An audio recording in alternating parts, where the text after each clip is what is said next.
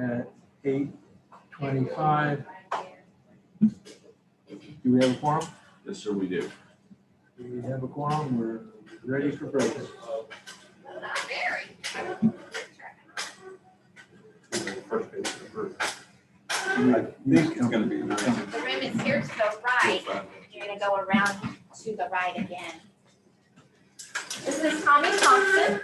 Hi, Hey, nice Jody. to meet you all. Good morning. How are y'all this morning? Fine, thank you. Great, great, great. And so we're gonna come around this way, Mr. Thompson. If there's enough room to maneuver. Am I gonna sit right here? Yes? That'd be perfect, because I Okay, just good. put my board right there, All right. if that's okay.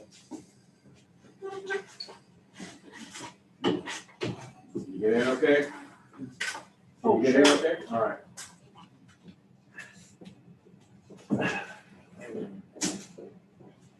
Here, I'll do whatever you need.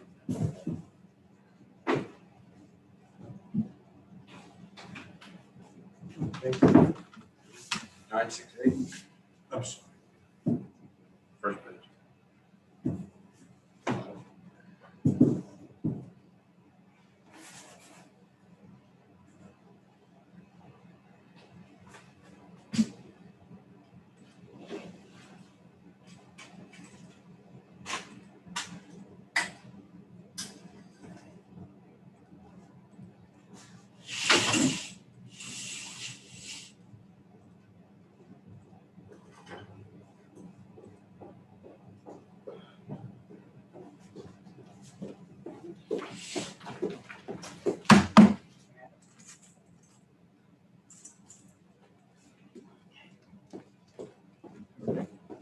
Mr. Thompson, I see you've got stacks of copies there. Did you turn in all your evidence to the I did. office? Okay, well, it can be projected on the screen here. I don't know how to do that. So Well, we they have have an it. operator back here that does And how do that. they know which one?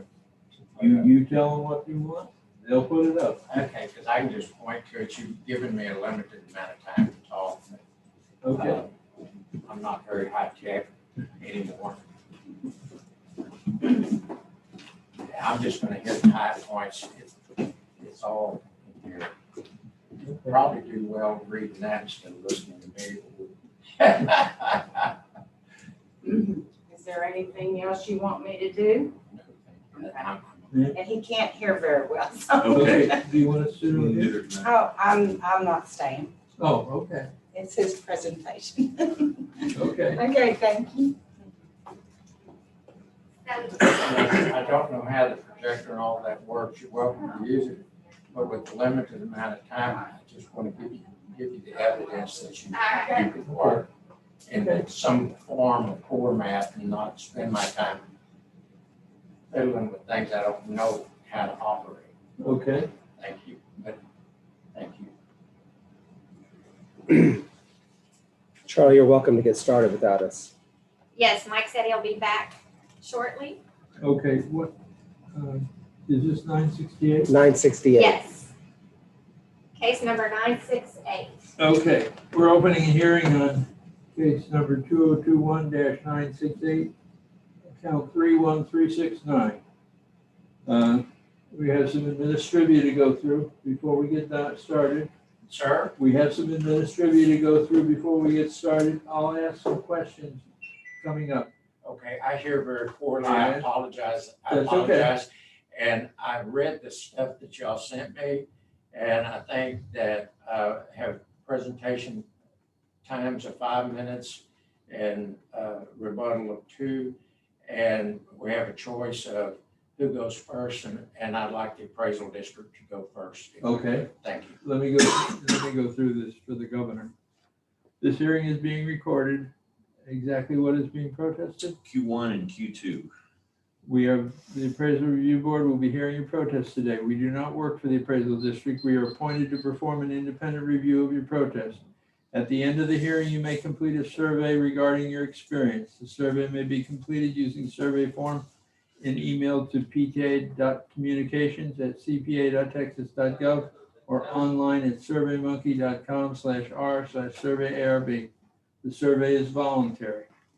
You also have the right to appeal our decision. Appeal information will be provided to you with our determination. In accordance with Tax Code Section 4145H, all written material that has not been provided must be provided at this time. The ARB members who are considering the protest have not communicated with anyone about the protest and are signing an affidavit to that effect. I, Charles Powers, do solemnly swear that I have not communicated with another person in violation of Tax Code Section 41.66F. I, Robert Dayton, do solemnly swear that I have not communicated with another person in violation of Tax Code Section 41.66F.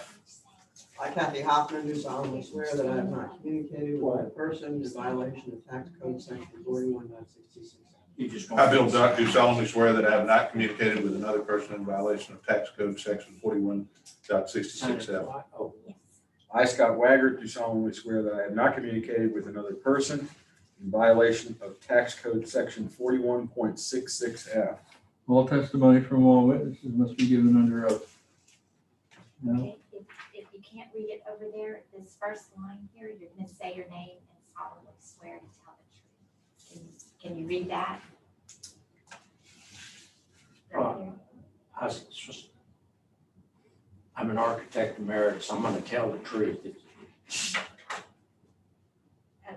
Okay, what do you want me to write it? well, yeah, you can print your name also, but you're gonna need to say it out loud for the board and state your name.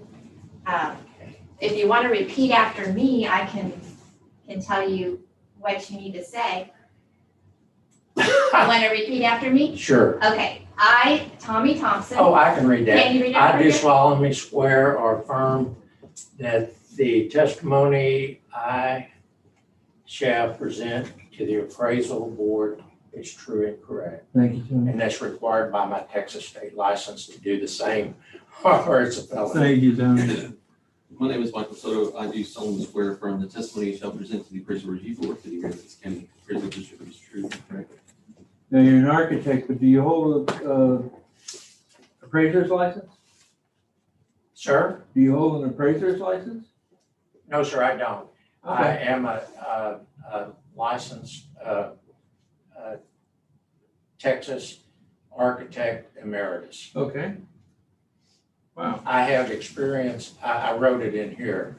I'm also a retired builder, a retired developer, and a retired real estate investor of 40 years. Okay, So I've had a little experience. I guess. You said you wanted Mike to go first? Yes. Okay. Mike, I didn't even recognize you. How are you doing, sir? Oh, there he is. Yes, I'm I right here. recognize you. I thought you were.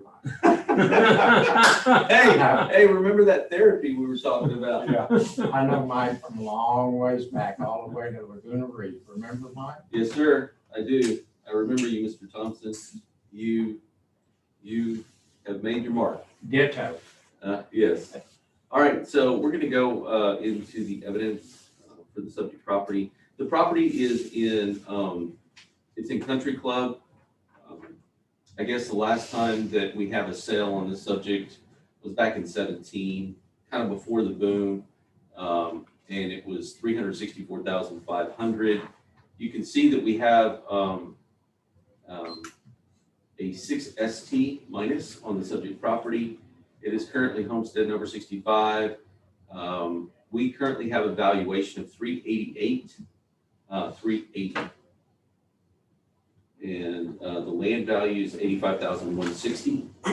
It is on Olympic, 109 Olympic. On the next page, you can actually see the pictometry imagery where it is. And looks like there was value change. Let's see. Can we turn the lights on? Last year we were 297 and change, and this year we're at 303. I think the market value change primarily came from land valuation. So just things that were selling, we attributed more value to the land. So we have 109 is Olympic Drive. The two things in the protest is market value and unequal appraisal. So comp number 1 is 111 Royal Oaks. You can see that the subject is the 6 ST minus, and so is comp number 1. That one sold for $389,670. You can see that the subject is 2611, whereas comp number one is a couple of 200 square feet less, or approximately at 2413. Comp number one is much newer as far as a remodel. There's an adjustment for that. You can see that the subject has more land value. There's an adjustment for that. That adjusted value renders a value of $394 and change. Comp number two is 132 Cedar. That one's also a 6ST minus. That one sold for $365. Going through the same types of iterations. The land is very similar. The square footage is less on comp number two, and it's a little bit newer than the subject. That one produces a value of $385 and change. Comp number three is in Cherry Hills, 303 Cherry Hills. That one sold for $435, also another 6ST minus. That has a little bit more square footage than the subject. It's a little newer than the subject, but the land's not quite as good as the subject. That renders a value of $405 and change. That same iteration goes through for comp number four, which is Cedar Ridge. That's a 6BD minus. Again, it's a little smaller than the subject, about the same effective age as the subject. Land values are very similar.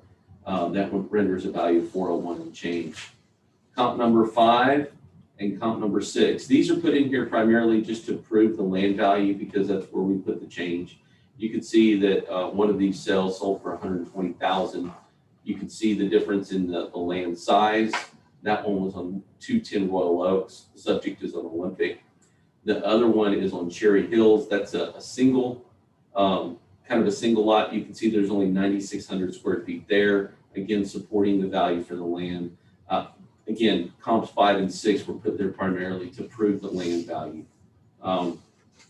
Moving on to equity. Well, I would say is the 391 supports the 388 that we currently have on the subject property.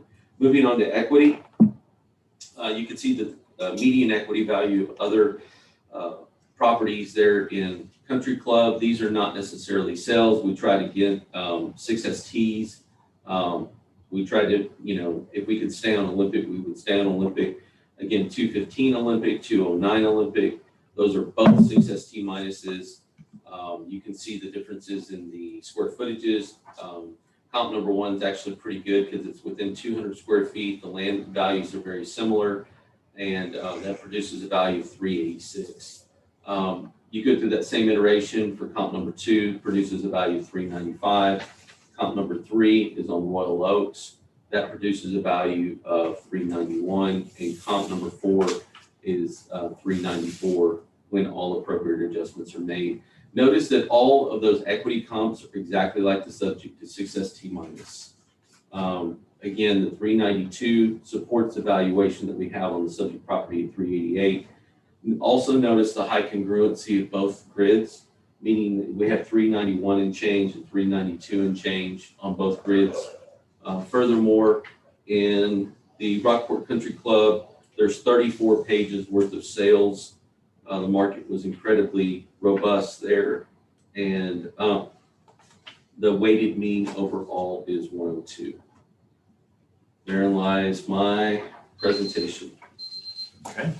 Just in time. And I have 2 minutes, but I'm just supposed to rebut what he said. I still have time to Right. You give have my two. presentation. That's correct. You have 2 minutes for your rebuttal plus 5 minutes for your presentation. So I'm going to give you Okay, 7 then. minutes on the time. I don't think I need 2 minutes, but. 2 minutes for cross. For cross. Okay. I'll separate. Okay. If you'll turn your, Turn the lights on, Frank, so you can show this little poster. Or, thank you, Mr. Webb. I'm sorry, I didn't mean to start. That's okay, go Hey, go ahead. Oh, okay. Basically, what's important is we have to be uniform and equal, and we have to have comps that demonstrate both the willing buyer and the willing seller. Both of those are hallmarks of the statutes. If you look on this sheet here, the first sheet where they give value, they don't start off with combined value. It's important to have a structural improvements value and then a land value, and then they are combined in a total value. The information that the appraisal district gave me back was a whole stack of nothing but sales of combined value, okay?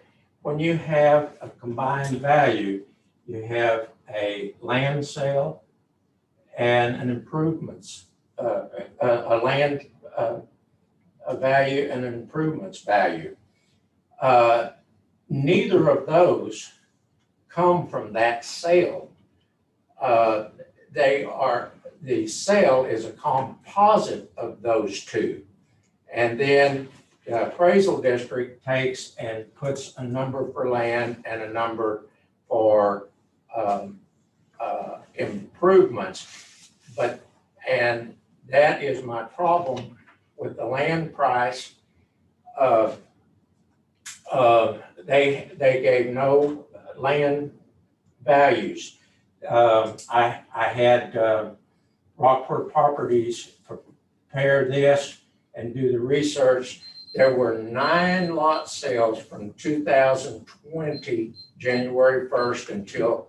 Now you're into your 5 minutes of presentation time. Okay, those 9 were only land.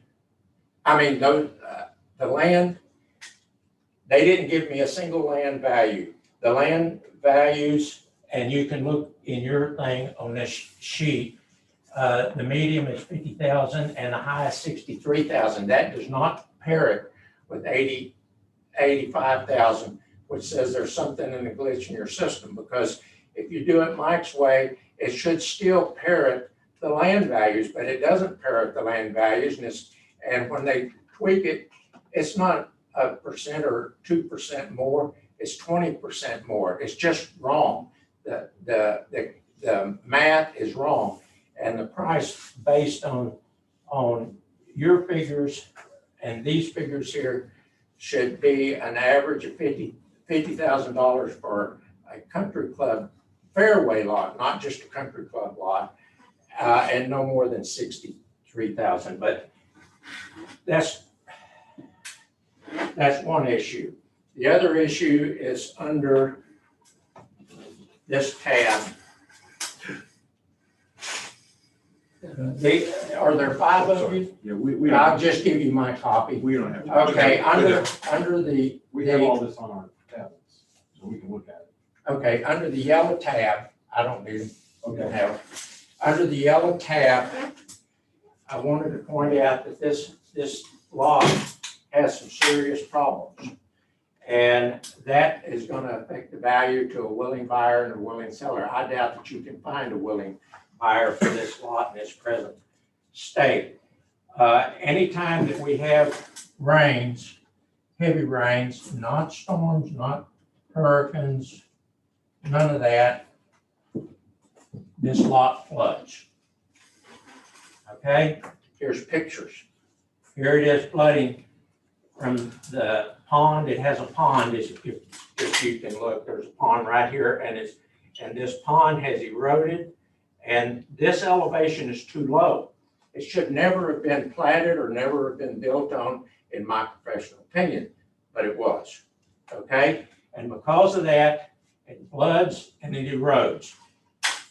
Here's our little patio right here with our temporary fencing to keep the deer out of our plants during the summer. And it floods all the way up to the patio. You see these pictures? When those pictures were taken, this picture was taken of the adjacent lot right next to it. This should have been the last lot platted, but it wasn't. And look, it's high and dry. This was taken with the very same camera within the very same minute that all of these were taken. This lot floods. Look here, it's up on the slab, it causes erosion. Then in the front yard, you can see where the erosion is here. That all of this is eroded. The yard has sunk, and here in front of the house, when we were planting new trees because of the freeze, you see that, that's water, that's groundwater, 30 inches under the grade. Okay, what's happened is we've had and it's in your thing, a broken pipe underneath the slab. We've had water up in the house that come from underneath the slab. And that's going to continue because this groundwater from that pond, and it's not a constant level pond, that causes structural movement in the soil and structural damage to the slab. Notice here, this is supposed to be a flat tile floor. Can you see that 4-foot level right there? And that 4-foot level right there? There's a heave in the slab right there. And here's underneath the kitchen sink where we had to cut off one part of the house because of the leak under the slab. This is not going to stop. This is slow and it's going to continue. It has existed now for some years and it will continue to exist. And when you give proper real estate disclosure, when you try to sell it, you have to disclose all of this stuff. You have to find a willing buyer and a willing seller. Who is it that's going to buy this lot? This lot has no value. And the house, if somebody wanted to take a chance on. Okay, Mr. Thompson, your time is up for now. That's fine. So Mike, you have then 2 minutes for cross-examination and 2 minutes for rebuttal. I put my proposed values at the end of that if y'all want to see.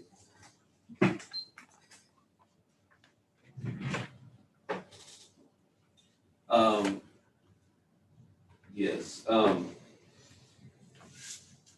In relation to the land value, the reason that I put the actual last two comps, if you'll pull up my evidence, Ray, and hit the lights there. Comp number 5 and comp number 6. The reason that I did this was specifically to prove the land value. Comp number 5, you can see is $120,000. If you look at that square footage and you divide that out, that's $7.29 a square foot. If you look at the Cherry Hills comp, that's $6.56 a square foot. The median of those two, just the median of those two sales is $692. The subject is $685. The reason I put that in there was for further support. Now, having said that, in front of that, I've got four other sales that are proving up our value. These are all, 3 of the 4 are the exact same classification within a couple of hundred square feet of the subject. So, yeah, the value for the land is good. In relation to what the property owner said about his situations, as far as, things that are wrong, I guess I'd ask a question. During your purchase, were you aware of the bulging or any of those things, sir? No, sir, I wasn't. That is not was disclosed. going through a divorce after 37 years and I needed a house. I looked at it one afternoon and submitted a contract on it. And unfortunately, these things here don't manifest themselves immediately upon appearance. But these things erode and make a house all bad. And anybody that wants to fix it is hundreds of thousands of dollars. I won't fix it. I won't fix it unless it becomes absolutely unlivable, like water standing in the floor as it did, and we found a pipe because I'm. Thank you, Mr. Thompson, for answering the question that you didn't know. He was not aware of that particular problem. He testified that it didn't manifest itself until now, or until when he said. No, it's manifest itself over the time that I've owned it. Thank you. And gotten worse. Okay, where exactly is the intrusion of water? Is it into the slab of the porch? Is it into the slab of the garage? Is it into the slab underneath the kitchen? help us understand what that is. Okay.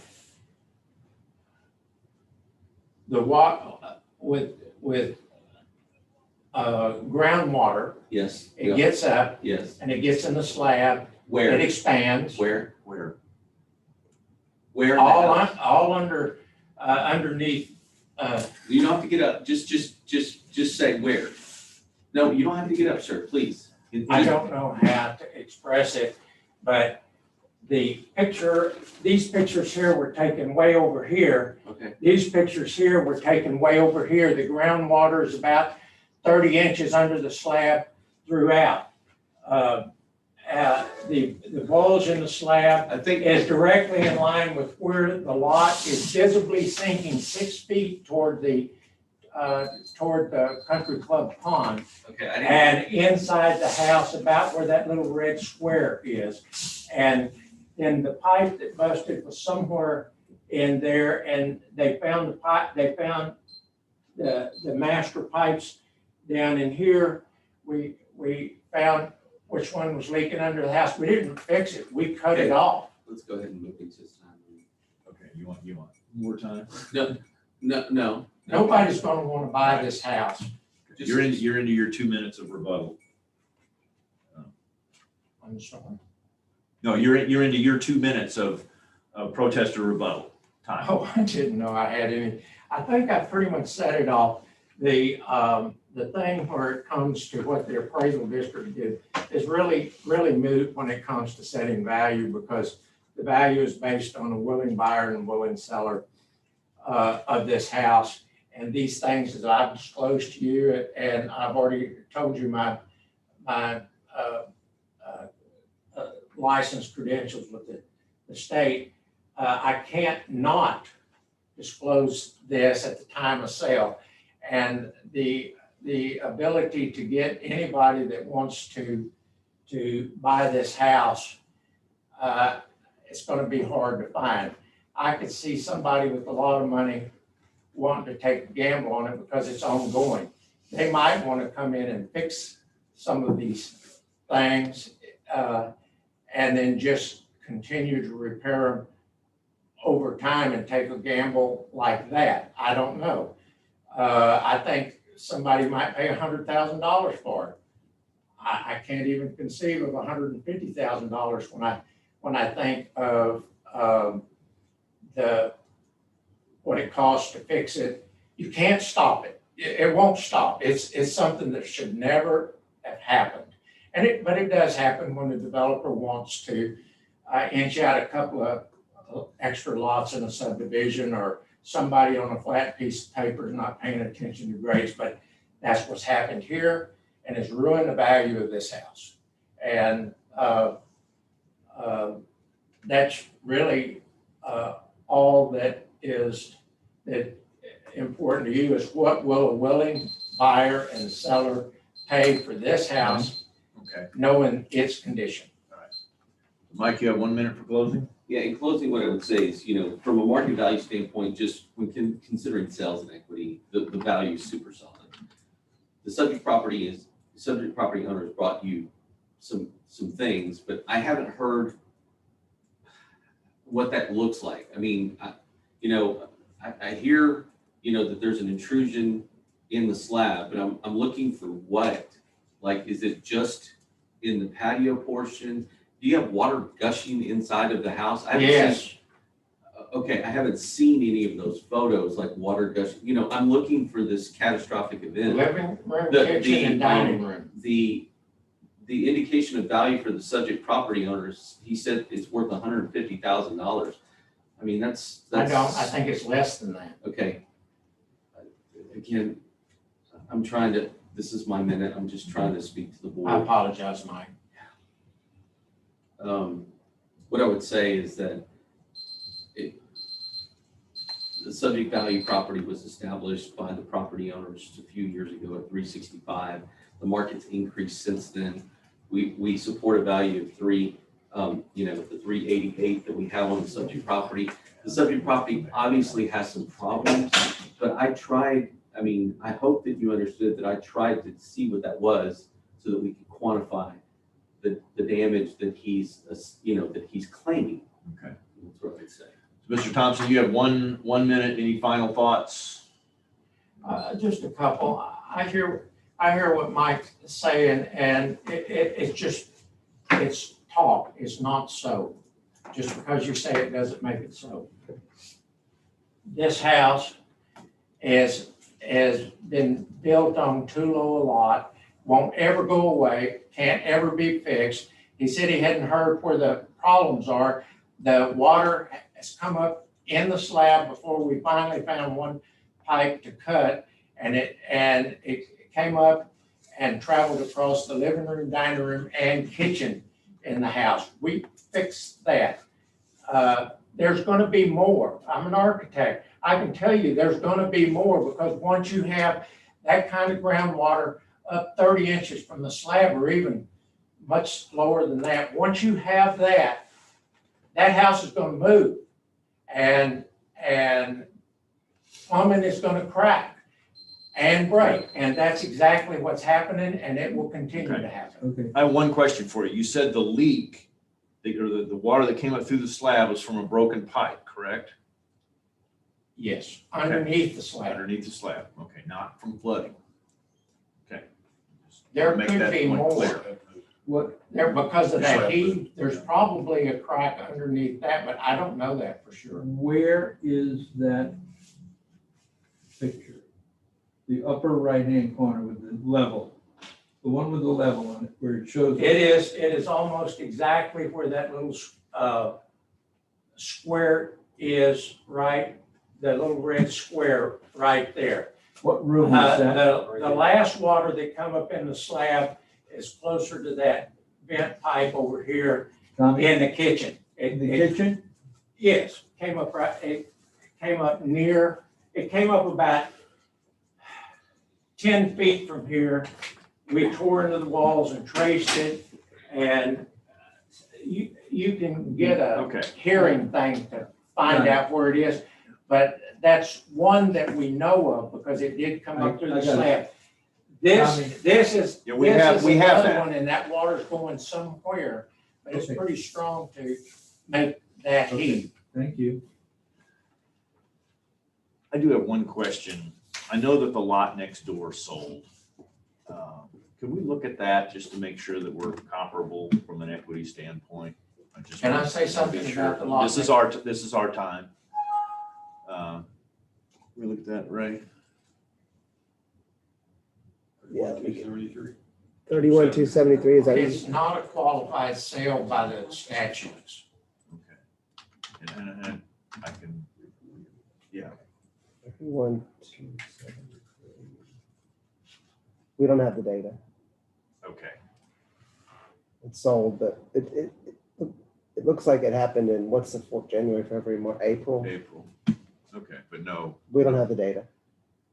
from an equity standpoint, is it equal to? Oh, just value wise? Yeah. 73,000. It's 73,000 and it's 0.2, like a quarter of an Square foot acre. is what they're looking for. Actually, it's that lot right there that you're looking at. 685. But the 685. statutes don't recognize it as legal to use as comparable. I can explain that to you. 685. Okay, so he's equal to, yes, this is our time. So Yeah, he, I got a few things I want to say.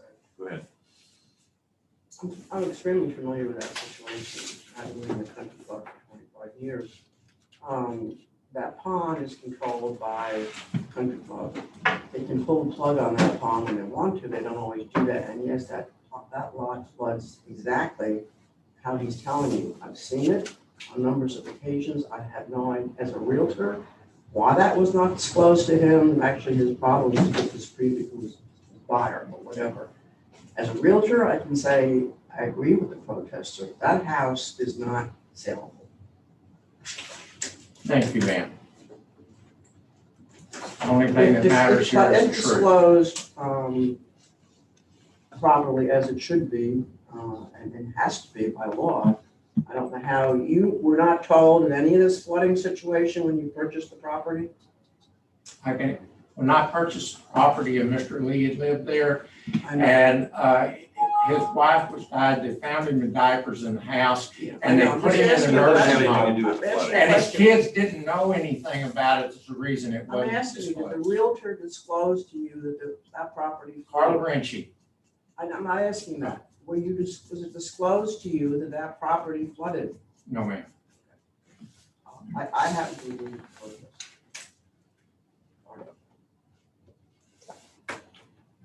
And I have To what permission degree? no not to touch it. To what degree, I don't know, but I can say, I agree that the house is, if disclosed properly, is not a saleable property.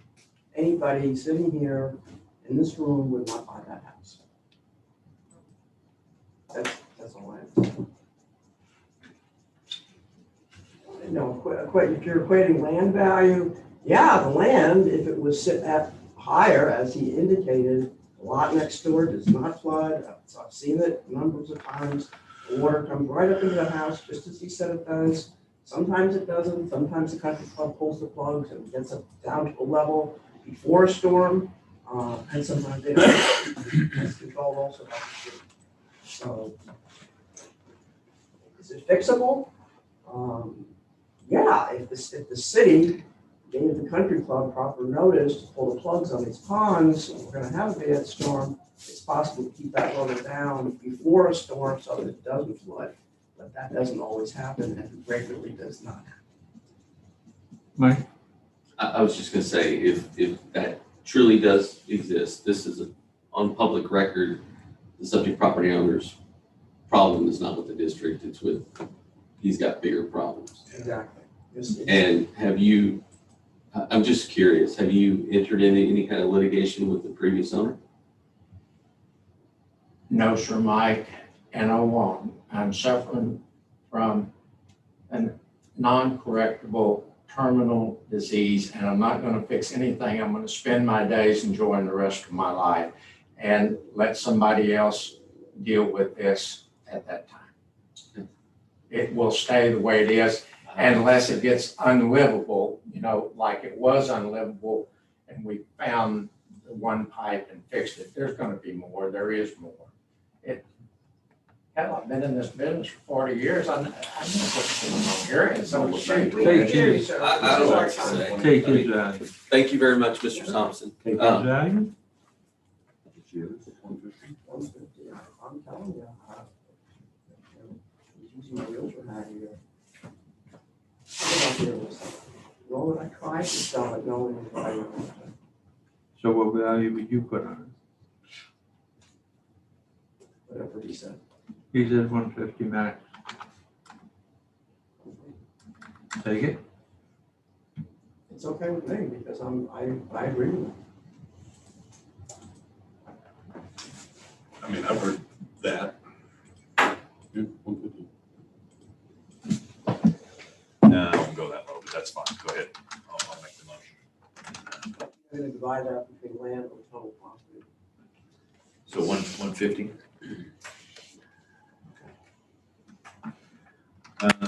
So on case 2021-968, account number 31369, when considering incorrect appraised market value and Q2 appraisal ratio exceeds the median level of appraisal or equity value, I move that we lower the 2021 appraised value of the house from $388,380 down to $150,000. Second. All in favor? Aye. Let the record show Vote. four ayes, 1 nay. Okay, Mr. Thompson, that is You're everything. telling me I'm through? 150. It's fine. It's just a bad situation and it's not gonna get corrected and. Yep. And thank you for, hearing my case. I like it even less than you. I'm the owner. We have a very packed docket this morning. We still have 5 cases on the 8:30 docket to go. Our next number is 1393, case number. If you don't take those, I'll carry them. could you carry those for me? Yes, I'll carry that. Yes.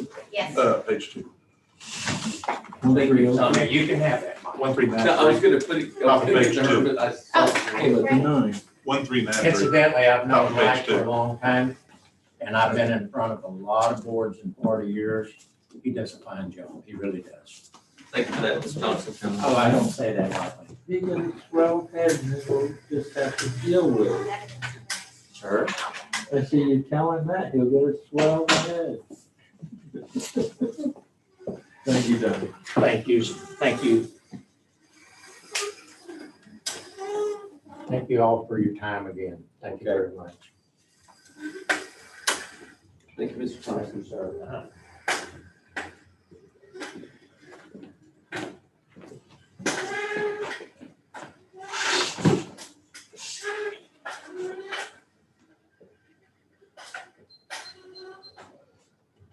Thanks. 1393, top of page 2.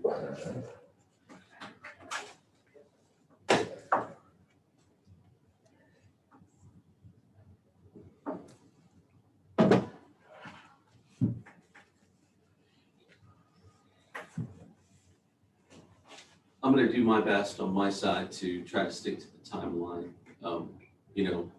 Hit the button when it's done, when the beeper goes, I'm gonna shut up and let's move on to the next phase. We went long yesterday. We just did, we set these, but we went long in every single one yesterday, so. Just need to start tightening it up. We It did, wasn't your fault. yeah. I don't think it was our fault either. I don't think so either, yeah. I Case 1393, right? Is that what she said? Yes. 1393. Okay, here we go. There are 2 chairs there. The board is here at the middle table. This is Mr. and Mrs. Calderera. Hello. We're gonna go over there. Oh, we're just gonna stand over here? No, their seat. Oh.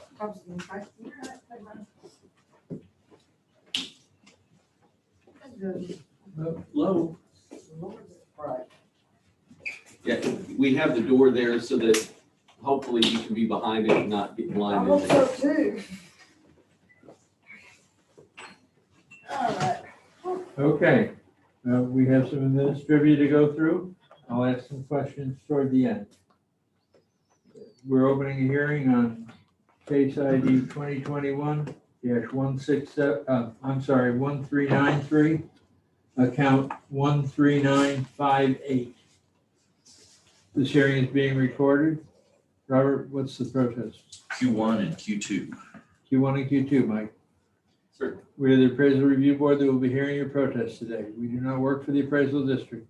We are appointed to perform an independent review of your protest. At the end of the hearing, you may complete a survey regarding your experience. The survey may be completed using the survey form and emailed to pcad.communications@cpa.texas.gov or online at surveymonkey.com/r/surveyarb. The survey is voluntary. You also have the right to appeal our decision. Appeal information will be provided to you with our determination. There'll be a letter by snail mail that comes out after the hearing that tells you exactly what was done and gives you instruction as to what you can do if you disagree with us. In accordance with Tax Code Section 4145H, all written material that has not been provided must be provided at this time. Do we have all of your evidence? Have you turned it in to the ladies up front? Okay. Oh, there was. Okay. The ARB members who are considering the protest have not communicated with anyone about the protest and are signing an affidavit to that effect. I, Charles Powers, do solemnly swear that I have not communicated with another person in violation of Tax Code Section 4166F. I, Robert Dayton, do solemnly swear that I have not communicated with another person in violation of Tax Code Section 41.66F. I, Kathy Hoffman, do solemnly swear that I have communicated with a person in violation of tax code 41.66. I, Bill Duck, do solemnly swear that I have not communicated with another person in violation of Tax Code Section 41.66F. I, Scott Waggart, do solemnly swear that I have not communicated with another person in violation of tax code section 41.66F. All testimony from all witnesses must be given under oath. So Ms. Calderera, if you will read this and put your name there, say it aloud. Okay, I, Terry S. Calderon, do solemnly swear to the affirmative. I shall present to the appraisal review board is true and correct. And Mr. Calderon, if you'll do the same. I, Robert Calderon, do solemnly swear, affirm that testimony shall presented to the appraisal board shall be true and correct. My name is Michael Soto. I do solemnly swear affirm the testimony shall present to the appraisal review board for the Aransas County Appraisal District is true and correct. Do either of you hold an appraiser's license in the state of Texas? No, sir. The governor made me ask that. You have, that piece of paper right there has the procedure that we're going to use throughout the hearing. Would you like to go first, or would you like Mike to go first for the district? You get the same amount of time, it's just a different organization. Okay, this is something new. Where am I? Okay, do I ask questions now or does that come later? That comes later. Okay, so. Yeah. So you have the choice whether or not you present your case first or the appraisal Right, district okay. goes first. Y'all go first. Okay. Oh, okay. That's good. That's There you fine. go. Back off. What did they say? You go. You, first. them. There you go. In this situation, with what we have, is we had an increase, from last year. I think it had to do, there was a little bit of land value, and then I don't know if it was percent completeness. We'll look at that information. You can see, right now we have 100% complete. The house is an 880 square foot house. We have $101,730 on it. On the next page, you can actually see the pictometry imagery that's presented. This is the area that it is. It's a really nice area in Lamar that's there. The next one that you have, Could you go back to the, I'm not sure what this is. okay, if you just zoom out several times, there's Main Street that comes across. There's Main Street, there's the Reserve of St. Charles Bay to the right. It's that little divot street right there. It's pretty nice. It's a pretty nice area. In both of these cases, both for market and equity, you're gonna see that the district just comes up short. And there's a warranted adjustment for the subject property. On the first comp sales grid, we're at 95,000 is the median. You can see the sales that we used. The sales were 174, 154 for comp number 2. Comp number 3 was on Bodart for 130, and then Bayberry Circle for 116. When appropriately adjusted for the subject, the subject's just a 3SS plus. When you look at that, all the district can prove is 95,072. And the equity is not much, is not much different, is 95,118. Now, what that tells me is that we're a little bit high, about $6,000 high, and it tells me that number is pretty good because of the high congruency of both grids. And so my position is that it would be no better than that. The 95,000, I guess the lower of the two grids was the 95,072, so 070. Furthermore, we did have lots of sales in the area. We had 14 pages worth of sales in that Lamar area, and we're at 1.00 overall on a weighted mean analysis. So sometimes you put one of these grids together and it doesn't support the value that we have on it. And so what I would say is that there should be a value change. And that's what I've got. Okay. So now you have 2 minutes for cross-examination and then 5 minutes for your presentation. Okay. I'm sorry, I cannot read that fast, but you, Just tell me what screen you want it on. well, I was, Well, the ones that you're comparing it to, the land, they got more land value. And we got caught short. I need to get a new survey done by an engineer to figure out, because there's not 9,000 square feet on that lot, period. Because you got a 10-foot easement back there, so 5 foot of it don't belong to me. And the biggest question is, why are you raising it 50% valuation in 1 year? We're going from We raised that. $50,000 to $100,000. We raised people like this year that had numbers like that in Lamar. Yeah. And the sales rates that were. I understand you can raise the valuation, but to do that much in 1 year, 50%. you sound like, just like Harris County.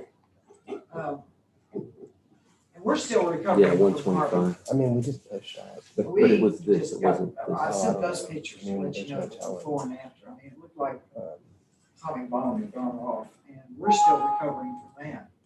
We, like I said, we have a little house, No. and We did that I for looked 10 on years trying for a to new get roof or costs, whatever. something compatible with 880 square feet, and we don't have Plus some central air for adjustment. heat, we don't have dishwashers, we don't, it was a fishing Well, cabin, and the biggest question is why. it's the over jump 40 in years 1 old, year. the house too. Yes, sir. I can understand you doing it in sequence of the valuation, the progress of the area, which it happened. I got a property in Harris County and it jumps crazy. But I think the governor, I don't know, they were supposed to pass something that we were only supposed to jump it at a little at sequence, but I know nobody listens to it.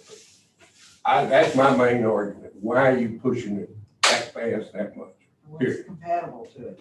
Right, so those are great questions. The first question is, is like what your husband just said, it's just market value change. So the market is just paying more for things that are kind of like yours. As far as the no AC, just the room AC, that's what we have on your house. We don't have a central, we just have the room AC. The question in regard to why so fast, obviously we had a storm even in your data, you have pictures of like before and after and things like that. Did you do anything to the house after? Did you get a new roof or anything? Yeah, like- we got a new roof. Okay. We had to save 2 years to get it. Right, It's Harvey. We just right. had it put on. And I think that's what it was, is that we saw that was done. People got them done. I mean, there's people that still are not done with all their construction. So whenever. We haven't got it done. The time this came out, we had not had the roof put on. I mean, we were still patching with tar. So there's not a new roof. There is now, as what, 2 weeks ago? Oh, 2 weeks ago? Yes, sir. And Okay. we were Well- having to patch, I mean, because we have trees that knock holes in Okay. our roof and everything, and so. Yeah, we have 10 years effective age change from either the drive, when we went out. We have 10 years effective age change, and then there's the 125% that just the market, that's everybody, just a broad brush stroke that we have. And so this is what we saw. Maybe there was some damage that was there and then some repair, but we have an effective age change of about 10 years. Yeah, so we've got the dark spots with the tar and stuff, and we're having to fix the inside. Having said that, we agree that we should lower the value. We got it going to 95,000 from 101.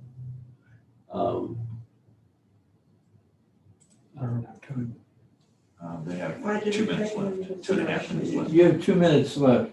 No, Could you it's explain, only- please, what the it's a status of the lot. house was Everybody has on these. January 1st of this year?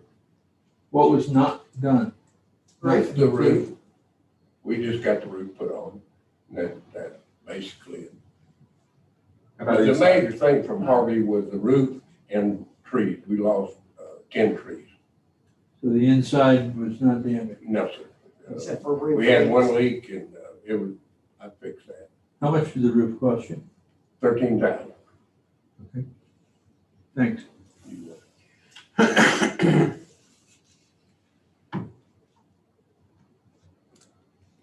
Thanks, Jim. Just 2 minutes if you have anything else, otherwise we'll move No, on. that was my main concern is why, I understand the house can be evaluated more. I figure, you know, you go maybe half of what you're pushing it, and next year hit us with the other half. That would be fine with me. I know I can't stop progress, and the land values go up. And I know what to present next time more. But anyway, that's fine. That's all we have really to present. Okay, all right. So Mike, then you have 2 minutes for cross-examination and 2 minutes for rebuttal. If we try to pull away from just really the specifics of the property, which is hard to do because we're talking about the property. Yes. And if you just pull back up on the stick and you pull up and you just look at it as a whole, I want you to ask yourself a question. I want everybody to ask themselves the question.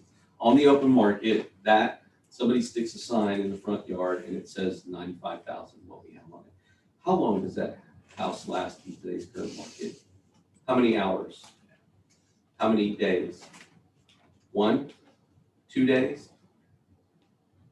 You don't own it very long at the price. Well, the thing about it is, in the market. Yeah. Next month, it could go to the bottom, which is coming, It sure can. and then you could have it down there for 50,000, Right. you ain't gonna sell it. Right. So it's whatever the market will bear and how bad the person wants to. And that's why we pushed it the way we did, is because the market says that house on the open We've market. had it since '77 and we're not selling. I That's our understand that. I little understand. vacation home, but I understand. anyway. I have to, But I agree with you, you know, you can put $1 million on it, and if there's a fool to pay it, you take it. yeah, but we don't have $1 million on it. That's the point. We only have 95. Yeah. I mean, we have 101, it should go to 95. Well, I still say I mean, when you think about that on the open market, too much. where it's at, yeah, a day, 2 days. I'm sorry, say it again. I didn't hear you. Somebody said something. Talking amongst ourselves, I'm sorry. Because we don't have water, I don't think, I think it will stay on the market a long time, because Because we you don't don't have have what? water view, we don't have, No, ma'am. You don't need water view or anything. No, but with all the houses for sale now, that people are selling, that one's not gonna go. It doesn't have all the modern, I think that 95 is all I can prove. It's not worth anything less than that. And as far as your,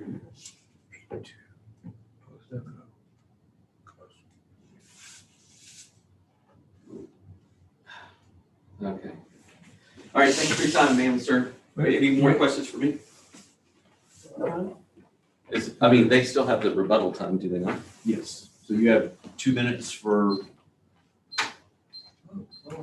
If you need it, I mean, if you don't. you know, like now. it just, old, I don't know what the retired, rebuttal, you know, he got the final word, we don't have no say in our it retirement's anyway. sure not going up for the way the The basic taxes thing is, going up. we're not, we don't have a voice in this. It's going one way or another, and that's the way it's always been. And I don't tell, the legislator puts out something that you can only raise so much per year, and these counties start living in a budget, we're gonna keep having this outrageous taxation. And that's my final say. We don't control that. Secretary, do they understand that they're in their time? Yes, they do. I Wait a mean, minute, You have no representation. wait a minute. Don't go away yet. We're not done. Don't go away yet. You ready? yeah, so they We're in our have, time? 1 minute closing, I guess? yeah, we'll go with the 1 minute closing. So you want What I would say, sir, is that, first of all, we, the appraisal district, I represent the district, in our own evidence, are gonna lower the value to 95. That's the best we can present. Having said that, you presented evidence that probably is going to be heard. So I want you to understand, as far as your own representation of like how you presented, it's fine. Like, I don't want you to be upset in any way. You have your 1 minute closing at this point, because they're last, right? Yes. They have their 1 minute closing, and then the board's gonna make a decision, okay? Go ahead, 1 minute. Okay. closing. So you have 1 minute closing. I have nothing more to say. Okay, that's I'll fine. just dig my hole deeper, so better keep my mouth shut. I wish, Those are I good. wish Yeah, my the frustration. Social Security would go in to keep up with the increases. Right. You know, you spend both of us. 95 minus 8207. 8207.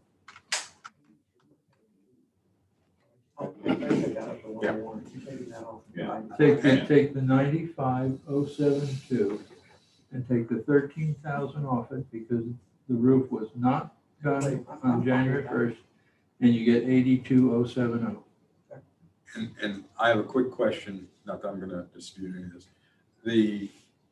Was there a question about the land dimensions or the amount of land? Yes, I got to, but We want to get an engineer, because I don't think we have close to half acre. Okay, and Ray, I saw you measuring. That, Did it look correct? it measured, Okay. it measured fine. I'm fine. 82,070. So I make a motion then on case ID 2021-1393, account 13958, when considering incorrect appraised market value and Q2 appraisal ratio exceeds the median level of appraisal or the equity value, that we lower the 2021 appraised value from 101,730 down to 82,070. All in favor? Aye. Okay. 82,070. I agree with that. I mean, that's better than all that. I appreciate your time. Thanks. You're welcome. Our next case is going to be 861. It is in person.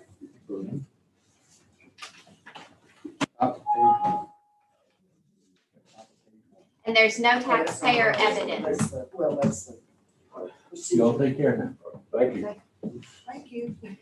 Thank you. Not waving, that light is very bright. I thought you were gonna. Thank you. All right, bye.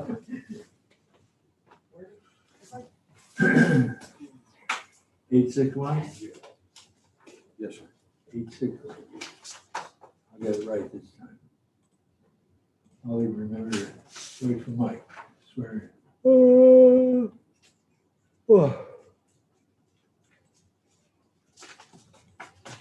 Hopefully it didn't run over there.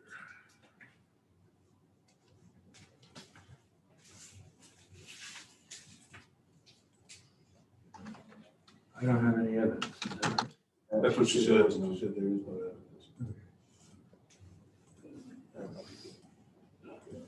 We're going to the room on the right of you. Okay. And the table where you're gonna sit is to the right, kind of behind the door. Gotcha. That's what. Okay, come on in. This is Mr. Morning, Cole. everybody. Morning. We'll be right over here and just arrange the chairs however you want. Okay, we're at the 15-foot distancing, I see, okay. How are you doing, sir? Good. I'll go ahead and tell you what, at a point in the beginning, they will all swear in. I know. Gotcha. And you'll read that aloud with your name. Okay. And I'll need for you to sign. All Your right. name on that. Gotcha, okay.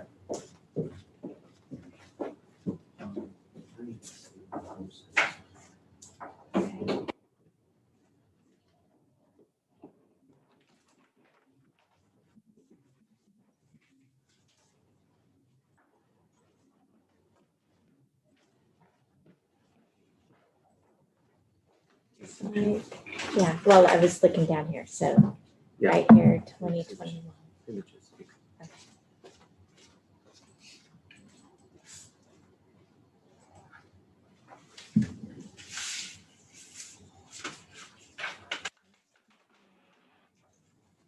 But did he own it twice?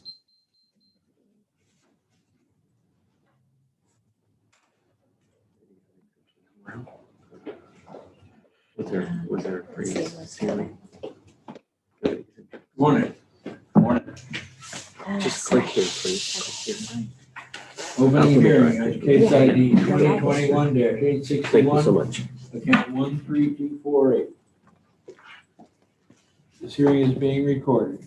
Robert, what do we have for protest? You have Q1 and Q5 other, and it's other is not explained on the protest form, so we need to ask the homeowner. What were you wanting to protest for Q5? other? Well, I'm not I'm here based on how I read this and me turning 65 and me making this my homestead this last year is where on your form where it says your residence homestead is protected from future appraisal value increase in excess of 10% based on the previous year.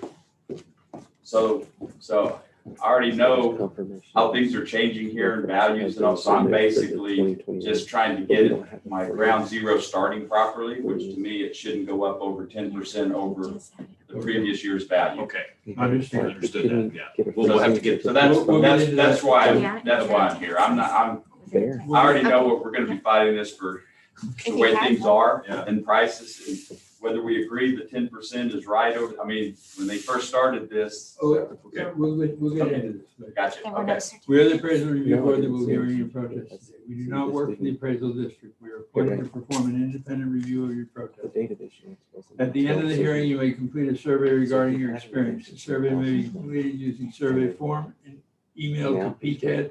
has it.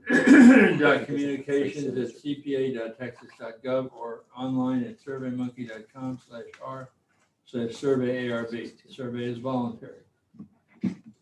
You also have the right to appeal our decision. Appeal information will be provided to you with our determination.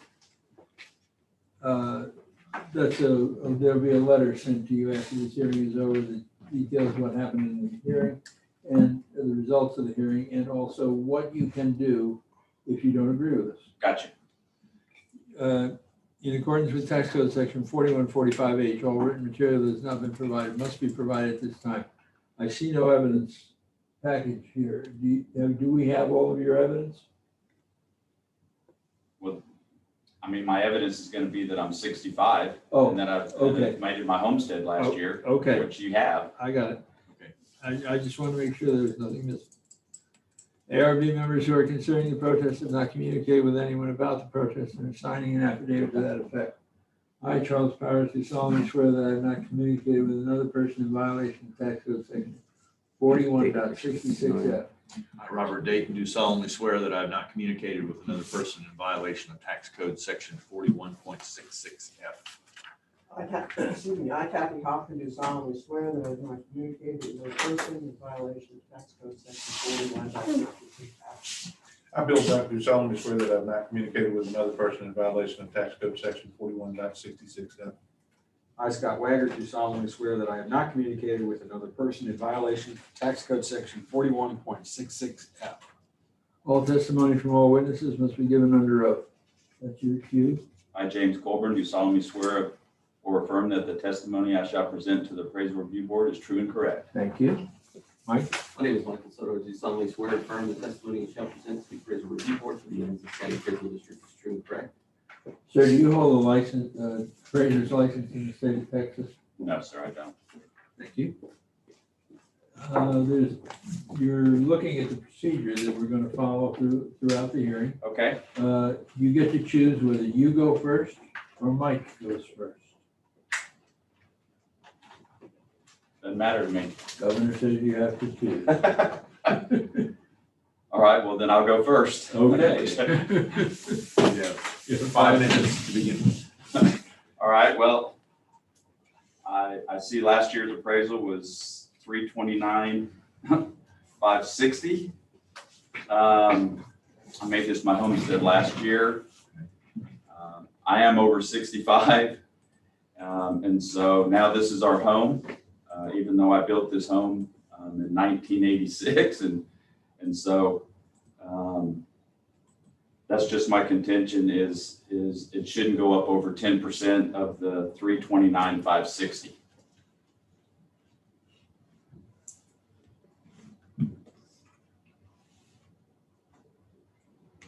That's it? That's it. That's it, okay. That's it. So, Mike, then you have 2 minutes for rebuttal and 5 minutes for your presentation. Right, in the rebuttal time, what I'll say is that I looked at, while we were swearing in and everything, I looked at what the situation was with the homestead. The subject property owner, I'll testify, I've testified, subject property owner had a driver's license issued in the state for this location down here, September of 20. So it wasn't January of 20. So the first time we applied, it was 21. Furthermore, we have a letter from the Bear County Appraisal District indicating that they've removed the 21 exemptions from over there. And so we applied, you can't have it in two places. You either have one or the other. So we applied it for 21. We have it now for 21. What I would say to you, sir, is that you also have the availability to call the Bear Appraisal District. And have you been 65 for a year or two? No, that was the issue. I turned 65 on January 29th. I was born in 55. Okay, so you wouldn't have. I never got to use an exemption yet. So- Yeah. Okay, so you've established this residence here on January 1st of 21, which on the card, and we've applied the exemption here. So that's the reason he doesn't have a free selling certificate that transfers from another location. He just, it's applied correctly in my opinion, because you can't have it in two places. Last year in 20, he had exemptions in Bear County, this year in Aransas County, and they're here, they're applied.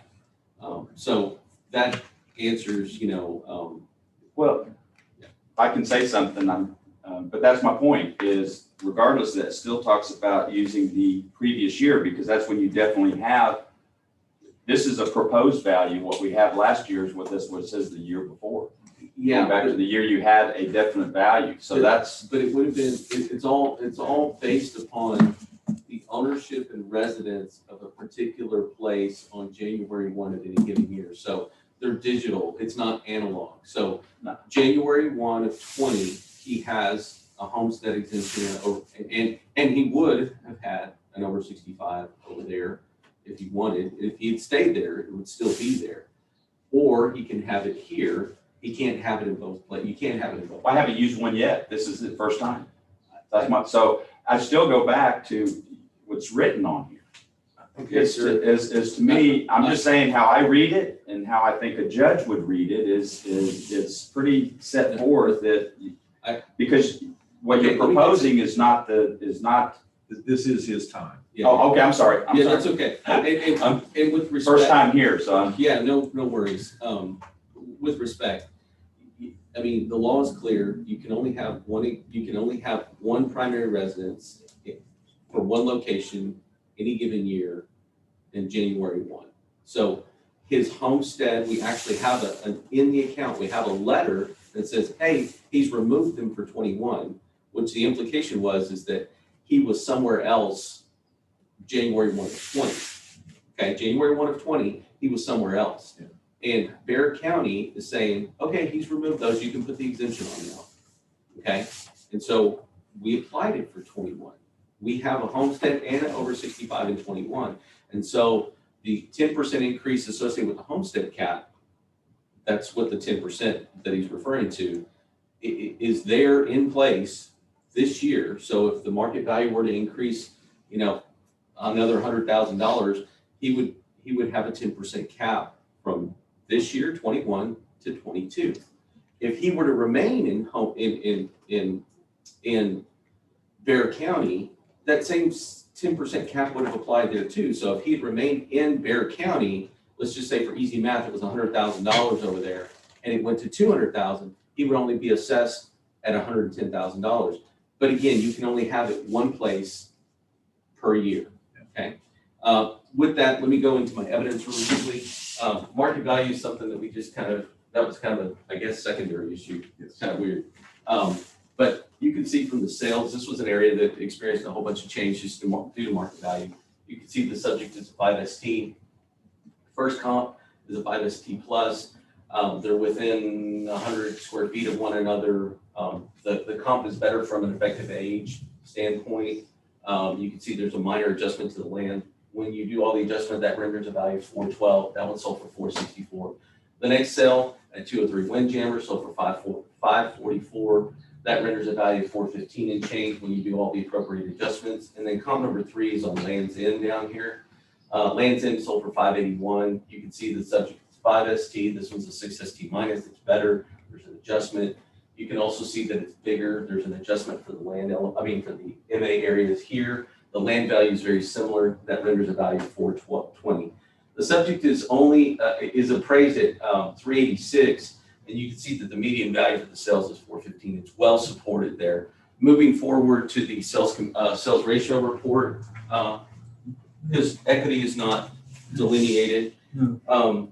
Sales ratio report, I think there's, how many pages? This is all the intercoastal stuff. This is 21 pages worth of sales, and we're at 103 overall weighted mean. And this is, from a market value standpoint, the subject property is well supported. From the homestead and the over 65, what I would reiterate, you can only have it one place, on the primary residence in 1 year.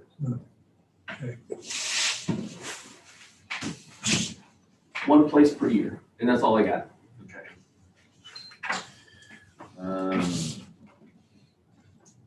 You went first, Mike, right? Yes. No, The protester. Okay. Okay, so now you have, if you need them, 4 minutes for cross-examination and rebuttal. 2 minutes each. I'll give you 4 minutes on the timer. Now? Yeah. Go. It's redundant. But as I read this line, and I still read this line because you're still talking a proposed appraisal for 21. It's not a set appraisal. And it talks about using the last appraisal. So to me, the last appraisal would be the last year. So instead of being 386, 170, to me, it shouldn't be over 10% of 329, 560. That's my argument here, guys. That's it. Just Make it big. it's your form, how I read it, how I interpret it. Yeah, just how I see it. I pay taxes, of course, here for forever, but and it's going to keep going. So this is just to have at least a basis where we start. We all know what the values and everything is selling for now, so but it is what it is. But that's all I have. That's just my argument is that. Okay.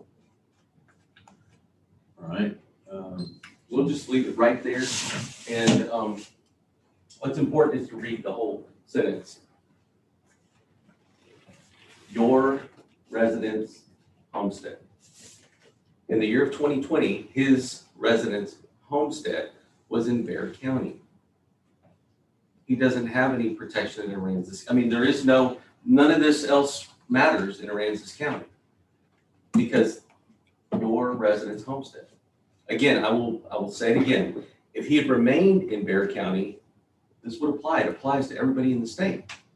If he were here last year and we had this increase from 20 to 21, and he had established his residence homestead here in 20 on January 1, meaning that his driver's license and what would that be, December of 19, he established and he's here, then this would apply here. But your residence homestead, he only gets one in the state. I'm not trying to use two. I'm sorry? I'm not trying to use two. I never got to use one. Well, you got to use one in Bexar County for 20, for sure. Okay, so that's Mike's. So now we're down to closing. If you need it, 1 minute, any final thoughts? I just got have it clear. Just a question. You guys know my question is I'm reading the 2021 exemption amount as I read that. Is that just the homestead? Because I was trying to figure out where the over 65 is. Do they separate that? Right, now we have 25 on the homestead and 10 for the over 65. Right, on the school district. So it's a total of 35. That's where the school district comes in, and that's what gets set and doesn't go up as your. Yeah, and that's a little bit confusing. It's a freeze of the levy. It's not the actual taxes. It's not the actual appraised value. It's the actual levy that's calculated, and it's done over a 2-year period. And the reason it's done over 2 years is you get the lower of the 2 years if they reduce the rate. Okay, on school only, right? Yeah, well, and we have freezes for, in the city of Rockport. I don't know if you're in the city of Rockport where you're at. No, I don't, well, maybe you are. Let's see. No, he's not the city of Rockport. But you get it for Aransas County School, and we get it for Aransas County. Road and Road and flood. So there's 3 of those entities that you would freeze. Okay, I got you. Okay. Thank you. Okay, Mike, you got a minute then to close? Sometimes homestead and primary residence is confusing, especially when you're moving from one location to the other. The law is very clear. You can only have one primary residence as it relates to ad valorem taxation in the state of Texas. Last year it was in Bexar County. This year it's in Aransas County. As far as market value, the market value was well supported. We have 388. I think our median value is 415 or 412 or something like that. So that's it. Now it's our time. There it is. And the homestead We'll get exemption that next year. has been clarified. You'll get it next year. Right. Okay. So on case 2021-861, account number 13248, when considering incorrect appraised market value or Q5 other, which dealt with the homestead and over 65 exemptions, I move that we keep the 2021 appraised value at 386,170. Second. All in favor? Aye. Aye. Okay, thank you very much, sir. You got it. Thank you, Mr. Coleman. Sure. Our next case is 929. It will be a phone hearing. 929. Okay. Claude Hooker. Yes. Just below the last one.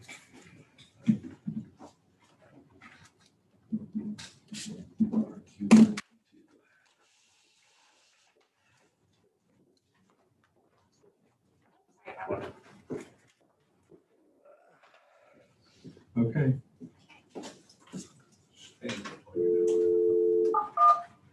This is Claude Hooker. Okay. Claude is the one that signed the affidavit.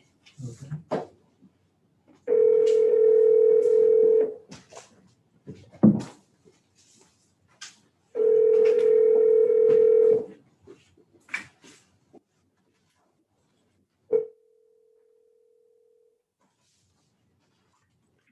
Hello. Is this Claude Hooker? Yes, sir. This is Charlie Powers at the Appraisal Review Board. How are you this morning? I'm doing okay. Glad to get some rain. Uh-huh. Okay, we have some administrivia to go through before we get started. So if you just follow along with me, I'll have some questions toward the end. We're opening a hearing on case number 2021-929, account 28760. This hearing is being recorded. Robert, what do we have for protest? Q1 and Q2. Thank you. We are the Appraisal Review Board that will be hearing your protest today. We do not work for the appraisal district. We are appointed to perform an independent review of your protest. The Comptroller's Office provides an electronic survey for you to offer feedback of your experience today that may be accessed at the appraisal district office or online at surveymonkey.com/r/surveyarb. Survey is voluntary. You also have the right to appeal our decision. Appeal information will be provided to you with our determination. This will be a letter that goes out by snail mail after this hearing that tells you what you can do if you don't agree with us. In accordance with Tax Code Section 4145H, all written material has not been provided, must be provided at this time. Mr. Hooker, do we have all of your evidence? Yes, sir, all that I could find. The Okay. only thing, there was, this has been several years ago, but we got moved into the 100-year floodplain, which I think probably affects the value of this property. It was only about, I think, Okay. 5 properties that got moved Okay. into it, but I, I couldn't. Yeah, find- we'll get into this later. we'll get into it. I just wanted to make sure that all the documents you had were submitted.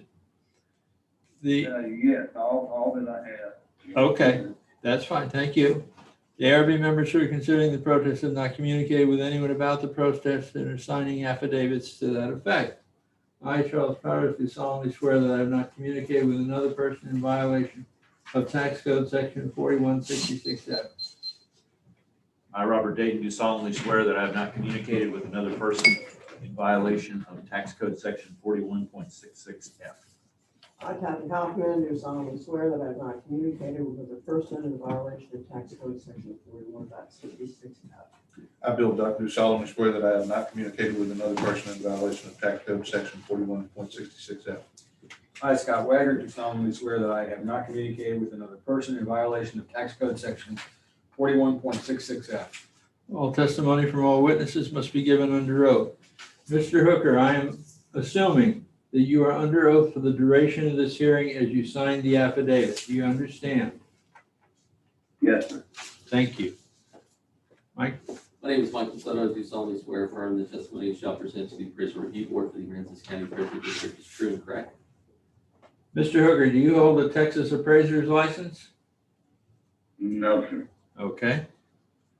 Do you have access to, do you have in front of you the hearing procedures times chart that was sent out with the package? No.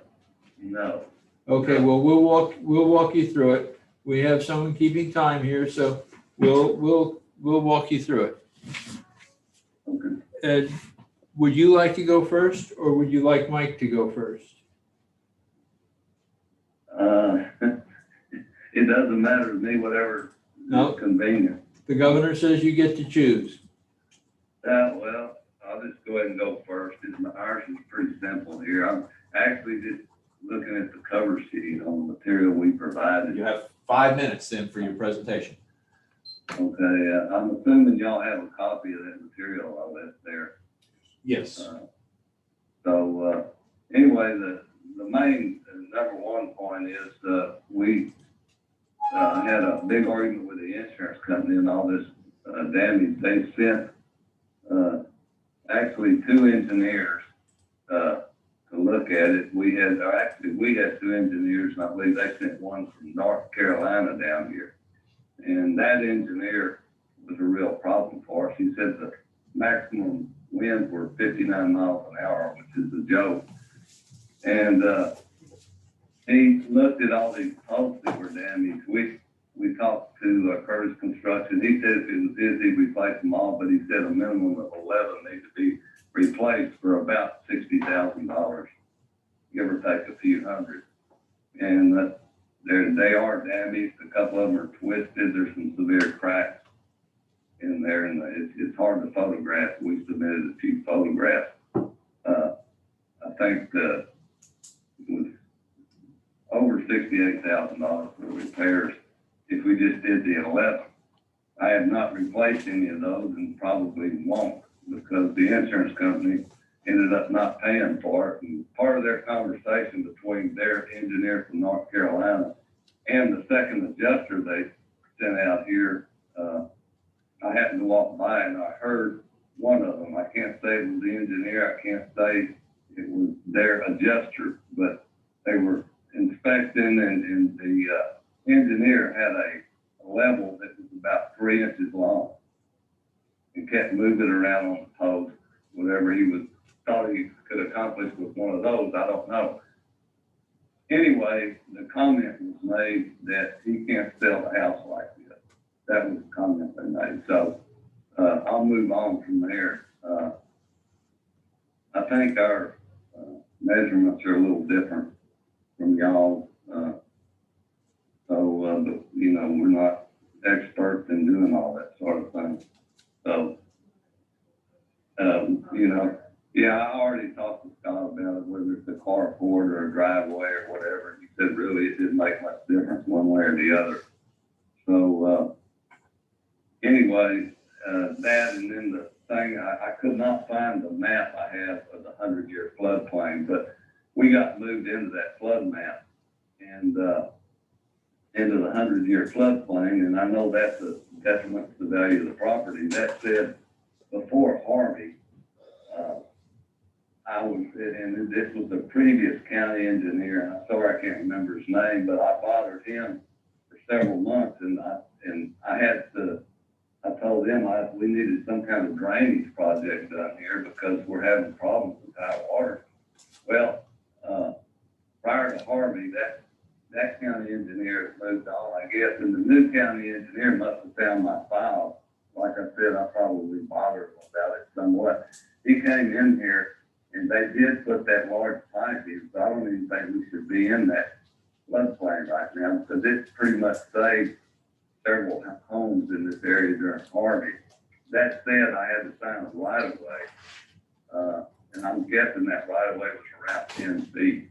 But I never got any paperwork on that. I just signed the documents and took it back to them, and they did put the big drainage pipe in there, and it's a little bit of an eyesore there, but it saved us during the flood. So I would say that's somewhat of a detriment to the property right there, having to, give the county right away to that. I'm not sure how that works as far as property appraisals go or not, and that's pretty much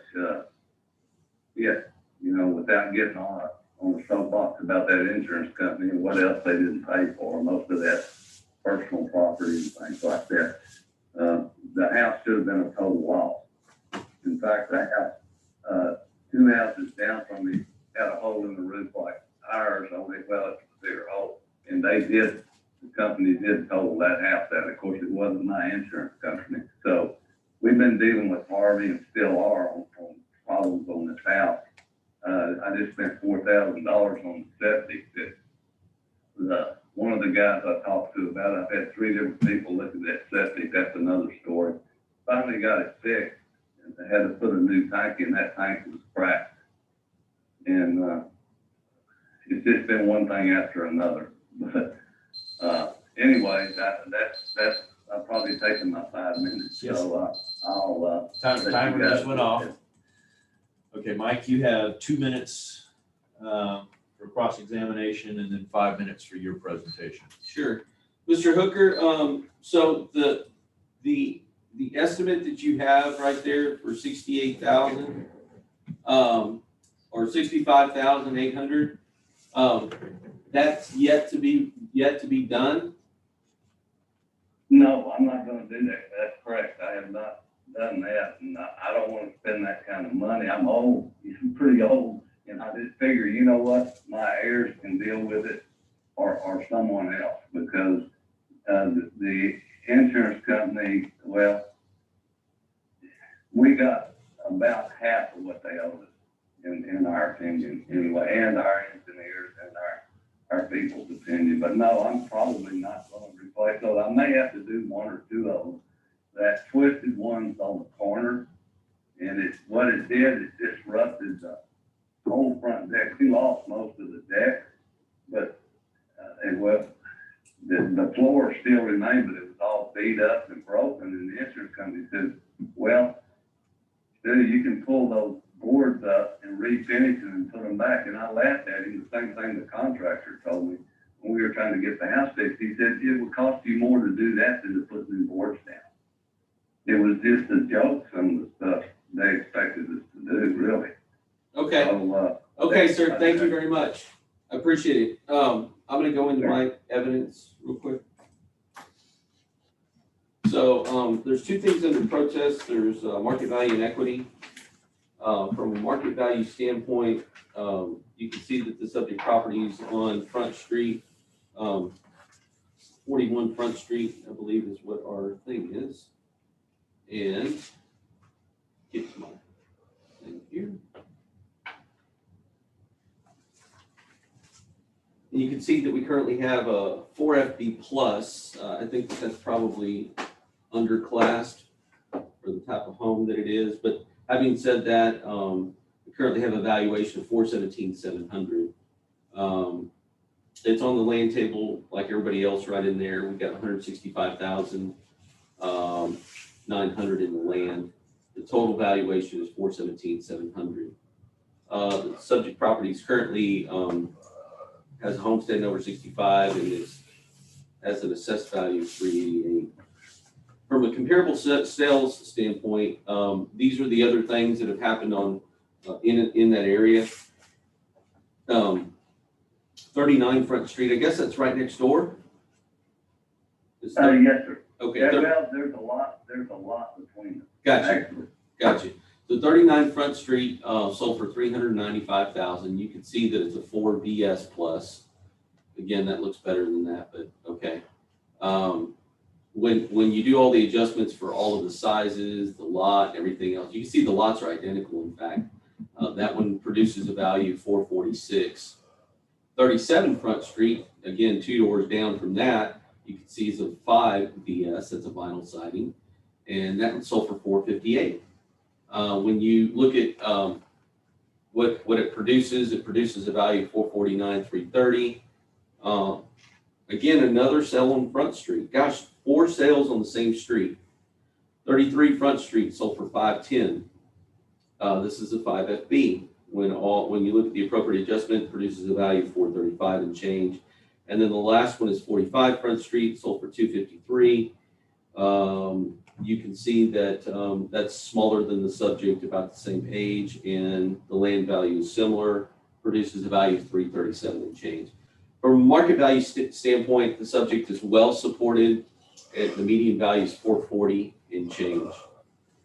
Comp equity, the value supported, these are not necessarily sales, these are just other properties on Front Street, Magnolia there. You can see that we're trying to pull other classes 4 and 5s, and the appropriate adjustments both for size and land value are there. You can see that produces a value of 418, 203. That supports a value of 417, 700. What I would say is that from a market analysis and a equity analysis, the value is well supported for the subject property. The subject property owner has brought you problems. I think that those problems in his photos exist, and they are factual. He's giving you a cost to cure. I would just say that the market value is actually higher than what we have, so please take that into consideration. Although we only have a value of 417, I've reported a value of 440. He's giving you 65,000 as far as cost to cure. Please just take that into consideration when making any adjustment. And what I mean by that is like the true market value of this thing starts at 440. If you're going to take off, I only have the market value of 417. He's giving you 65,000 as far as the cost to cure. That's all I got. Okay.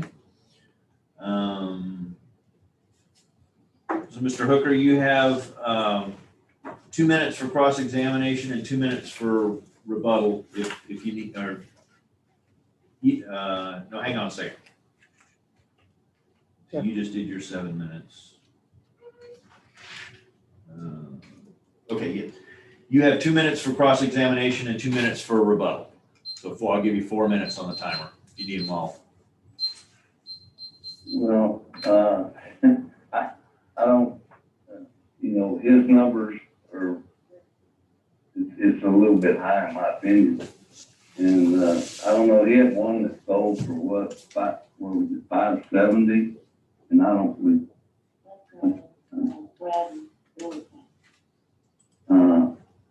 Oh, okay. Yeah, well, that's a lot newer construction, obviously, there on down the street. Again, they're up a lot higher. I've got the flood issue here and an unsightly pipe and going through the lot. The lot value is a little bit high, I think. That's my opinion. I think they've been around 160 the lot. And if you go back a year or so, these lots were selling at quite a bit less. So that's, I'm sure there's been some appreciation. Most of the lots have bulkhead issues with them too, including myself. These are old bulkheads. Anyway, I just, with the repairs that need to be done, I think if someone had an inspection, especially from an engineer, he's going to say, you need to replace these piers. They've got serious cracks and serious damage to these piers. And we've had, when they're cracked like this, I expect more inside problems with the drywall and things like that. Those aren't expensive repairs, but you do have to fix the cracks that are unsightly. So I think with the damage that exists on the structural end of it, there's going to be some more problems here with the house. And again, I'm just a layman, so these numbers, some of them escape me. I'm more of a black and white guy, but they're price and decide if it's right or not. So I guess that's all I have to say. Okay. Mike, you have 2 minutes in for rebuttal. What I would say is that the market value is super solid. There's 4 sales on the same little street there. The supported value 440, 650. The subject property owner gave you what he's presented as evidence is this cost to cure number of 65,000. That's a real thing. If you look at the 440, 650 minus the value of the cost to cure, that gives you 440, 650 minus 65, 800. That gives you 374, 850. And if you pull it off the number of the 417, that gives you a number of 351, 900.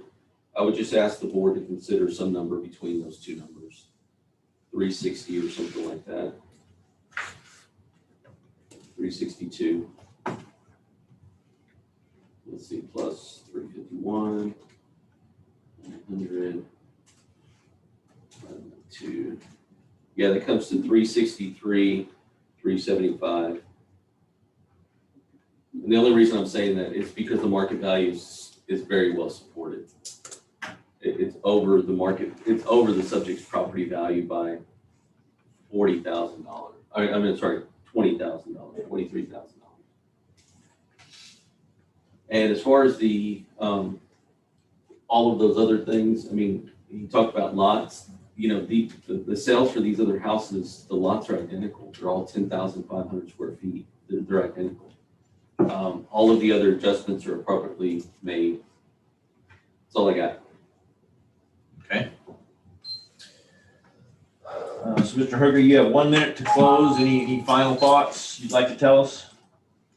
Well, if y'all subtracted the repairs that really need to be done from his number, I think that would be a small reduction, and I think that would be a fair result. And I guess that's all I have to say. That would reduce his number slightly, and it's not a large amount, but it would be something, because I know next year's rates will be based on these numbers, I suppose. And thank y'all for your time. Okay. Mike, you got 1 minute to close? Yeah, like I said, if you pull off the 417, 700 and you pull off his number of 65.8, you get a number that produces 351, 900. If you go off the market value from the comp sales, that number is 440, 650. You take away the 6,500, that's 374. If you looked at both of those numbers and took the median of those numbers, that's 363. And so I would say at the worst, it would be 351. You know, I would ask the board to consider 363. Okay, now it's our time. Can I see what a 74% complete looks like when you do your magic with the? It's not complete. There's just physical deficiencies that he's. Well, it's not complete after harvest. Well, it's not completely repaired. Yeah, but those are deficiencies. Those items are there. It's not like a percent complete that's yet to be done, like a blank wall. It's just, it's there, but there's a physical deficiency and it costs to cure. With respect, I thought we were using the percent complete for RV repairs. Not for physical. If it's there, these are items that are there that need repair. This is a physical obsolescence problem. And he's given you, what the subject property owner has presented to you is giving you a cost to cure to remedy those items. Yeah, which were as a result of Harvey. Because the contractor's rundown on the stuff was from Harvey. Right, but these are items that are there, they're not, that they're not there, they're like, they are posts that are physically there, and they're physically deficient, they're not incomplete, they're physically deficient. And the reason they're physically deficient is because of damage sustained from Harvey, as I understand. Yeah, Nobody's arguing. You know, in regard to that, again, I am not disputing the 65,800. I'm not disputing that. You need to understand that. Okay.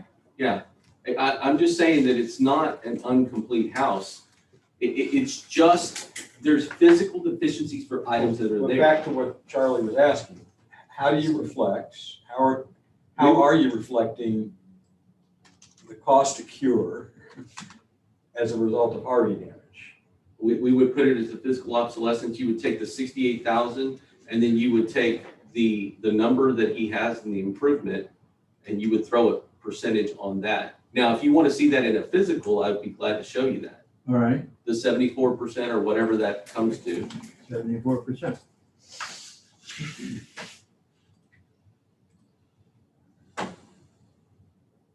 Can y'all see that number? 352, 220. yes. Right in there with the same, It's with the the other same, yeah. numbers. 52,220. Yeah. Got it. Go for that one. All right, yeah. I have one quick question relative to the sales comp number 4. The land square footage is the same, it's just a couple houses down. Why is there a difference in why is there a value adjustment, land value adjustment? Do you know what? Yeah, let's go take a look at it. 28764 could be at the end of a canal or something like that. I don't know. Okay. Or maybe that subject property owner brought something to our attention and I don't know. Yeah, it's towards the end of the canal. Yeah, it's right there. Okay. So the end of canal and the one next to it typically have, I mean, I can look if you want me to, but. No, I accept it. Thank you. I was just questioning, All right, stuck out to me. are we okay? Yes. Good with that. Okay, so I'm gonna make a Exact motion. number was 352,220? Okay, On case ID 2021-929, account number 28760, when considering incorrect appraised market value, Q1 or Q2 appraisal ratio exceeding the median level of appraisal or equity value, I move that we lower the 2021 appraised value from 417,700 to 352,220. Second. all in favor? Aye. Aye. Do you understand? Mr. Hooker, Yes, sir. Yes, sir. you understand what just happened? Yes, sir. Okay, Thank you. we're done. Thank you. Thank you. Thank you. Thank you very much for y'all's time. Thank you, Mr. Hooker. Have a great day. You too. Bye-bye. It would be case 1808. It is a phone hearing. This person, Lorraine Allemond, has 2 properties. So there will also be case 1812 once 1808 is completed. Are they the last one at 8:30? There's actually one more at 8:30. Okay, let's go ahead and bring it, or start the proceeding. Roll. Well, are you ready, Mr. Powers? Right? Yes, Okay, 1808. it is 1808. 1808.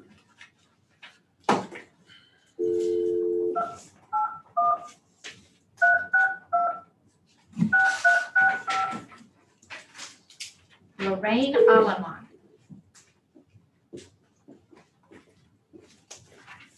This is Lorraine. Ms. Alaman, how are you this morning? This is Charlie Paris at the Appraisal Review Board. Well, hello, good morning, how are you? Fine, thank you. You have, Good. you have two cases. We are going to do 1120 South Austin Street first, the 59141. Is that okay? Sure. Okay. I have some administrivia I need to go through. Just follow along. I have some questions for you along the end. We're Okay. opening a hearing on case ID 2021-1808, account 59141, 1120 South Austin Street. This hearing is being recorded. Robert, what do we have? We have Q1 and Q2, and then Q5 other, which is not explained. We'll get to that when she makes the presentation. We are the Appraisal Review Board that will be hearing your protests today. We do not work for the Appraisal District. We are appointed to perform an independent review of your protest. The Comptroller's Office provides an electronic survey for you to offer feedback about your experience today that may be accessed through the Appraisal District office or online at surveymonkey.com/r/surveyarb. The survey is voluntary. You also have the right to appeal our decision. Appeal information will be provided to you with our determination.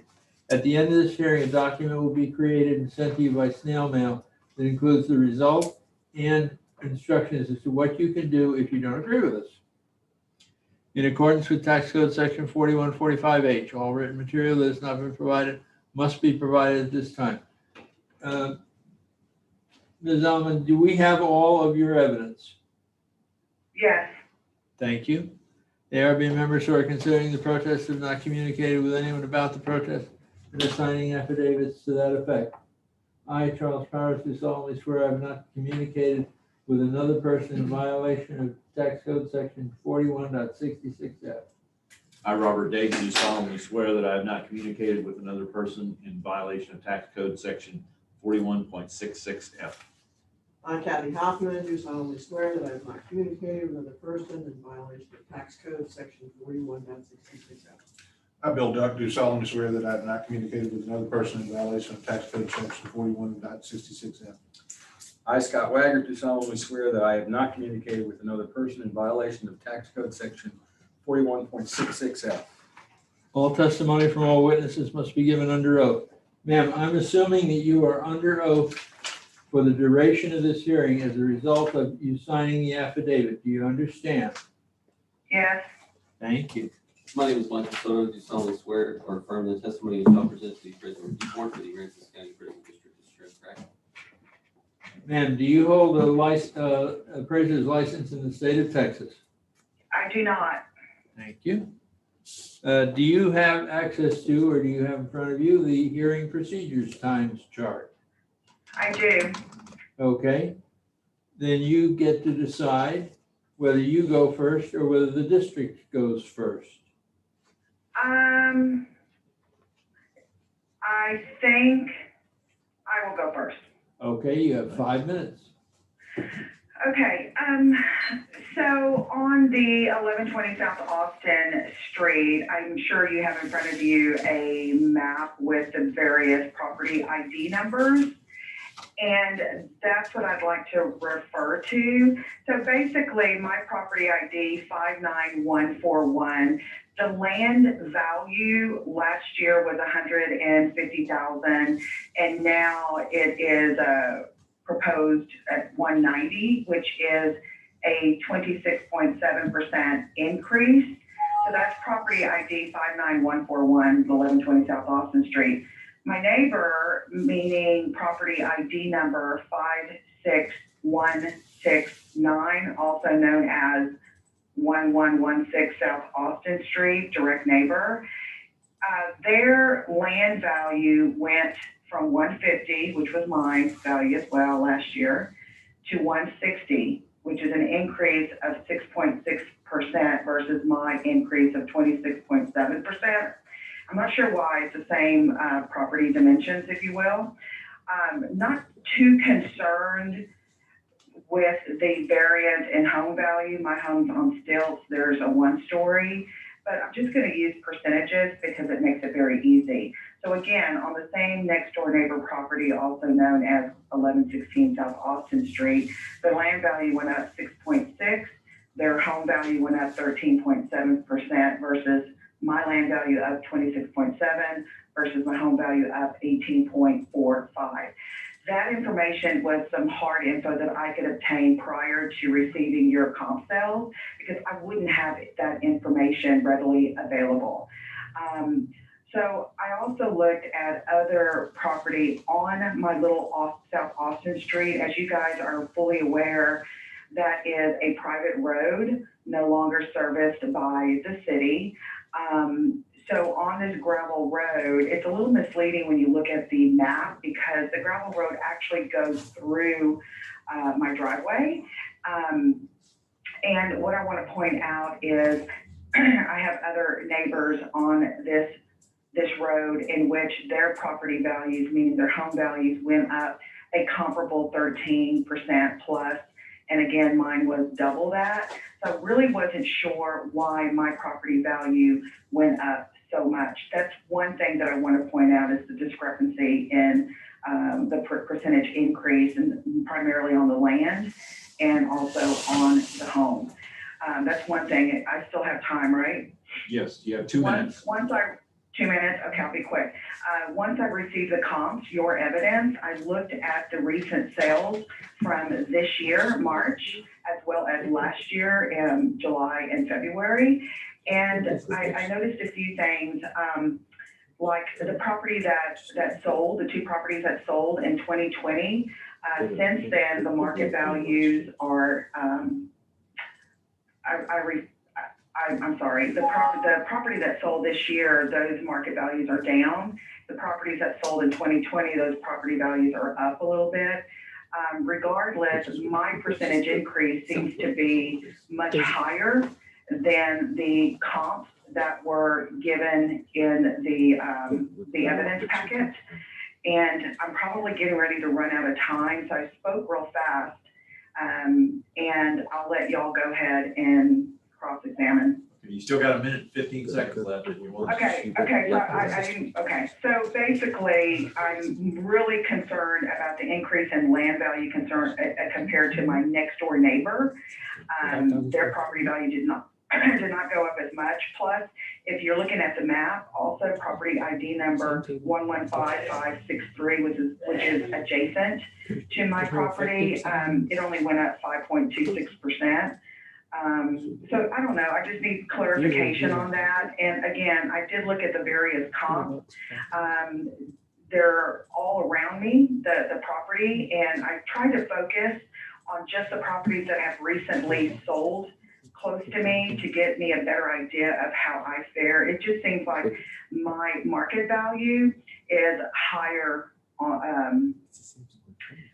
percentage-wise than the comparable actual sales. Is she unclicked? That's all. Okay, all right. Okay, so Mike, you have 2 minutes for cross-examination and then 5 minutes for your Okay, leave presentation. it there. Okay. I'm gonna start with just our presentation, and then I'm gonna show you something that we can probably do for the property owner. So. Hey, Mike, if I can interrupt, Mike, I'm sorry, I mean, can you speak a little slower because it's not very clear when you're coming up through? Sure, I'll try to come to the front here to where you can hear me. Okay, that's better. Yeah. So the subject property last sold it for $390. This was a couple of years ago. Obviously, the South Rock area has been an area that's increased just due to market value. Go to the next. You can see that last year we had like a neighborhood of like 127. It's 146 now. These are just sales. I mean, stuff in South Rock borders is just moving at a pretty large click. We have 417 on the subject. Continue on. This is where it is. This is Water Street. The bay is, just directly. She actually probably has peekaboo views of the bay from where she's at. This is 1120 South Austin. You can see in this area, we actually had a sale 1104, I guess, just a couple of doors down. It sold for 473 this last year. about the same size, about the same class, about the same effective age, similar values on the land here. This one right here, you can see renders a value 453 and change 235. The next one is on water. Again, she comes between Austin and Water there. She's really close. This one sold for 464. It's also about the same class. It's a newer effective age, a little bit bigger than the subject. You can see that renders a value of 484. Magnolia, this is off, this is behind her. So there's a land value difference, obviously. There's a big land value change there. That one sold for 377, but we put it in there because it's another 5. And the square footage of the property, the actual house is real similar. The effective year is almost identical. That renders a value of 483 when compared with the subject. You can actually see this is, it's got multiple hip lines as opposed to just a square. That one's kind of, this one over here is maybe a better, representation of multiple hip lines. Again, this one's on Church Street. Again, that's several streets behind. The land value is definitely different. There's a large land value adjustment there. But again, we put it in because it's another 5. Smaller than the subject, newer than the subject, renders a value of 472. This median value 477 supports the 474 that we have on the subject. Moving on to equity. These are just other houses. They're not necessarily sales. The first one is on 2nd Street, which is on the cross street here. It's also in the South Rock area. It's a 5. It's got very similar size as far as the house is concerned. It's a little bit newer than the subject, renders a value of 470 when appropriately adjusted. Again, this is the one, it happens to be a sale. This is the 1401 Water Street. Again, another 5. It's newer than the subject as far as an effective age, a little bit bigger, and you can see the adjustment for the land there. Renders a value of 499 and change. Column number 3 is on Magnolia. I think that this is one street behind. Again, we put it in there because it's another 5, and then column number 4 is another 5. We're just trying to show you comparable houses. The only difference is the land value. This has a value of 476 and change. Do we have another page? Do we have another page? No, the rest is South Rock. I think there's 8 pages of sales in this Water Street, Shell Ridge area, South Rock area, and renders a value of 103. 103. What I would say as far as the one next door, let's go to pictometry. What are you looking at right now? You said let's go to the what? Pictometry is the aerial photography. It would be pictometry. It's the aerial imagery, like it would be page number 3, I think, in your evidence package. Yeah. And so I'm just looking at it to see the one. So we've got 2 next doors. Let's look at this one first. And just so you know, ma'am, you're bringing up a value of the land, and I'm looking at either side, and one of those is going to be the one that you indicated. So this is the one to the right or to the north, and its land value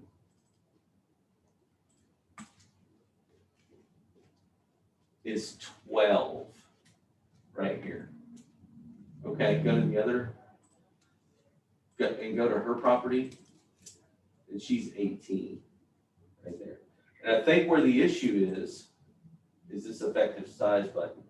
So if we uncheck this and we hit recalculate, it goes to 12. And so what I would say is that in terms of equity, it's the one next door. It should be like it. Close that. Give me the summary. This number goes to 444. The total number. The total number goes to 444,280, and the land value specifically goes to 160. And I think that that's all the adjustments that should be made. I don't have anything further, unless you have any questions. Are you asking me? I'm sorry. No, I was telling the board, ma'am. Oh, I'm sorry. Okay. So, ma'am, you have now 2 minutes for cross-examination and 2 minutes for rebuttal. So I'll give you 4 minutes on the timer. Okay, so it's interesting, he should say about the adjusted value of 444,280. I actually wrote that down. I know the proposed was 474,280. If you make the adjustment for the land from 190, reduce it 30,000 to match my neighbor, that would give my new value of 444,280. And I do everything by square foot. So I'm not going to disagree with wanting to bring my land value down. But I will say a couple of things because I have to question. On the actual sales that took place this year, which would be the address of 1024 South Magnolia Street, as well as the address of 1204 South Church Street. Magnolia is directly behind me, and it looks like, I want to make sure I understand, the sale price that occurred just in March was for $377,500, which is the equivalent of $205.16 per square foot. Yet I know you're showing an indicated value of $483,079. But there's also a row that says market value for that Magnolia Street address, and it shows market value of $370,390, which is lower than the actual sale price. I don't know. I guess what confuses me is the difference between the proposed market value and the median, how you calculate that. But I see the point I'm trying to make is it appears that what the people paid for the home and what the market value is, it's lower, as well as the property at 1204 South Church Street. It looks like it sold at $377,300, and it looks like the market value is now $345,050.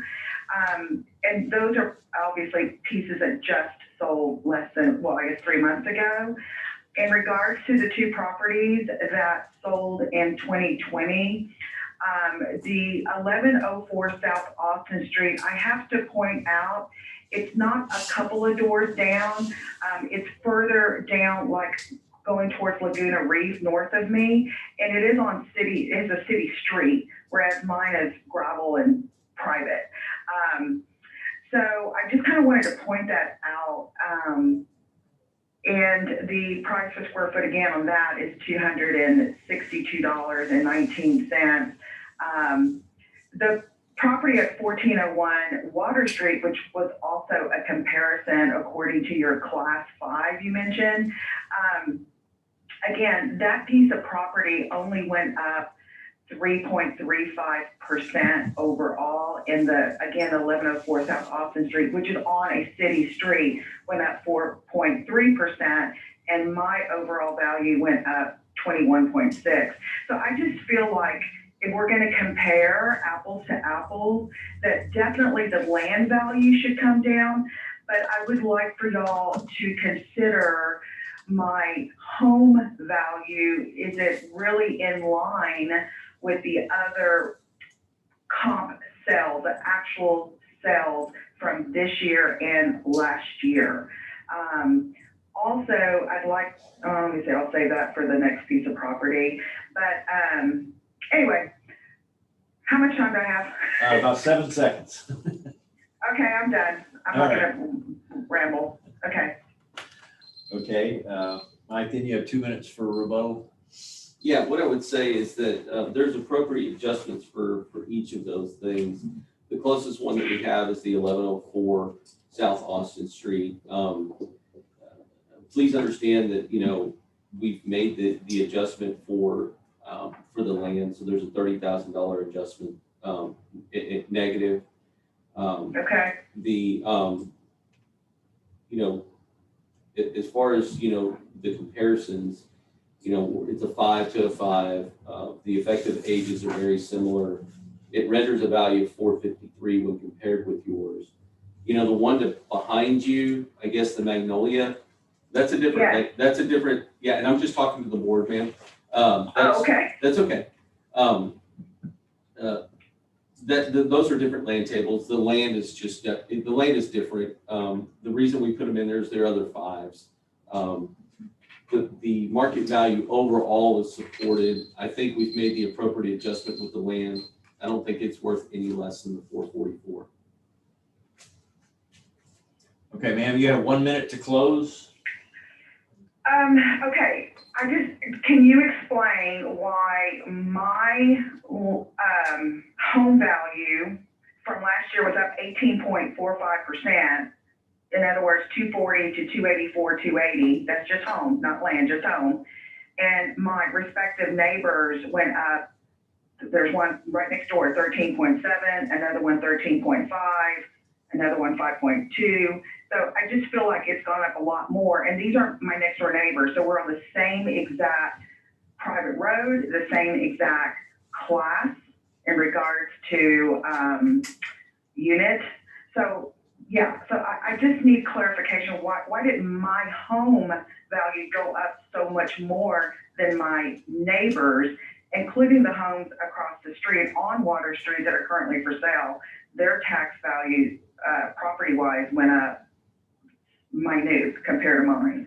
So I just feel like there's a discrepancy on the increase in home value. Again, 240 to 284, 280, that's an 18.45% increase versus my neighbors, 13.7, 13.56, 5.26, et cetera. Yeah, I would not be able to answer those questions unless I went into each account and to tell you the multiplier for each one. What I can say is that that area has the 146 applied to them. So if you go to my card, come down to my card right here, this 146, you can look next door, you can look at the one right here, it's gonna have the 146. So obviously that's a multiplier for all of this. You take that times the 146 and it's gonna have a different number for every house because these numbers are different for every house. That's what I would say, just generally speaking.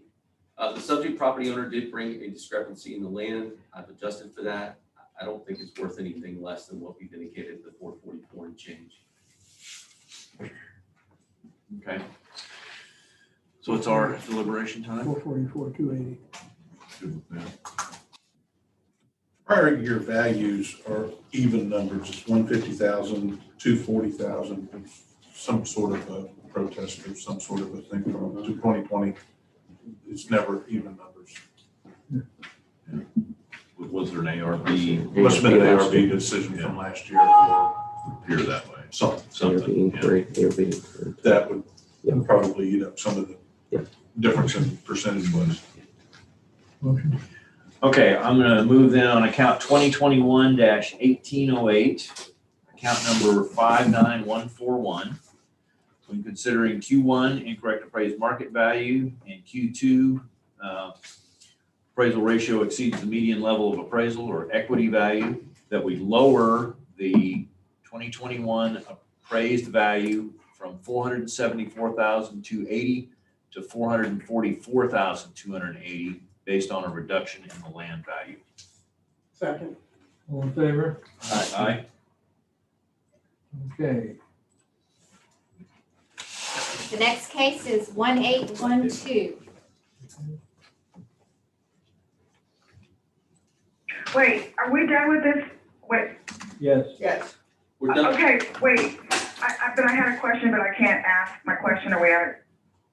I don't feel like my question was answered on the increase of the home value to 18.45. I think Mike mentioned there's some formula. I just don't, I didn't understand it. So I still don't understand what you just said. I mean, why did mine go up so much more than my neighbors? Right. So in the interim, while they were looking at it, I went to the back and it was artificially held down by an ARB decision from the last year. So that's the reason that the increase is at a different rate is because there was an artificial adjustment last year. Okay. All right. Did you say that just a while ago? Because I did not hear those words. No, I said it out loud just now. You didn't mishear anything. Okay, all right. Okay. Okay, I'm good. We're opening a hearing on case ID 2021-1812. Account number 17995. What protests do we have? We have Q1, Q2, and other is not explained. Okay. I'm sorry, what did you say, Q1, Q1, Q2, and Q4? I noticed there's a data entry error in the protest itself. When someone was keying it in, they put 2525D. But The protest form indicates other, which is Q5. Yes. So for the record, the listing, your listing sheet shows Q4, but it's really Q5, which is other. Okay. ARB members who are considering the protest have not communicated with anyone about the protest and are signing affidavits to that effect. I'm sorry.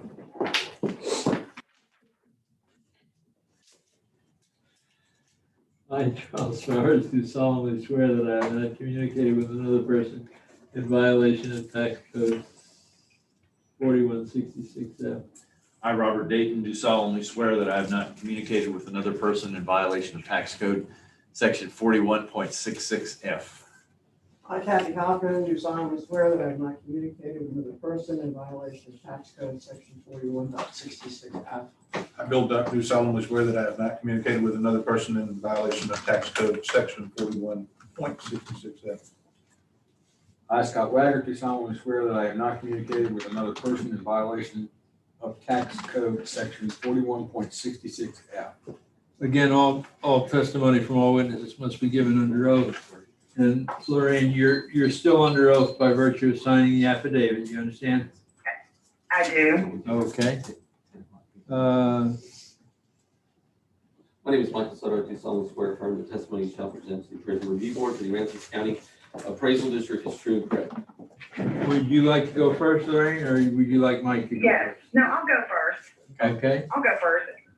Okay, so I closed on this property on February the 10th this year. In my opinion, I paid a ridiculous amount of $90,000 for that little lot behind my home, and there was a reason, and I'm going to share it with you. My reason was I had gotten wind that Fulcher Ventures was going to consider purchasing the lot behind my house to pursue commercial construction, primarily a parking lot, for a proposed venture and, building of condos. And I didn't want to risk that property being rezoned to commercial, so I purchased the lot. So in the event those properties were rezoned to commercial, they couldn't touch that lot. So yes, I paid the full amount, wasn't happy about it, but I did it to protect me and who was going to be behind my house. Another thing that I must mention is that there is a gravel road privately held by Greg Matsagemba, who is not a Rockport resident. So we're kind of responsible for the maintenance of this private road. Additionally, the lot in question, which is the physical address is 1119 South Austin Street or property ID 17995, 40% of this lot that I bought is utility easement. So even in talking to a builder, I was told that it's going to be, in regards to building on it in the future, it's going to be tough to do that because I can only build them extremely small. Again, I bought it to protect my house. I realized that I paid $90,000 for it just in February, and I know that more than likely that needs to be the new base for tax purposes. I am not going to argue that because I know what I paid. It's all evident. But what I will ask is this. In your evidence packet, you mentioned that there is a median or weighted value of $86,954, and I believe, Mike, that's based on a comp, if you will. I want to know if it's possible to actually consider that lower amount for several reasons. One, road. 2, 40% of the lot is a utility easement. And 3, the last thing is, I think you'll all know as residents of Rockport, that property between James and Austin Street and Magnolia, those lots flood.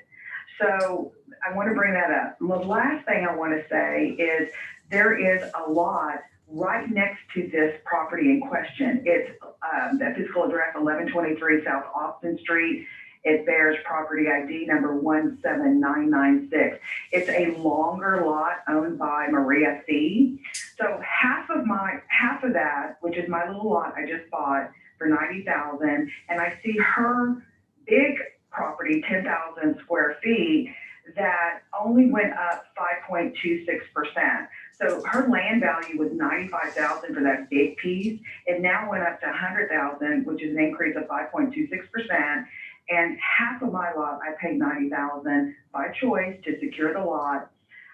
So I'm asking you, if knowing what I pointed out with the 40% easement, the private road, the flooding, being next door to a lot that only went up 5.26%, if y'all would consider lowering the base, if you will, the land value to the, I know what I pay for it, but if you would consider lowering it even further to the weighted value, that's all I have to say.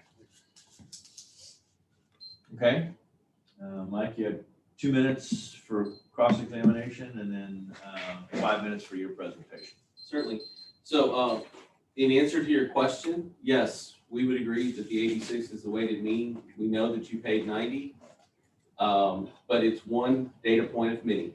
And so the 86,000 is what we would have, 86,954. As far as the weighted mean analysis for the comp equity, it's supported at 90,590. But yeah, I would just agree that it's one data point. 86,000 is what we show in the weighted mean analysis. So there you go. All the information is presented to the board at this point. That's why they pay you the big bucks. So do I get another shot? Well, if it's anything different than what you said, I mean, I was working in good faith of what you said. So yeah, you get another shot. I know. I was just wondering, I mean, does the board, because I don't know, do y'all take into consideration other items such as flooding, private road, 40% easement? Is that something that y'all consider, or do y'all just look at the hard numbers on what property has sold, et cetera? We look at the sales. Okay. And I'm not speaking for the board, and I'm not speaking for the board at all. Lorraine, what I would say is that all of those things do and should be considered. What we call those are market forces. Flooding is a negative market force. Market value increase is a positive market force. What you have is the summation of all market forces in a transaction at 90,000. Other market forces include other sales. Like from our analysis, all we can prove is the 86,000. That's what you got. Are you done? 86,594. You're done with your presentation? Okay. So then, Lorraine, you have, if you need them, 4 minutes, 2 minutes for cross-examination and 2 minutes for rebuttal. Okay, because I sometimes can't hear very clearly on my headset, did Mike just say that he feels the weighted value is fair? Yes. Yes.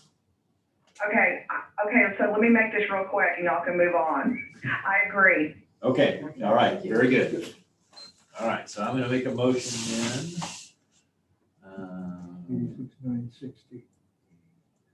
You got to drop the 4. 950. 86,954. Okay. You have to make an even number, so we'll make it 950. Okay. So on case ID 2021-1812, account number 17,995, when considering Q1 incorrect appraised market value and Q2 appraisal ratio exceeds the median level of appraisal or equity value, and any other issues that might affect the value, I move that we lower the 2021 appraised value from 90,590 to 86,950. Second. All in favor? Aye. Okay. We're done. Thank you, Ray. We good? Yep. Thank you. Good, thank you, guys. Happy Good luck. Thank you. Y'all have a great day. Bye. Bye. Bye-bye. Our other person that was on the 8:30 docket decided to leave. It was the 2-hour mark, and Okay. so we rescheduled. Okay. We've had one call in for the 10 o'clock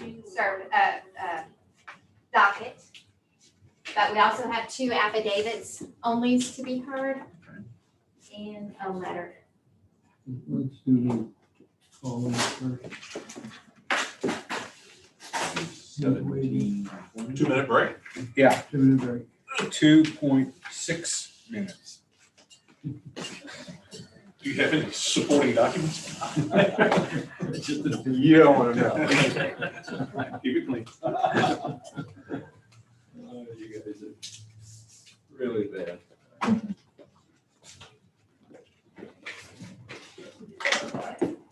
I know, just some stuff that you need.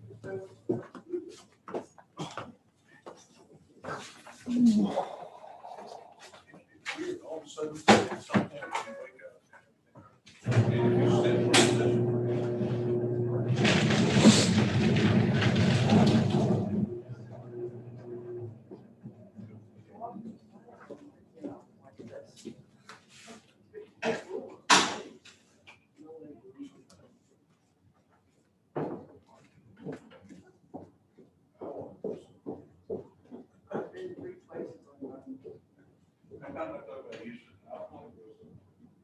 warm, wet. More, I'm going to Alaska in August.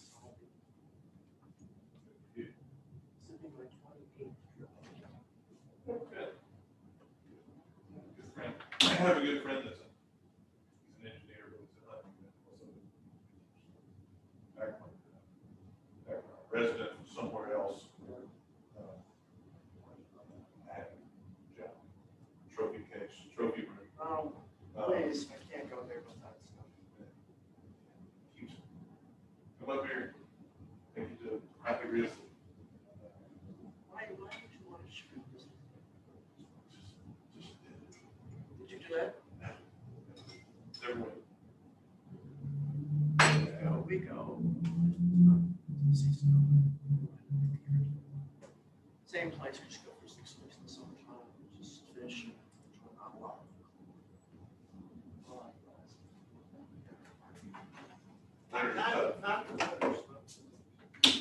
I've been there in the winter time. I was there in the winter.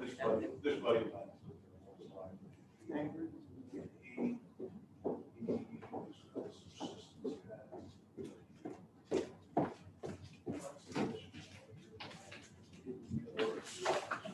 That's fine. That's fine.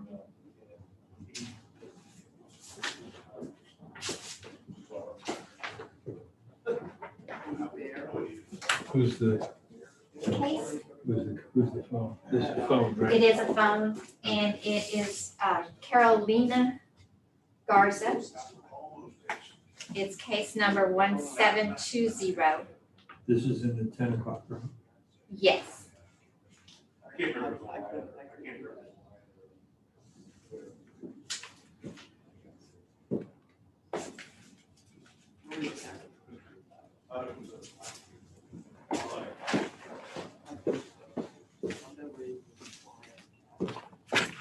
Somebody told me that's what it was. I was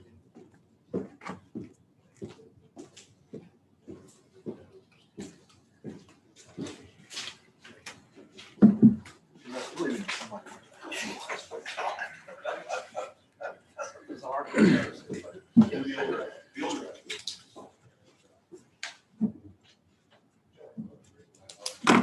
it's just, it's better, it's just fine.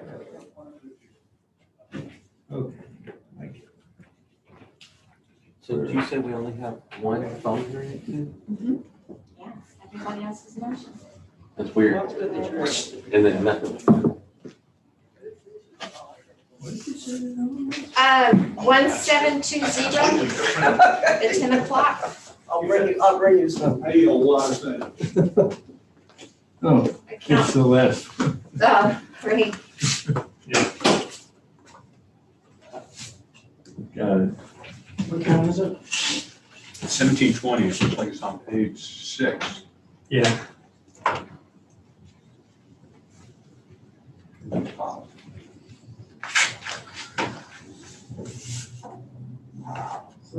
is it? 1720, On page. page 6. Did I get that right? Yeah. 1720, I got it. The last 3 o'clock, 10 o'clock.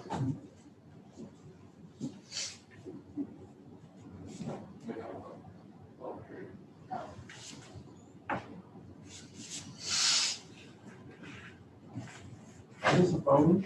Yes, it is. The count is in Joe and Carolina's name. Carolina is the only one that signed the affidavit. I'll be ready.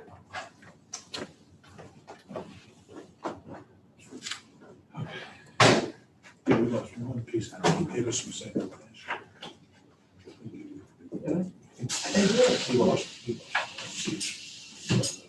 Please, from the freeze, from the lake. Oh.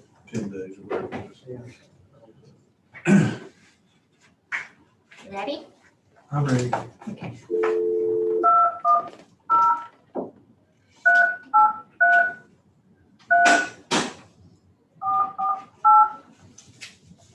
Case number. 17620. 1720. Opposite, opposite. Carolina? Yes. This is Charlie Powers at the Appraisal Review Board. How are you today? Okay, we have some administrivia to go through. Follow along with me. I'll have some questions when we get down toward the end. We're opening a hearing on case ID 2021-1720, account 47426.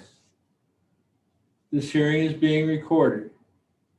Robert, what do we have? We have Q1 incorrect appraised market value on this case. Q1 over. Yes. Okay. We are the Appraisal Review Board that will be hearing your protest today. We do not work for the appraisal district. We are appointed to perform an independent review of your protest. The Comptroller's Office provides for an electronic survey for you to offer feedback about your experience today that may be accessed at the Appraisal District Office or online at surveymonkey.com/r/surveyarb. Survey is voluntary. You also have the right to appeal our decision. Appeal information will be provided to you with our determination. In accordance with Tax Code Section 4145H, all written material that has not been provided must be provided at this time. Q1. Do we have all of your evidence, ma'am? Yes, I mailed it in. Very good, thank you.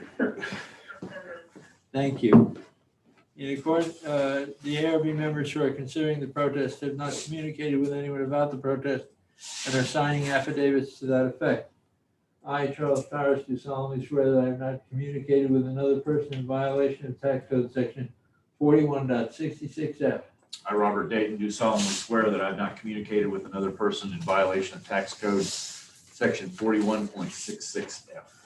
I, Kathy Hoffman, do solemnly swear that I have not communicated with a person in violation of Tax Code Section 4166F. I, Bill Dutt, do solemnly swear that I have not communicated with another person in violation of Tax Code Section 41.66F. I, Scott Wagger, do solemnly swear that I have not communicated with another person in violation of Tax Code Section 41.66F. All testimony from all witnesses must be given under oath. Carolina, I'm assuming that you are under oath for the duration of this hearing as a result of you signing the affidavit. Do you understand? Very good, thank you. My name is Michael Soto. I do solemnly swear affirm the testimony I shall present to the Appraisal Review Board for the Aransas County appraisal district is true, incorrect. Carolina, do you have an appraiser's license? No. Okay. Do you have handy the hearing procedures times chart? Do I have what? It's entitled Hearing Procedures Times. It's actually 4 columns, 2 pairs of columns with times on it.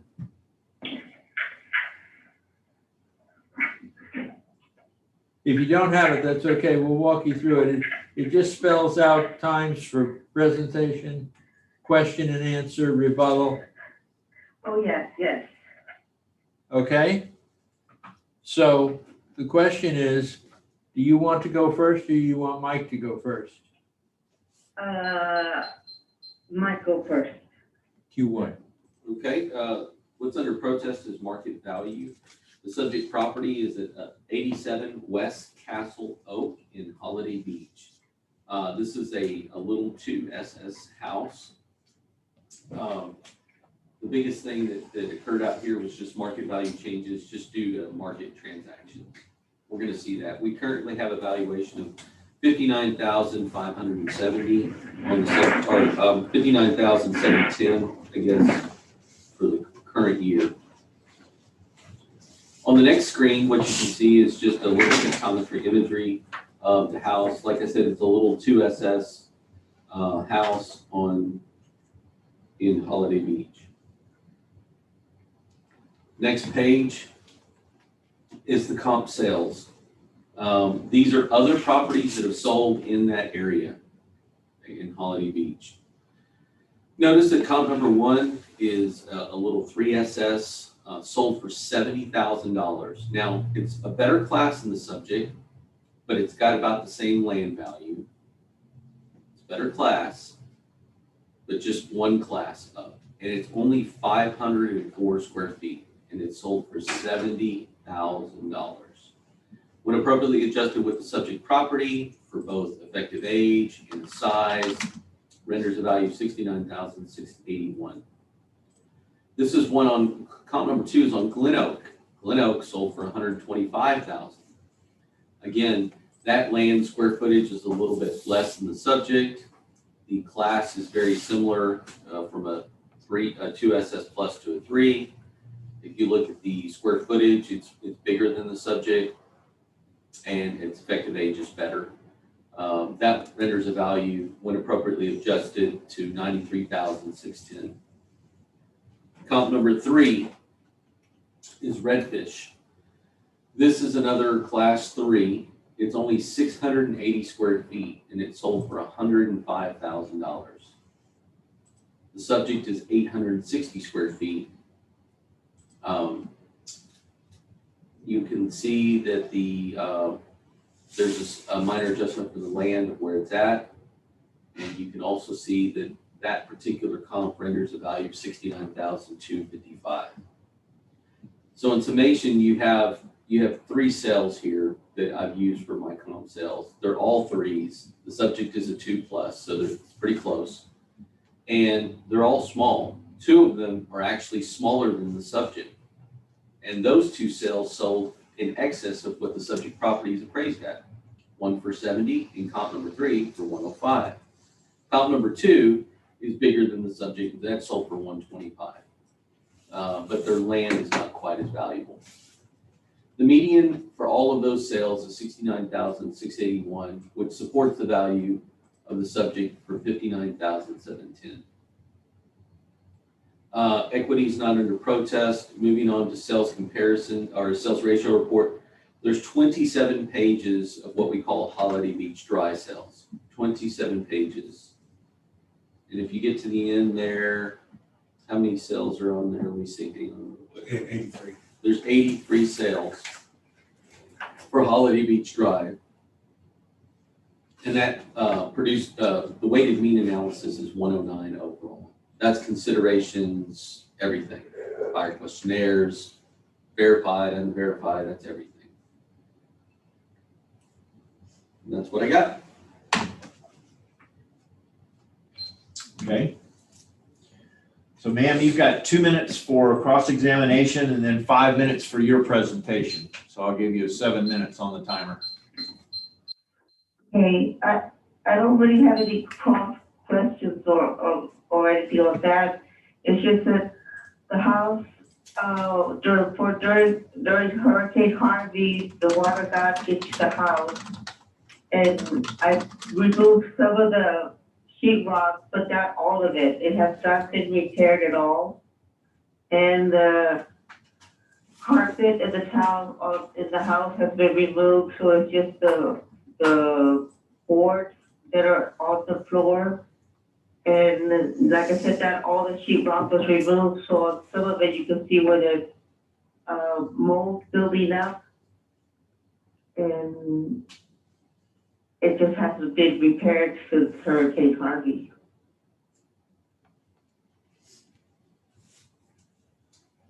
Are these current pictures? Yes.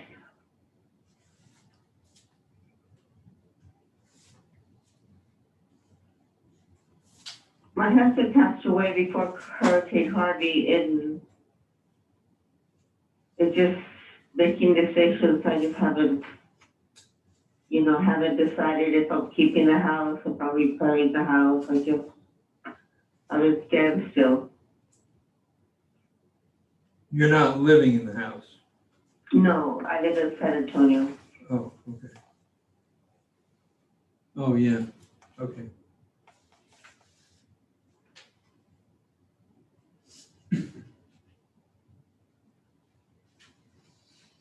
Okay, anything else? We're looking at your pictures here. Mm-hmm. No, that's about it. Okay. All right, Mike, then you have 2 minutes for cross-examination and 2 minutes for rebuttal if you need it. The subject owner has provided really good information in the form of photos. There's physical problems associated with the house. You can see that the sheetrock needs to be done, the flooring needs to be done. There's cleanup that needs to be done. There's rot on the outside of the siding that appears to be there. I guess what I would do is just remind the board that we only have $48,000 in total for the entire structure. So, there's probably a good 10,000 easy of repairs, but when you consider that it's an old house, I mean, I don't know.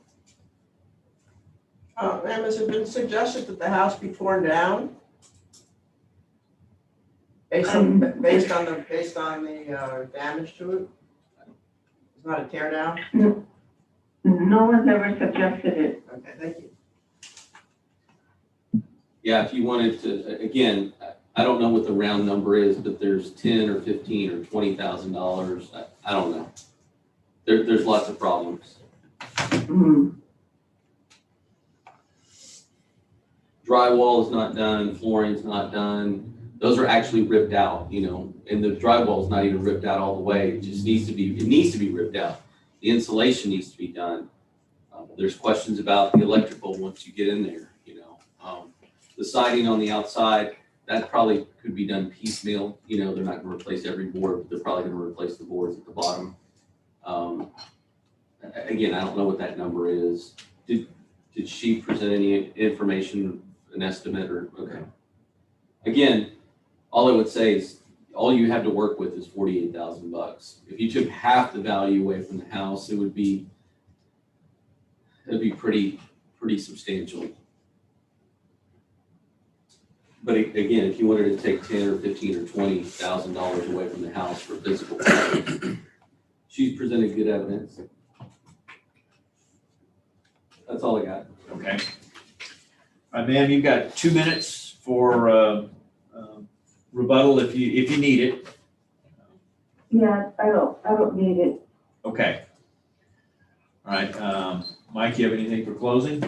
Again, there's damage that the subject property owner has brought to your attention. There's lots of photos there. What I would say is that, at the 48,000, I was doing rough numbers at 48,000. If you took away 10, you'd be at 38. Obviously, if you took away 20,000, you'd be at 28. Yeah. I mean, I don't know. I mean, somewhere in there. Okay. Ma'am, you've got 1 minute if you need it for any final thoughts in closing. No final time. Okay. I'm good with half. It went up, the structure value went up about 25, so if you took Half improvements. 12.5 off of that. Can you put that in a physical? Just put 50% physical for damage in the account. Can I show you that? 12.5. Yeah. Sure. Take off. Yeah, Oh, no. because the, No. What? well, I think 20. okay. They're around 50%, 50% functional. Structure value went up about 100%. So if you took half of that back off. Yeah, we just go back to last year. Yeah, that's what I was thinking, go to the last year's improvement value on top of the current land. Current land This value. number right here presents, now show me the total summary, please, David.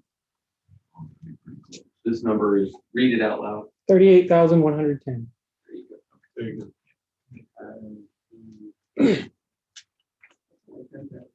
Yeah, I would do 23,230 plus 11. That was 50% off the house? No, I rolled. No. That's 50% of the whole thing. 50% of the house. Go into the improvement and show the physical 50%. Yeah, the 50%, that's like taking 50% off of the entire improvement. Yeah. Of the structure. Right. But remember, the market forces, so there's a neighborhood factor of 100 and whatever. What did you get? 38,000. 110. Remember, everything in there is market adjusted at like 100 and some odd percent. So that's what you're taking out of the equation. 38. Yeah. I go below that. What do you want to do? I would go back to last year's improvement value, 23,230. Nothing's changed since last Right? Plus, and then the current land value, so 11,500 plus 23,230 is 34,730. year. I like that. Okay. Go with that. Bill? That's fine. Just the rest is just the ARB decision. Just leave that physical in there, but the rest is just the ARB decision. So I'm gonna make a motion then on case ID 2021-1720, account number 47426. When considering Q1 incorrect appraised market value, that we lower the 2021 appraised value from 59,710 down to 34,730. Yeah. Second. All in favor? Aye. Okay, ma'am, Yes. your appraised value has been lowered to 34,730. Good. Okay? Yes, I'll take anything you help me with. Okay, ma'am. We're done. Thank you. Thank you. Bye-bye. Okay, our next case is an affidavit only from yesterday, but I went ahead and pulled it into the 10 o'clock docket on your tablet. It's case number 1552, but I just realized you're gonna want, I forgot to do a printout like you have here. So Okay, so tell me what's going on. We have affidavits from yesterday. Yes. Beth found him this morning and said, I didn't catch these affidavits. We wouldn't have got to them anyway. Right. What's the rules on that? I mean, we can read it. You can actually, it says you can do an affidavit at any docket time that you set aside for the purpose of reading affidavits. Gotcha. Is how it's written in the code. So we're gonna read these affidavits that were scheduled yesterday, right? Yeah. Okay. If we can go back and just look at the evidence on the tablet, that's fine. Oh, it's from yesterday. Right. Should be in There- here, right? There is a case listing in the tablet from yesterday Okay. that would have that on there. What is And it? I'll print out one for today. Oh, this is it. I mean, for the next. This is case 1152 or 1552. 15552. And that was when? It's on our tablets. In this one, From 3 o'clock? Yesterday or today? one was on the 1:30 and one was on the 3. I'm not sure. In the 10 o'clock docket.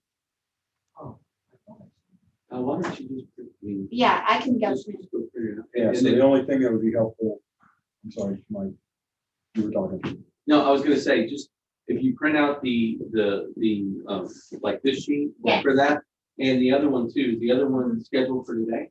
No, it was all Three, good. Yes. from 3 Yeah, o'clock. just print this both out. Okay, you might want to look at that and maybe even talk to the board. I don't know how, it has to do with confidential dockets, documents for tomorrow. The case number 1552 is, if I read the card right, that's account. No. What account is it? It's 88222562. That's it. Up there? Yeah, there we go. It's on today's tablet at 10 o'clock. It's also, I believe, on yesterday's 3 o'clock docket. But it is on the 10 o'clock docket here. 1552. Okay, Yes. we ready? Yep. Okay, You got it? What's the PID on it? 8822562. Ready? Buchanan. You got it? 8822562. Got it? Yep. okay. We're all set? Yep. Okay. We're opening a hearing on case ID 2021-1552, account 8822562. This is an affidavit only here. This hearing is being recorded. Robert, what are the Q1 only. Q1 only? We have the appraisal review board that will be hearing the protest today. We do not work for the appraisal district. We are appointed to perform an independent review of the protest. Protester has the right to appeal our decision. Appeal information will be provided to the protester with our determination. In accordance with tax code section 4145H, all written material is assumed to have been provided with the affidavit. The ARB members who are considering the protest have not communicated with anyone about the protest and are signing affidavits to that effect. I shall do solemnly swear that I have not communicated with another person in violation of tax code section 4166F. I, Robert Dayton, do solemnly swear that I have not communicated with another person in violation of tax code section 41.66F. I, Kathy Hoffman, do solemnly swear that I have not communicated with a person in violation of tax code section 41. I, Bill Doug, do solemnly swear that I have not communicated with another person in violation of tax code section 41.66F. I, Scott Wagner, do solemnly swear that I have not communicated with another person in violation of tax code section 41.66. All testimony from all witnesses must be given under oath. My name is Michael Ford. I do solemnly swear to affirm the testimony shall present to the appraisal review board for the Aransas County Appraisal District is true and correct. District representative will now read the affidavit into the record. Oh, great. I've got it up on the wall if you just want to read it up. Yeah, let there. me read it.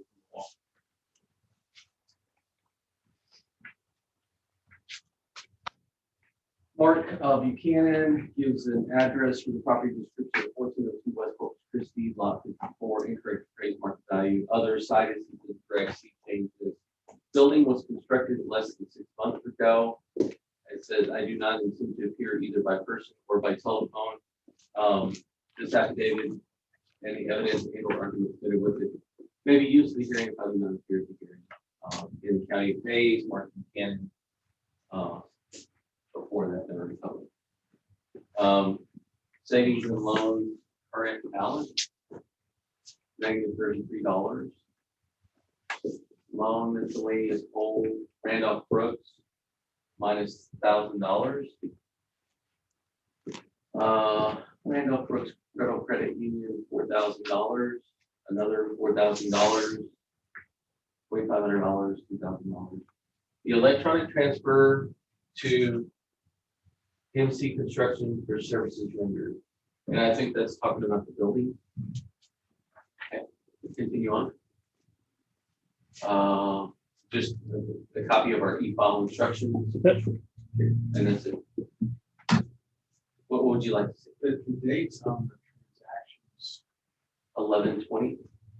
Wednesday, September 30th, that would be 2020, correct? Yeah, this it started, 10 to 20. See, this is the transaction. Right. So, yeah. Jive was built 6 months ago. Well, he's down there, it's on 11. That's what he paid to have the thing built, which has nothing to do with market value. Okay, is there any other questions in regard to the property owner's affidavit of evidence? Only one. Yes. What did you say, Robert? What did you say the Q1? Q1. On the protest form? Okay. We're looking at market value, not cost value. Yeah. And the other is cited is incorrect, but That is correct, yeah. I don't know what that, I don't know what that entails. Because he says 1402 West Corpus Christi Lot 54, and I have 1406 Unit 54. The subject property owner's appraisal card is in my evidence, and it is the legal description as set. I mean, it's up there. Okay. So that's it. 1406. That's what I have as a record. Oh, I see. It's a little structure that goes with the trailer pad. Slide. Okay, I'm gonna go ahead and go into my evidence. It's sworn in, right? Yes. All right, if you put my evidence up there, please. Yeah. Subject is Unit 54 on Corpus Christi. It's the RORVP condominiums, like their RV park spaces, basically. And what's interesting about this is what you have now, where he pulled in his little RV and then he built this little thingy right here, and then he's got some concrete and some other really nice things. Let's go back. Well, last year it was vacant lot. This year it's got stuff on it. What's important is this sale. This one sold for $53,000. We have 59. The subject property owner has testified through his evidence that he spent 11 on top of the 53. This has happened in July, and those other documents that he provided was in October or September, so after the event. We don't have that much on it for these items. We only have the 15 for everything. The covered, the storage 3, we only got $1,600, but we got concrete and common elements in the porch and the TP. So we value it differently than what he's done it. But in the grand scheme of things, we've only got this times this percentage, which is what the market is telling us to charge for these things in this area or to assess for these things. And that's 18,000. So the overall that we have for everything is 59,300. Again, subject property sold for 53 and change. Subject property owner says he has $11,000 worth of value. So that's what, 64. We've got 59. Continue on. He wasn't the only sale in here. There's other sales in this little thing. 53,490. And this is just consideration. This is not like, this is just this is all we have for a deed of trust or something like that. This one's vacant land. That's an actual verified vacant land. 65,000.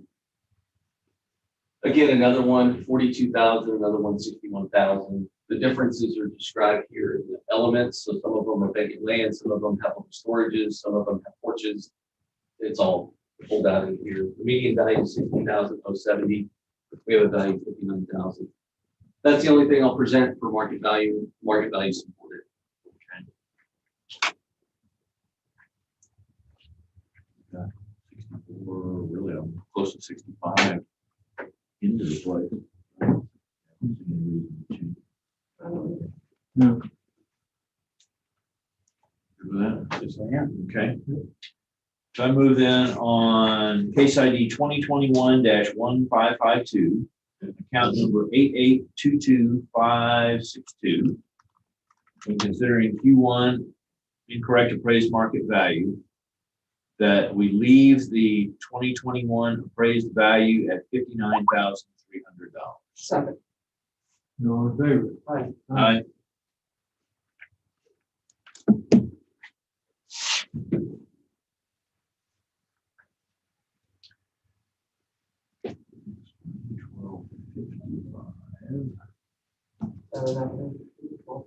Yeah, and that was in the 3 o'clock docket yesterday. Did you move that one over? I think it's 1567, right? That's the next one. 1255. She said it was 1255. Yeah, Yes, she gave you a copy. 1255, right? Are y'all done with the Case hearing? number. Yeah. 1567. Oh. And here's the page for that one. Okay. For the Oh, I'm record, sorry. for the record, I was right. Okay. That's one. Touche. What's the PAD on this? It is 13278. Today? Yes. Where's, Those are the Very last top, two. 10 Oh, o'clock. yes. That and that.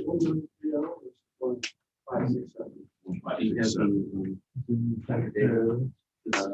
that's right. No, it's not. Then I'll just take all that.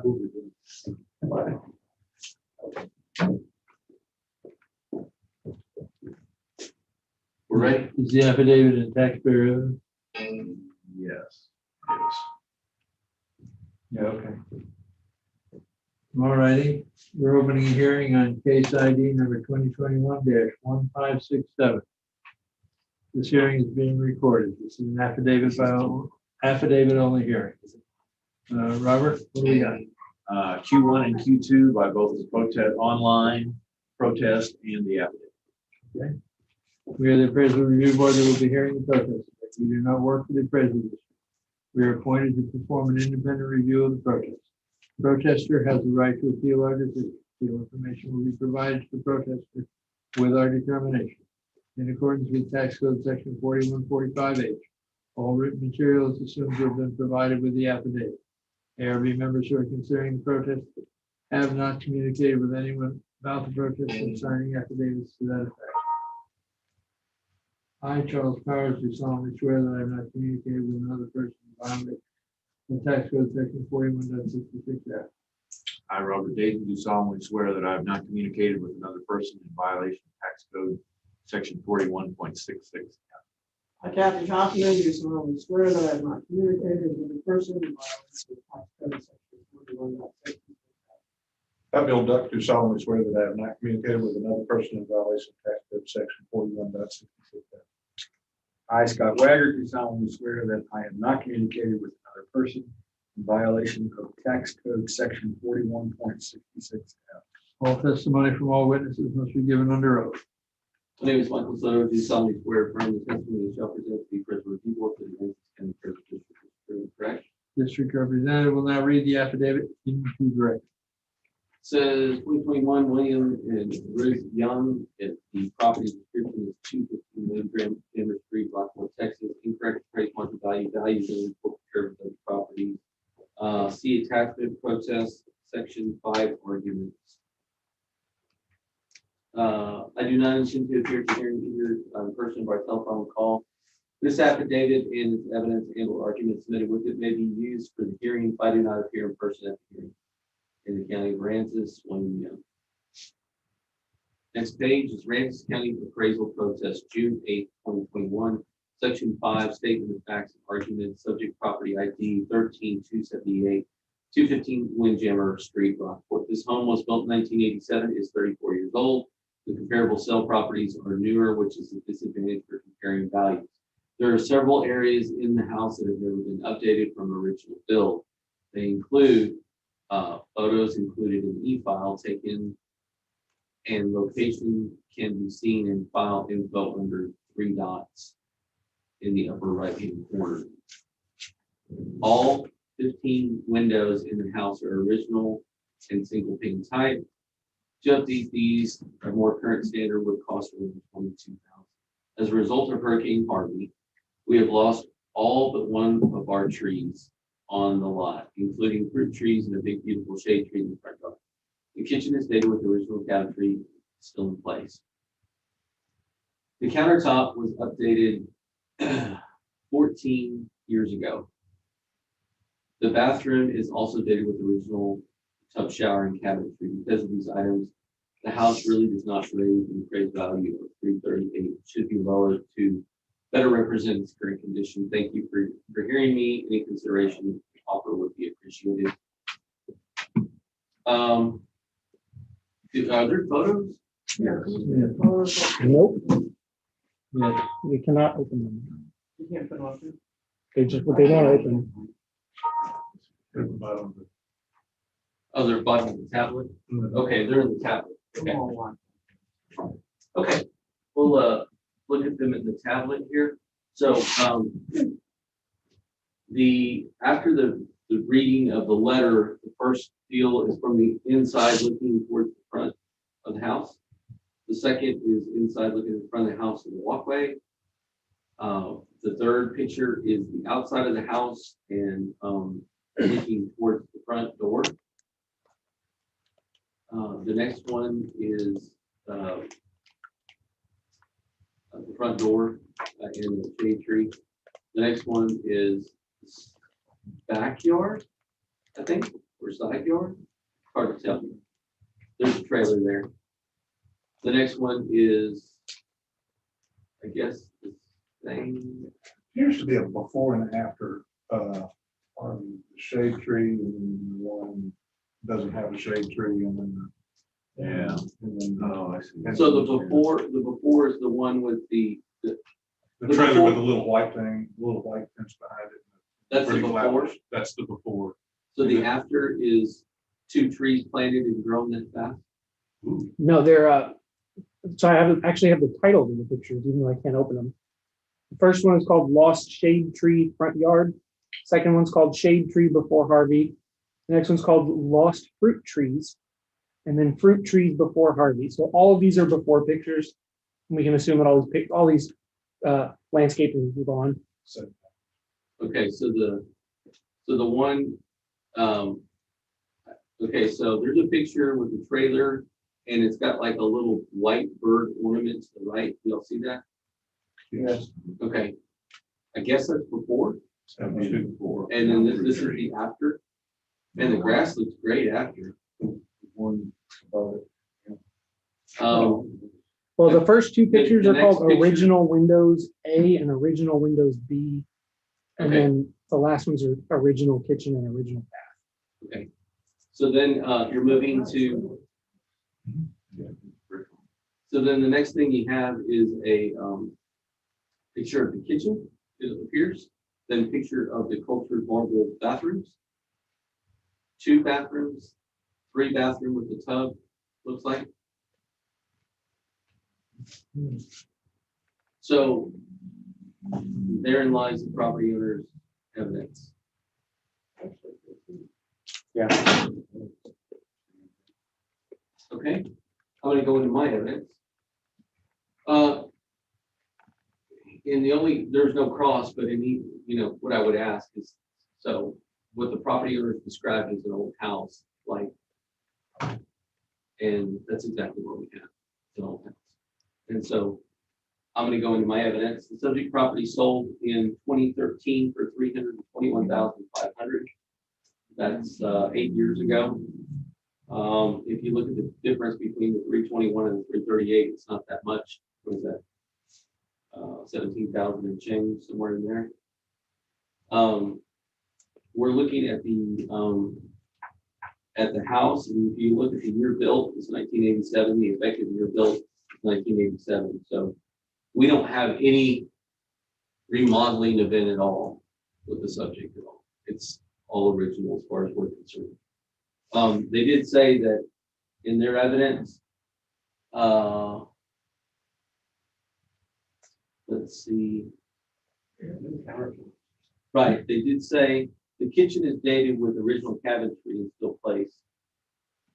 The countertop was updated 14 years ago. You can see that. So I don't have any updates. I just have an original style. Moving forward, you can see that there's a picture of the house, pictometry wise. We currently have a value of 338 and change. The sales in the area have really been the change as far as market value is concerned. The very first one is 105 Windjammer. You can see that is sold for $464. It's a 5 subjects, a $5. There's a difference in size. The land values are almost identical. That one renders a value when appropriately adjusted for 385. 203 Windjammers on the same street as well. That one sold for $544. Again, the subject properties owners telling us, hey, those are newer. We agree, those are newer.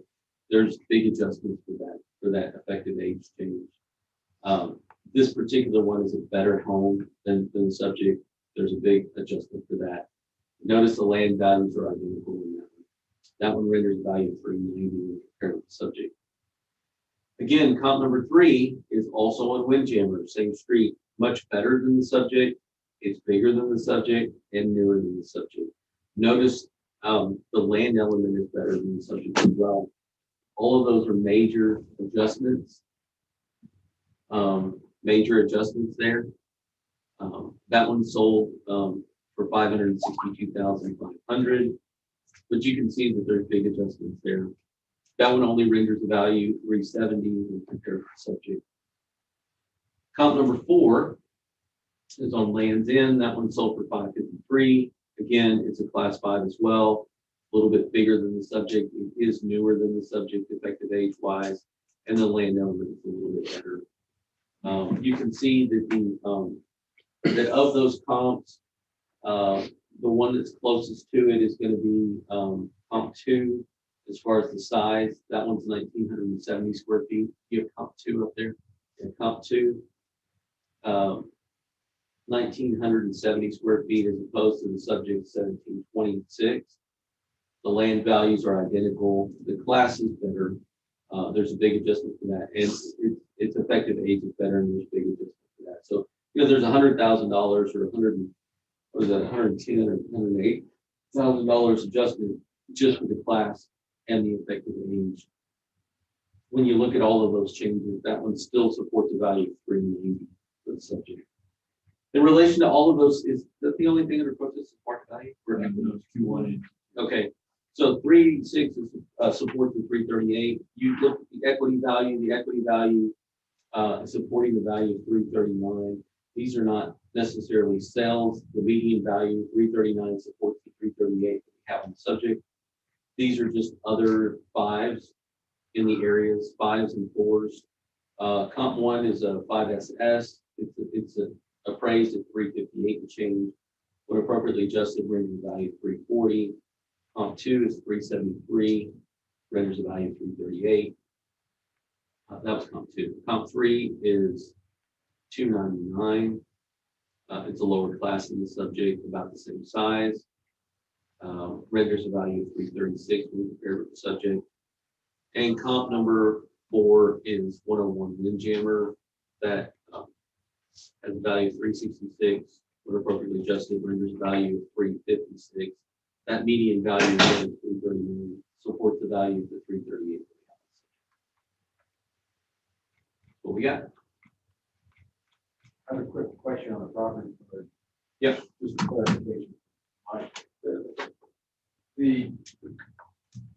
adjustment column, is that just propagated from the depreciation column? Yes. But normally, it's actually two. So, You can override. no, not this. You don't typically overwrite this. So this is just pulled from this depreciation table for this class, for this size. That's all it does. It calculates its value. But if we were to throw a physical on top of that, then this number, this adjustment number would go down. If this, or if you put physical 110% would go up. But it's a multiplicative of these things right here. I'm not seeing any reason to change it. It's a old house.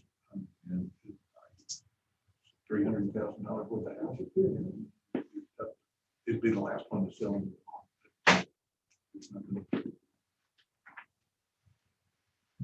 Nothing's changed.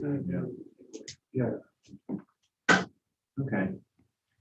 So on case ID 2021-1567, account number 13278, when considering Q1 incorrect appraised market value or Q2 appraisal ratio exceeds the median level of appraisal, I move that we keep the 2021 appraised value at $338,730. All in favor? Aye. So Val, that's it for the 11 o'clock docket. 10 o'clock, yes. We just 10 had the o'clock. one call in on that one. I do have an agenda item 3, a letter, if you'd like to read that at this time. Sure, we'll do that. Take 2 minutes first. 1 minute.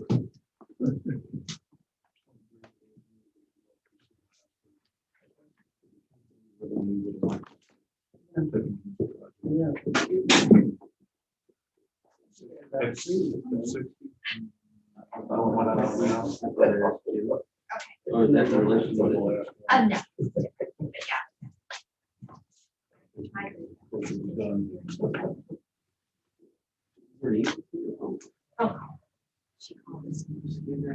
No. Send a letter. Just say, let me.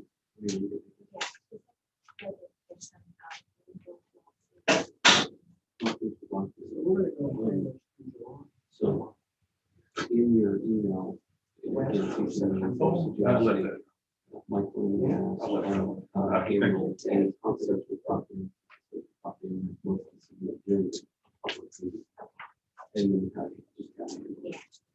And then.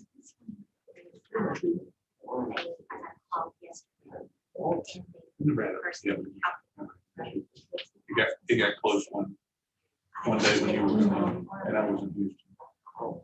13, or May 7th,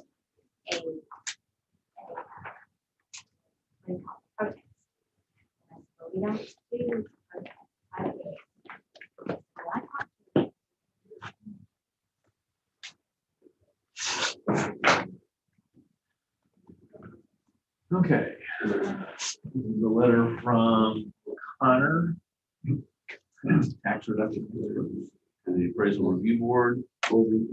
Request to set aside hearing dismissal. Rockport Country Club, section 1A, block 2, lot 10, count number 31413. To the appraisal review board. Connor Associates submits this correspondence to serve as a motion to set aside dismissal for the above referenced property submitted on behalf of the property owner, Kenneth and Shiloh Hinn. The formal hearing date was scheduled for June 14th, 2021. Property owner appointed Connor Associates on June 9th, 2021.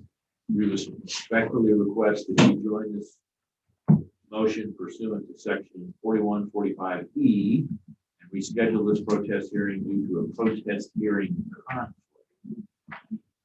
We will appreciate your joining us in our motion to protest before the appraisal review board as outlined in section 41.45E1.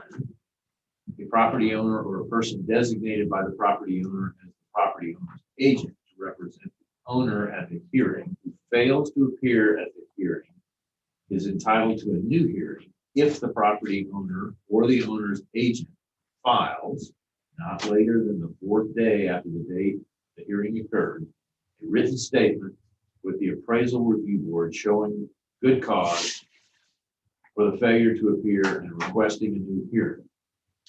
E2, for purposes of subsections E and E1, good cause means a reason that includes an error or mistake that was one was not intentional or the result of conscious indifference, and 2 will not cause undue delay or other injury to the person authorized to extend the deadline to grant the schedule. If you have any other questions or wish to discuss this issue further, please feel free to contact me directly, Emily Kinney, Residential Administrative Report, Associates. Good cause was. Does anybody else see that on case 16 I'm gonna go or agenda item? pull it. I thought it got pulled in. He didn't show up, he had a hearing date. Yeah. Are you able to see it on the tablet? Yeah. Well, no, he actually had O'Connor. Formal hearing date was scheduled for the 14th. June 14th of June? Yes. It doesn't say. It says the property owner appointed O'Connor and Associates on June 9th, 5 days before. And then he starts just quoting the code, but The guy didn't appear. yeah, there was no good schedule. Hard schedule. Is there anything attached to that? There is, let's see here. It's under the 10 o'clock docket, agenda item 3. Okay. Notice of protested hearing. So this would have been the original protested hearing from the appraisal district, and it was dated 6/14.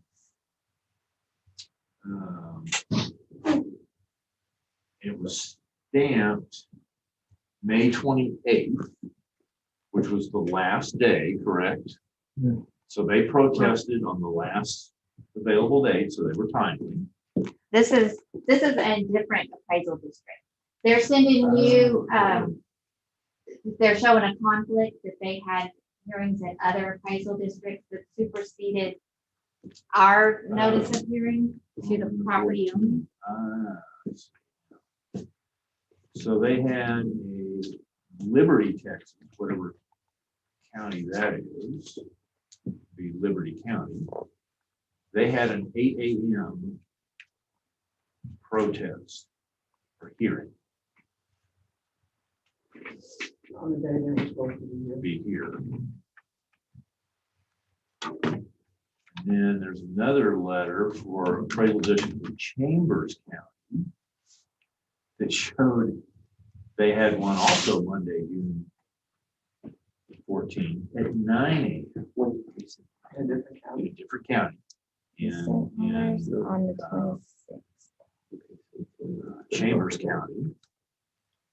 And then they also had one in Houston at 9 a.m. on the 14th. So that would be Harris County. Someone got what's Must be. And then there's a FedEx. Yeah, ours is on the FedEx label, a Xerox of a FedEx. Right, that's what it came in. Yes. So we're just getting this now? When did this come in? This came in June 17th, Was today? 22nd. Was 4 days. Well, the actual, from the hearing, It's from the hearing. which was the 14th. The hearing date was the 14th. So it's 4 days from the hearing date to the 14th.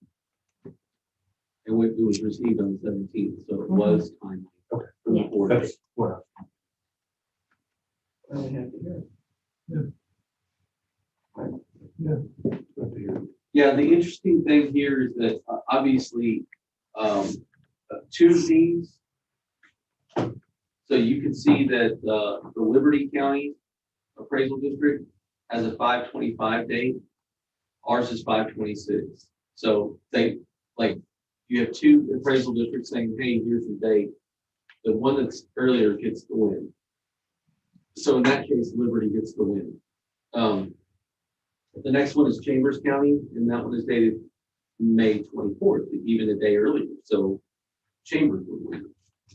And then ours,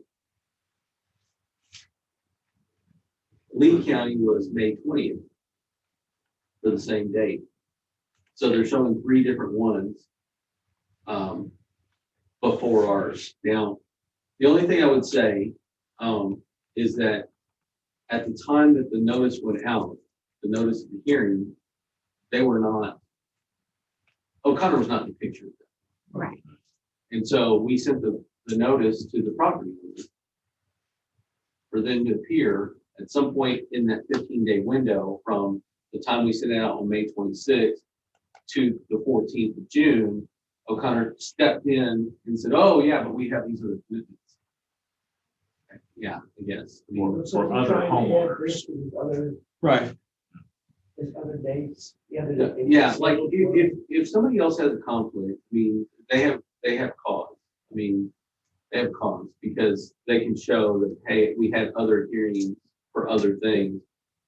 All I would say to that is O'Connor's a pretty big thing. They send people out to all kinds of districts all the time. I don't know. I mean, they have they have dates that are that are precede ours.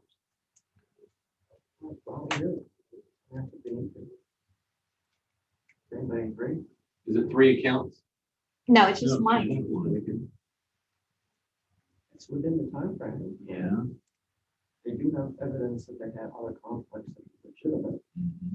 Yeah. And the real loser here is not O'Connor, it's the property. You kind of need to hear the case. It's not really the property. The property owner is just full of property.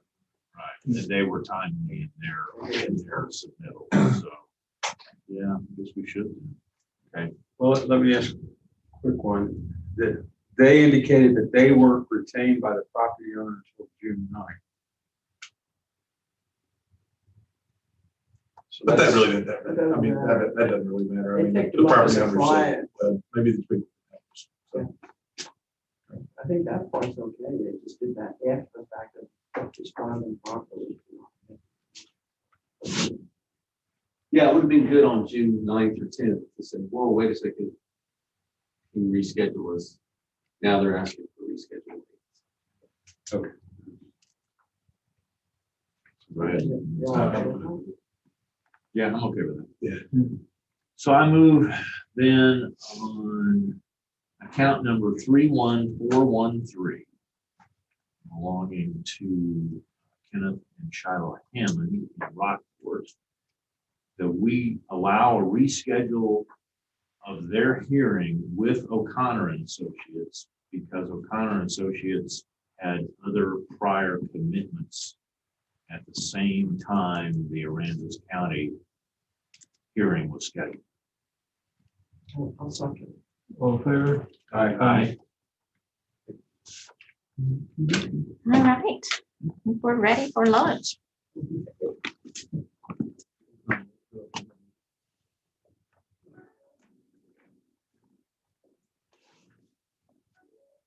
Goodness. Right. More of you to all hearing for 1:30.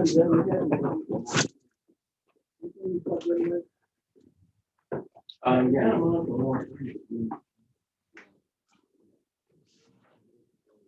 Good idea.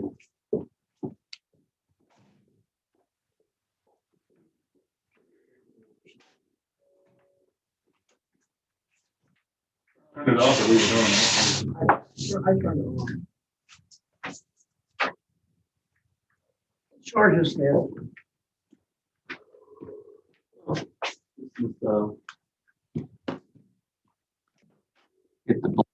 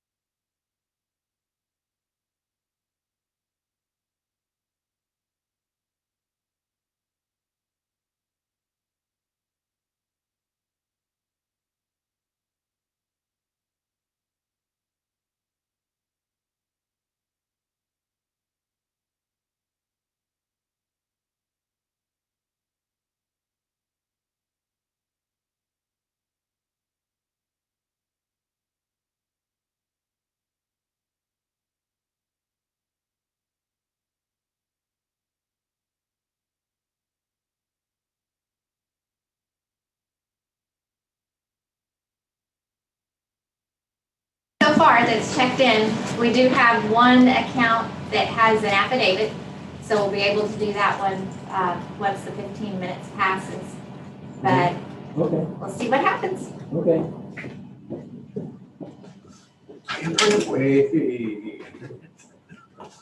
So you can't do that, It's like, you can't do that affidavit Yeah, we can do that. we could. while you're waiting for the 15 minutes.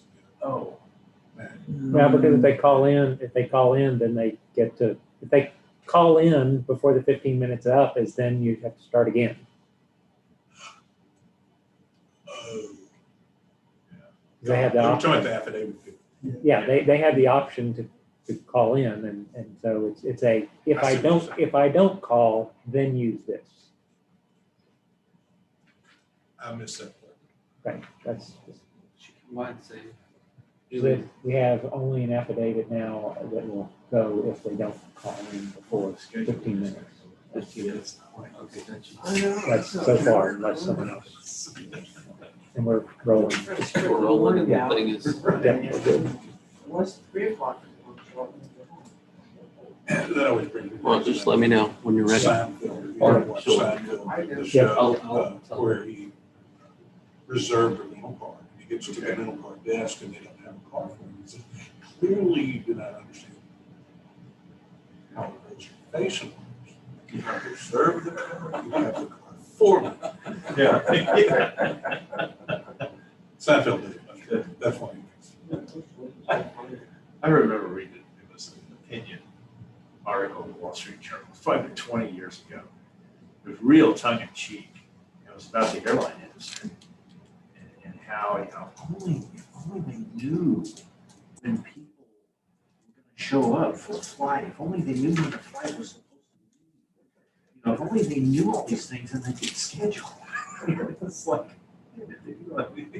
they realized they were just poking the airlines. Yeah, Yeah. can't get people, or can't get staff. I can't print like attendants and say pilots moving back. I don't understand that. Yeah. What is that? And it wouldn't- High salary, hires. I didn't hear specifics, whether it's really flight attendants and that kind of stuff, or whether it's ground personnel and luggage Oh, that's guys and, Okay. you know, whether that might be. It's really very interesting that having a year off from life Mhm. has pushed a reset button that nobody saw coming. Yeah. That a lot of people are going, no, I don't think I want to go into the office. I think I want to stay here and we'll just do it by this. Yeah. Because I want to sign up for a year. Yeah. So no, we don't need that. And employers are going, no, you don't understand. I think they do Yeah, it's the understand. guy that, Because Maybe that we'll old hire office. somebody else. No, you won't, because I want to stay home too. Right. And airlines, people, oh, you have to be jammed into this plane. You have to be packed, and you have to have the 300-pound guy sitting right next to you. No, I don't. No, I don't. And airlines all of a sudden going, wait a minute. No, Maybe we'll take the seats out. people are flying with people, and I just flew on the last 3 weeks, 15 flights.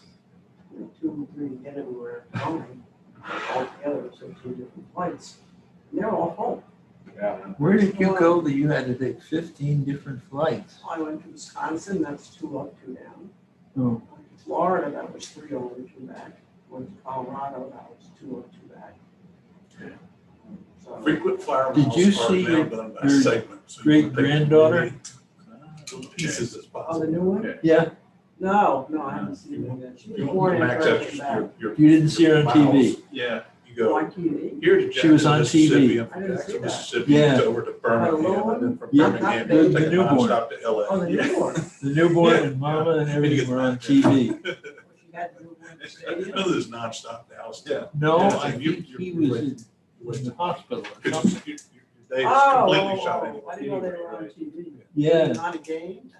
Yeah, it could be. No, it was in one of these breaks that they have, you know, Oh, We saw a lot of TV this in breaks. the oil and gas industry.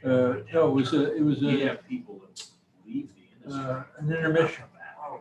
And they've Maybe ran the this little, skills and training little to piece of be, tape you know, with not them necessarily in the, reservoir engineer, and I but told you how he got whatever they there. did, you know, Yeah, yes, and yeah. they just never Well, came back. they And took so I some could see video, some of that happen, put it too. up in If the you're air. Did they? Yeah, I'd say a blue collar worker with minimal skills or whatever, you go to work in a furniture factory or whatever, you're not gonna go back to work there. Yeah. Just,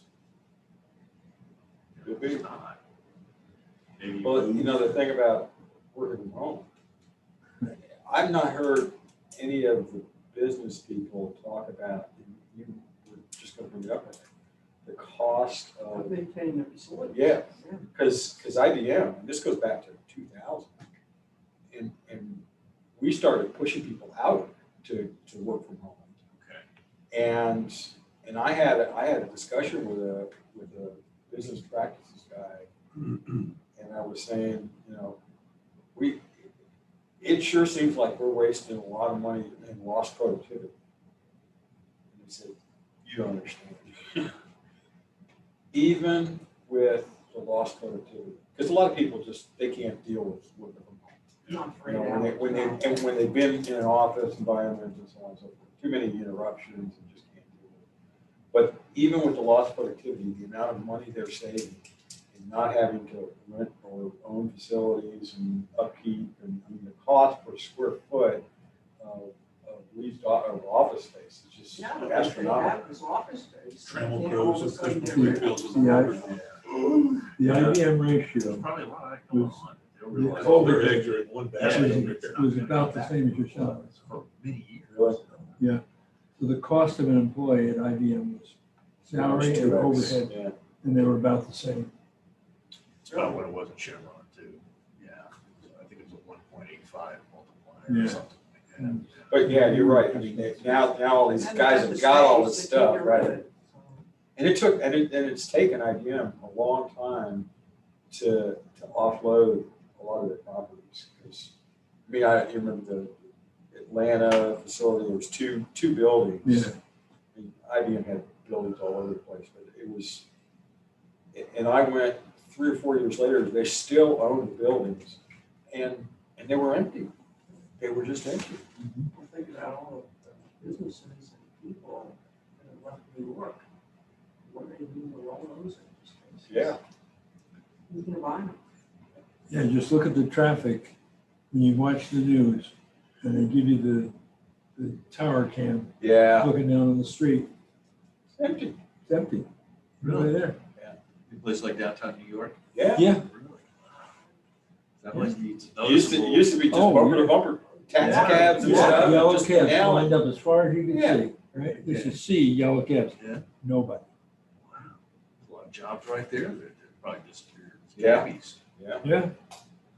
Apparently, I didn't hear the speech there, and apparently Biden did finally recognize that we have an economic issue.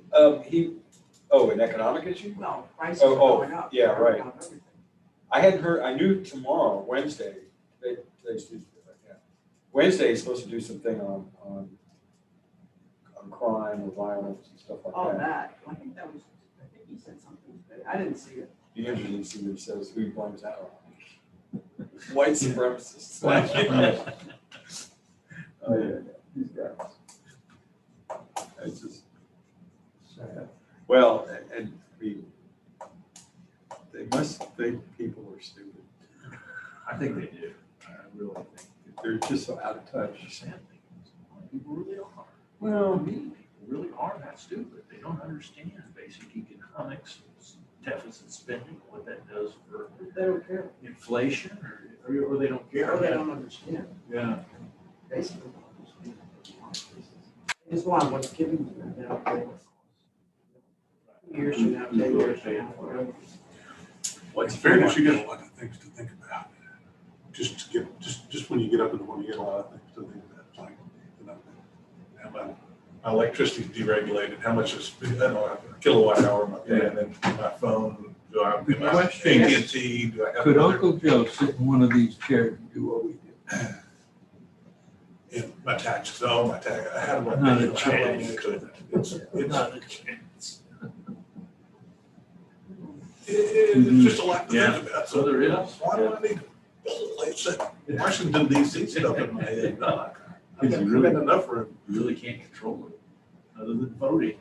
That doesn't really seem to make much difference either. You're right. Here it's happened in New York where a lot of Republicans are voting. Yeah, they're switching parties Conservative. Really? Democrat. to try and influence the election, knowing Okay. that, hey, this is a Democrat town. Yeah. Okay. And I guess today, It may work, yes, today. yeah, today is the primary, which they say is, for all intents and purposes, is the election. Because Primary for what? mayor of New York City. And that guy got stabbed just other than the age. Yeah, right. Whatever, that's weird. Yeah, well, I mean, that's New York City now. Yeah, it's somebody like that. No BS kind of approach. Yeah, but now they're doing this ranked choice voting. I don't understand Well, after everybody votes, I guess when you vote for 5 people that. You order them. and you order them. And then they go through some algorithm after the fact to take all these votes. So it's not necessarily the one that's got the most votes. It has to do with rankings. Okay. And they said it may be weeks before they figure out, who the actual winner is in the primary. Oh, they run it on XP? Actually, just spreadsheets and email by letter to your neighbor. There was, I heard today, a school in South Carolina, someplace over there, where the school board wanted to do away with all holidays. Yeah. Names of all holidays. The parents got it voted down. Yeah. But that was what they're planning, the board, Yep. board of whatever they are, the schools. Yeah, school board. School board, yeah, wanted to eliminate Right. Christmas, Columbus Day, whatever. And they effectively did vote, or at least I think that I believe it was either, the school board president or the superintendent came up with this idea. And the school board just said, oh, you're okay, fine. And then there was this explosion, right?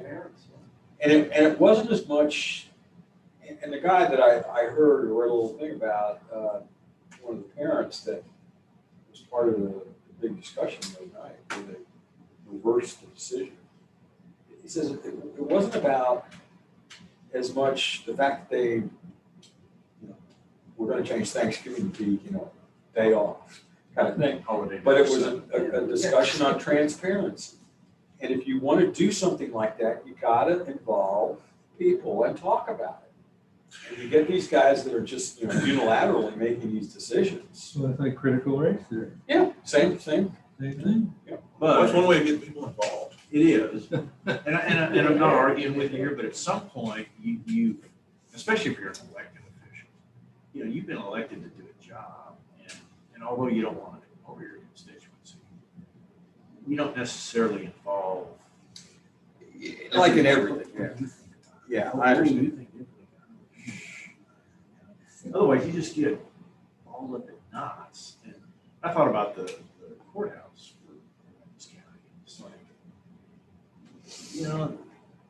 the officials were elected. They had, I guess, some open meetings and some back and forth, but it wasn't to the extent that some people wanted. And they effectively, took the legs out from underneath the table at the election. And One of those guys set up this table here yesterday. oh, really? Okay. And I thought to myself, at some point, you did elect an official to do a job, and he doesn't have to get everybody's approval to make a decision. I don't know if that really counts in the courthouse case or not, but Well, at some point too, though, there are situations where if you go to the trouble of having something on a ballot and voting on it, and the decision on the ballot, it wasn't close. I mean, it was pretty definitive how the people voted. And unfortunately, the judge says, no, who are you? And I'm going to do what I want. yeah, I was kind of surprised by that. What else was surprising is that the mechanism he used to do that, Because I was saying, this can't be legal, right? Which one is this? I forget the name of it. Is this a Supreme Court decision? No, this was here locally, the Oh, the that's. county oh, courthouse. oh, And what was it, tax, it was tax. Something to do with the way they the type of Oh, bonds. they Yeah. kind of slipped in the back Yes. door with that stuff. Yeah, One, you had to get approval from the taxpayers, others, it was an emergency kind of thing. Yeah, yeah. These bonds approved. and it's, the law's written that way. Yeah. Yeah.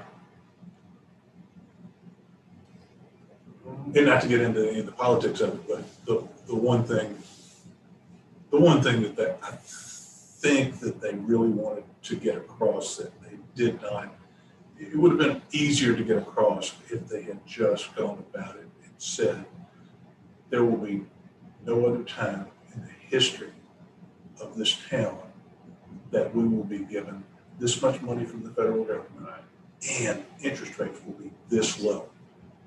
If you push this forward any time in history, the federal money's going to go away and the interest rates, you can kind of see that coming now. Yeah. The interest rates are going to go back Yeah, up. you're right. And if we end up in a position where we're in an 81, 82 with 19% interest rates, think how much your taxes are going to go up then Yeah.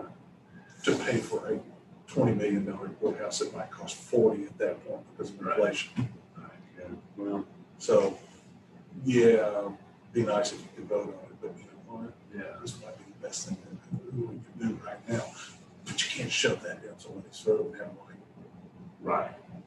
Well, I think they flagged it because they were told about it. I mean, it wasn't brought up, as you say. up no, front. I think I it mean, oh, by was the way, brought up, we're gonna I think it do was brought up a lot of times, but it was one of those situations where it was like, so they're gonna do it. I don't need to go to a city council meeting.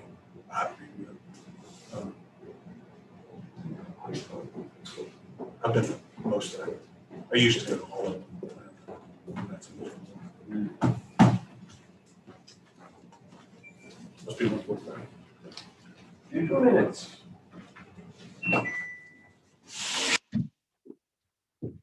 All right. Our first case is, no, this would be the affidavit, 271.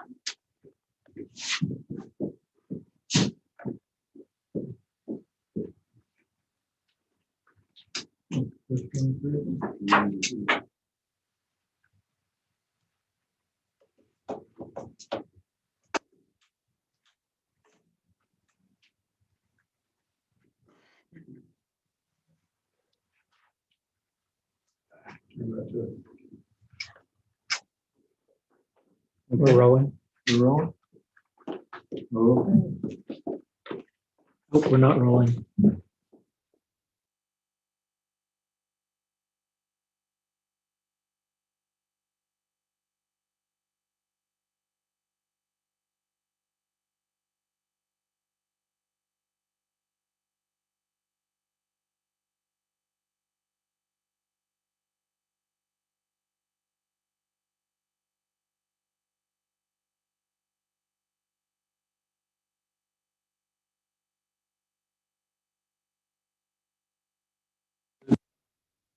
Hearing the protest today, we do not work for the appraisal district. We are appointed to perform an independent review of the protest. Protester has the right to appeal our decision. Appeal information will be provided to the protester with our determination. In accordance with Tax Code Section 41458, all written material is assumed to have been provided with the affidavit. ARB members who are considering the protest have not communicated with anyone about the protest and are signing affidavits to that effect. All I, Charles Powers, do solemnly swear that I have not communicated with another person in violation of tax code section 41.66F. I, Robert Dayton, do solemnly swear that I have not communicated with another person in violation of tax code section 4166F. I, Kathy Halpin, do solemnly swear that I have not communicated with a person in violation of tax code section 41.66F. I, Bill Duck, do solemnly swear that I have not communicated with another person in violation of Texas Code Section 41.66F. I, Scott Wagner, do solemnly swear that I have not communicated with another person in violation of tax code section 41.66F. All testimony from all witnesses must be given under oath. My name is Michael Soto. I do solemnly swear affirm the testimony you shall present to the Appraisal Review Board for the Aransas County Prison. Correct? District Representative will now read the affidavit into the record. Property owner's affidavit reads as such: Paula Brown, tax year 2021, 1003 sand dollar, incorrect appraised market value. Section 4, evidence, there's 4 pages submitted with this evidence. Section 5, statement of facts and arguments. Home uninhabitable at January 1, 2021. Home is in the same condition as January 1, 2020, January 1, 2019, and January 1, 2018. Property should be assessed at those values. Section 6 says, I intend to appear by telephone conference call for the hearing. This affidavit and its evidence submitted with it may be used for the hearing if I do not appear in person at the hearing. If you decided later to appear by telephone call, you must provide written notice to the ARB at least 10 days before the hearing to submit your evidence with an affidavit, if not previously done. In Aransas, Paula Brown, Paula Brown.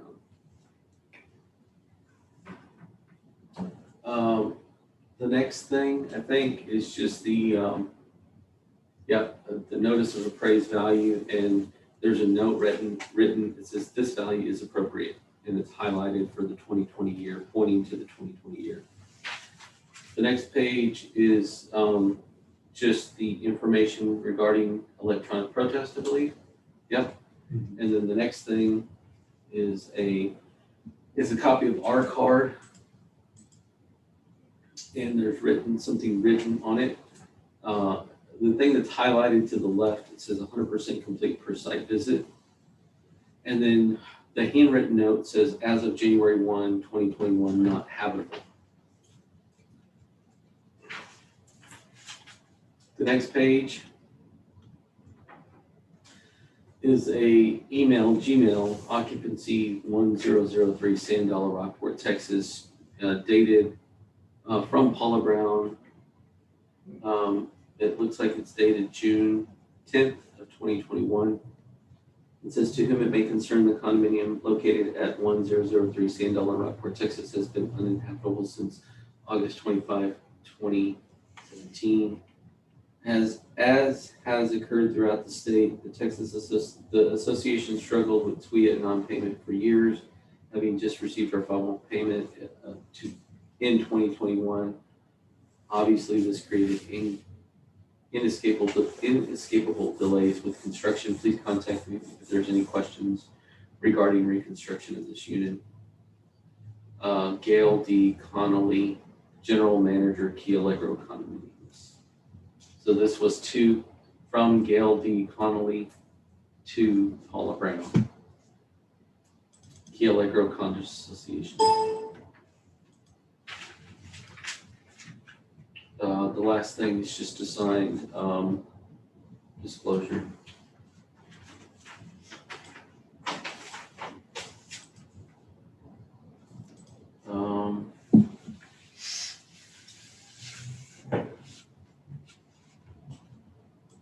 And the waiver hearing indicates she will not be attending the appointment with the Appraisal Review Board. This is actually a signed waiver hearing. I don't know if she understood. That's the last thing. Okay. That is a property owner's affidavit of evidence.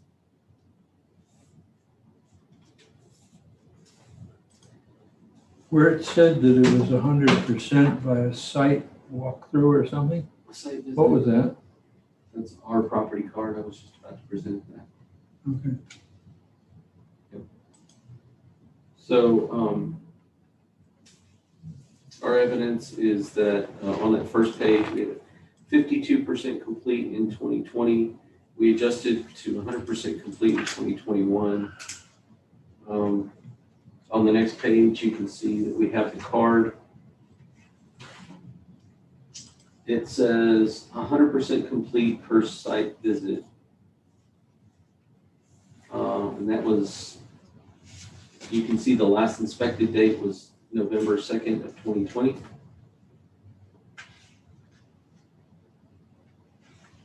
And so we moved it from 52% complete to 100% complete.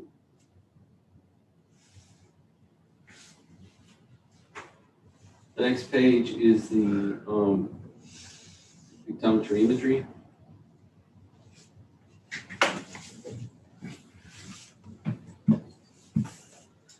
The thing under protest is market value. Moving into comparable sales for the area, you can see that the subject is 1003 sand dollar. The sales you have, we have 4 sales, and the first sale is for 306,900. When compared with the subject property, it appears that those are the same size. That's a different building.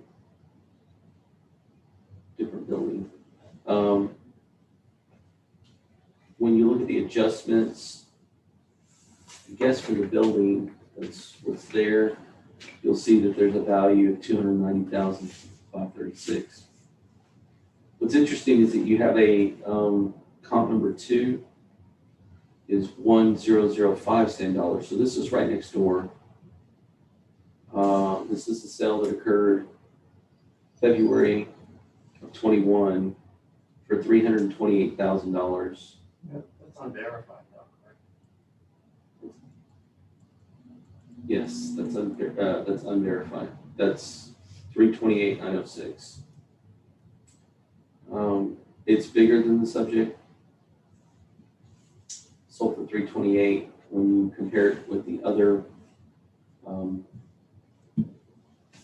when you compare it with the subject, renders a value of 303. Comp number 3 is 905 sand dollar, sold for 318. When compared with the subject, renders value of 282. And the last one is 1405 Mazet line. That one sold for 314. That renders value of 283 when compared with the subject. It's interesting because the 105 sand dollars appears to be in the same building as the subject. You can see that by the code, the neighborhood code, which is 7396-1000, which means that's in the 1000 building. And usually these are done by building, when they were reconstructed.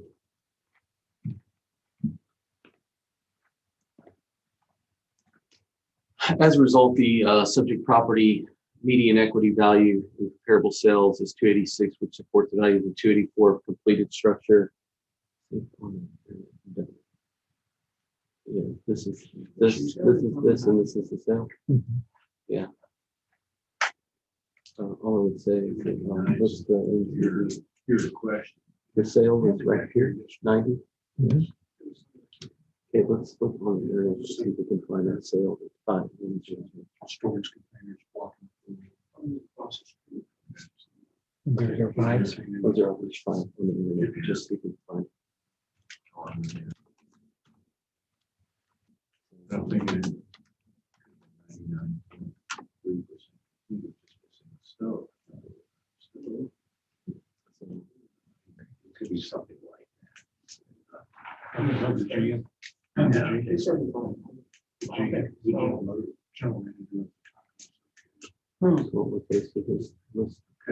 That was the same area.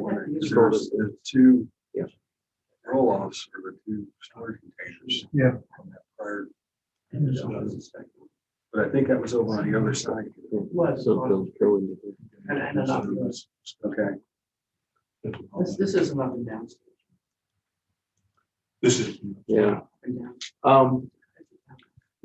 Further evidence, in pointing to the comp number 2, which is really important. These are usually done by building, meaning that they go and reconstruct the stuff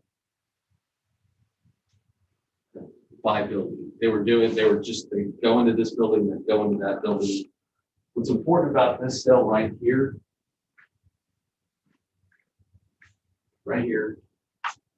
is this listing, the listing information that we had was 15 days after January, meaning January 16th, I think is what I saw.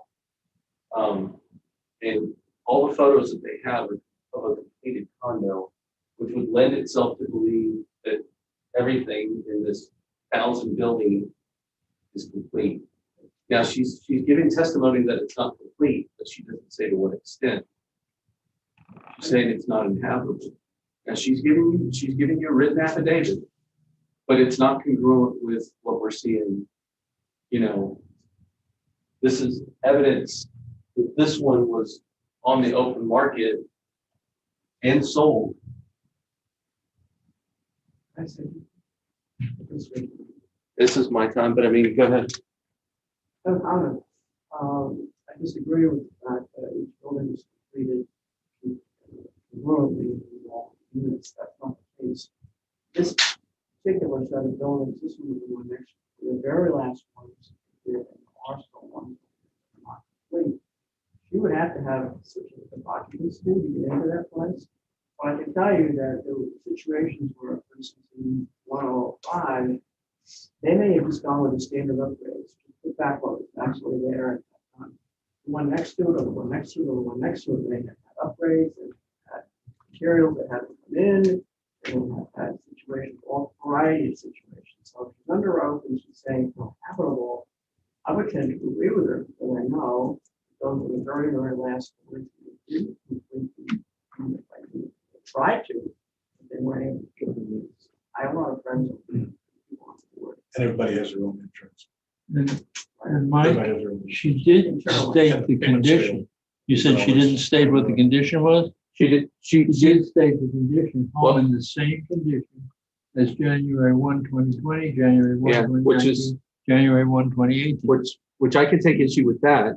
From pictometry, you can see that there's been new roof additions, there's been new AC additions. They're not the same condition. I mean, I take issue with that for sure. No, I agree. I mean, come on. So you can't, I'm saying that she's under oath saying it's not habitable. Right. To what degree, I don't know. No. All I can show you is that, you know, yes, buildings were done at different times, but within a building, they would just go one from one to the, no, they would not. When they could, but don't forget, every single one of those buildings, the individuals only had the opportunity to do whatever they wanted to inside, anything. Change the walls, do whatever they wanted to do. So they had independent contractors in some cases. They had upgrades in all kinds of things or not. And different insurers. And different insurers. So we don't know what this happened. And one of those didn't get. Exactly. And one unit, they just haven't got any materials. And I think that's what the GM.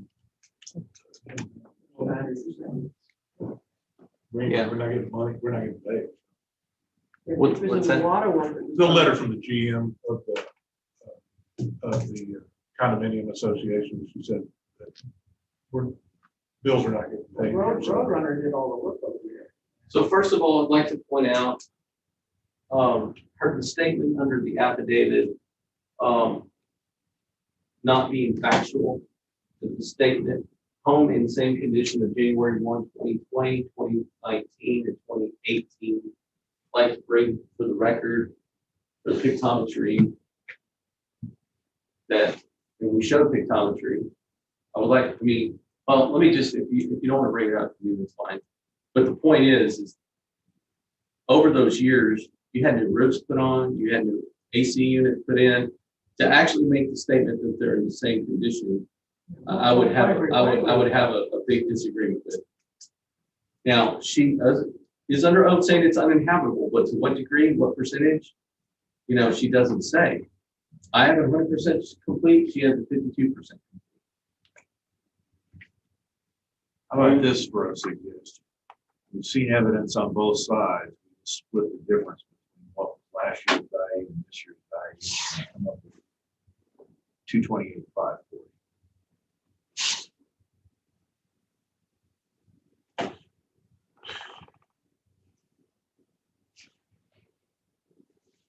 Argument, that's a suggestion. Again, we don't know. Don't know. Right. And if the GM, if we hadn't gotten this email from the GM, yeah, there's not enough to. She's saying. Yeah, she is. As an owner, the roof is commonplace for every. She's concerned with all of that on the low back. You walk in the window below back. Yeah, and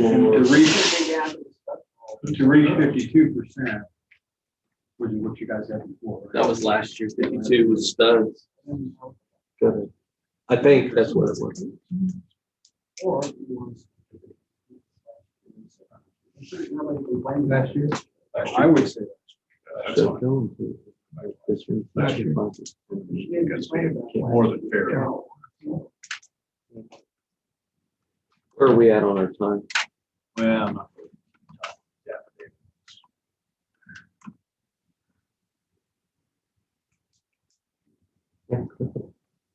So 172.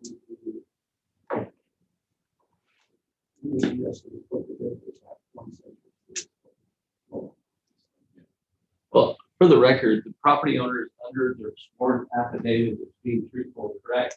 I pointed out that that's not correct. So, well, you're.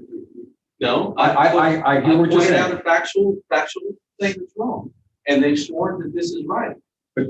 And then they're saying something else. That's my point. You have to take it as a logical point. You're saying it's the same. Yeah, and the condition, it's not clear, it's not, you can't hang your hat on what the word condition is. Just because the roof is there, and the roof may have been put in, but nothing else took I'm place. going to read the statement. Home uninhabitable January 1, 2021. Home same condition as of January 1, 2020, January 1, 2019, January 1, 2018. Property should be assessed at this value. I'm saying that those, as a matter of fact and condition, things have changed physically for the property over those years. And so I'm bringing light to the point that that is not factual. And since the property owner has not brought any evidence to the percent uncompleteness, I just want the board to consider it. Yeah, that it's north of 52%. I hear you. And the other thing that we have to consider is what took place between January 1, 2020. And she agrees that the value is appropriate. We just don't know any different. That's what she wrote on. That's what she wrote on. Those 2021. Farther down. Right. She's not saying take it back to 2007. I mean, we have to go under oath. It's not habitable. It's not habitable. It's not habitable. So what's it worth? Habitable. Depends on how much stuff needs to be done that somebody else wants to buy it at 284 and still fix it up. And the manager brought into this also. All back last year. So I make a motion on case ID 2021-271, account number 25388. And considering Q1, correct appraised market value, roll back the 2021 value to the 2020 value of $172,500. Second. All in favor? Aye. Good deal. Done. Do you have anything else? Oh, are you done? Ms. Val, you are. Okay, no, there are no other hearings, but we do have something to bring up under the item for discussing hearing and hearing procedures. Okay. You don't have a deck of cards, do you? No. Luckily, somebody might check in early for, well, I say somebody, we just have one agent on the 3 o'clock who has confirmed he'll be here in person. I don't know what time he'll arrive, but he's the only one on the 3 o'clock docket. Okay. So what we have for tomorrow is we had a call today from a property owner who's on the docket tomorrow. And they said that their documents need to be confidential, that there's some litigation involved, and they don't want the confidentiality to be undermined on that. So Mike, do you want to Yes. weigh in? Yeah, the property owner is wanting to present some information that's confidential. Then they themselves are not a confidential owner to the best of my knowledge. They are not. They're just wanting to present something that's confidential. Ran it by my attorney to see if the agenda had the right wording, and as long as we enter into what's called a joint motion of, read it out loud. Joint motion for closed hearing under Texas Tax Code 41.66D1. As long as we enter into that, both the district, which the district is going to do, and then the property owner sign that, we can enter into a closed session. So whenever their hearing is here, you can go into closed session for that time, like turn off the camera and turn off the mic. You can just let it go black and then hit the mute. As long as we do that at that time. Jim indicated that you should contact, Skip Hinkle, just to make sure that he's okay and advising you to move forward. We should give Skip a copy of the Well, agenda. I remember this discussion from our training. Okay. It's okay. Okay, sounds good. Yeah.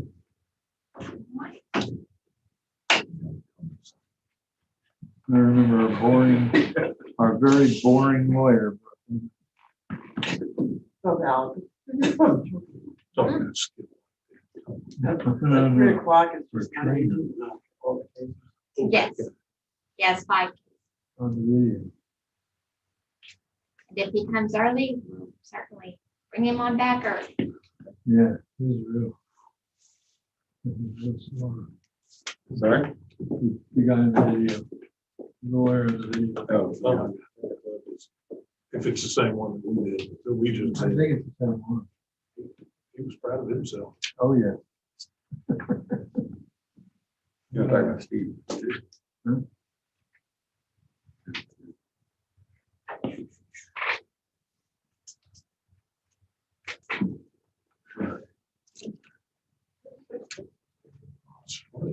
This stuff's confidential. No, it's not over the air. Got it, yes. Yeah, this is a public meeting. This is subject to the Open Meetings Act. Yeah. Now, we do send with our evidence, we send a disclosure that we're using, some of these are confidential sales, but we send the property owner a notice like, hey, you need to use it for purposes of defense or whatever, but you can't use it anywhere else. That's what that typically, you blow past it every time in the evidence deal, but it's the last page. It's saying that, you can use this for anything, but without disclosing it, use it in other locations. So, but for persons that want to say, hey, listen, I have a piece of paper that I will share, but I don't want the world to know, this is that joint motion thing that we're going to do. Yeah. And then there are also confidential persons that we talked about before, Yeah. where we won't say their name and, we won't indicate who they are. Kind of thing. So.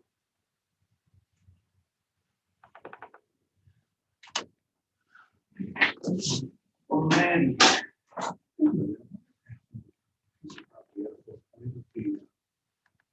The biggest house in the world.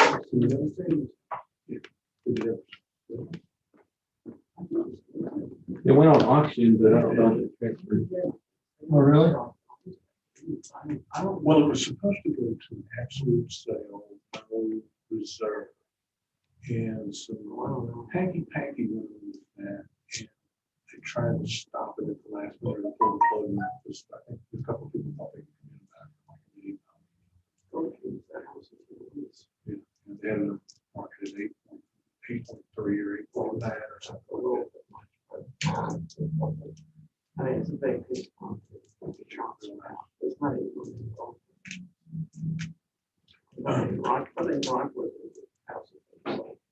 When you're bumping up against $2 million, who's living with tomorrow to 80.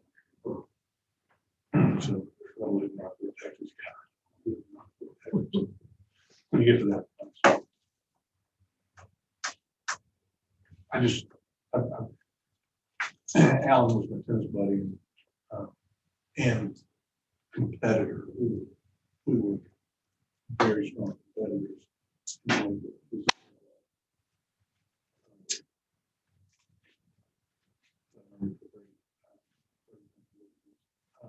Wasn't necessarily still on the Carson.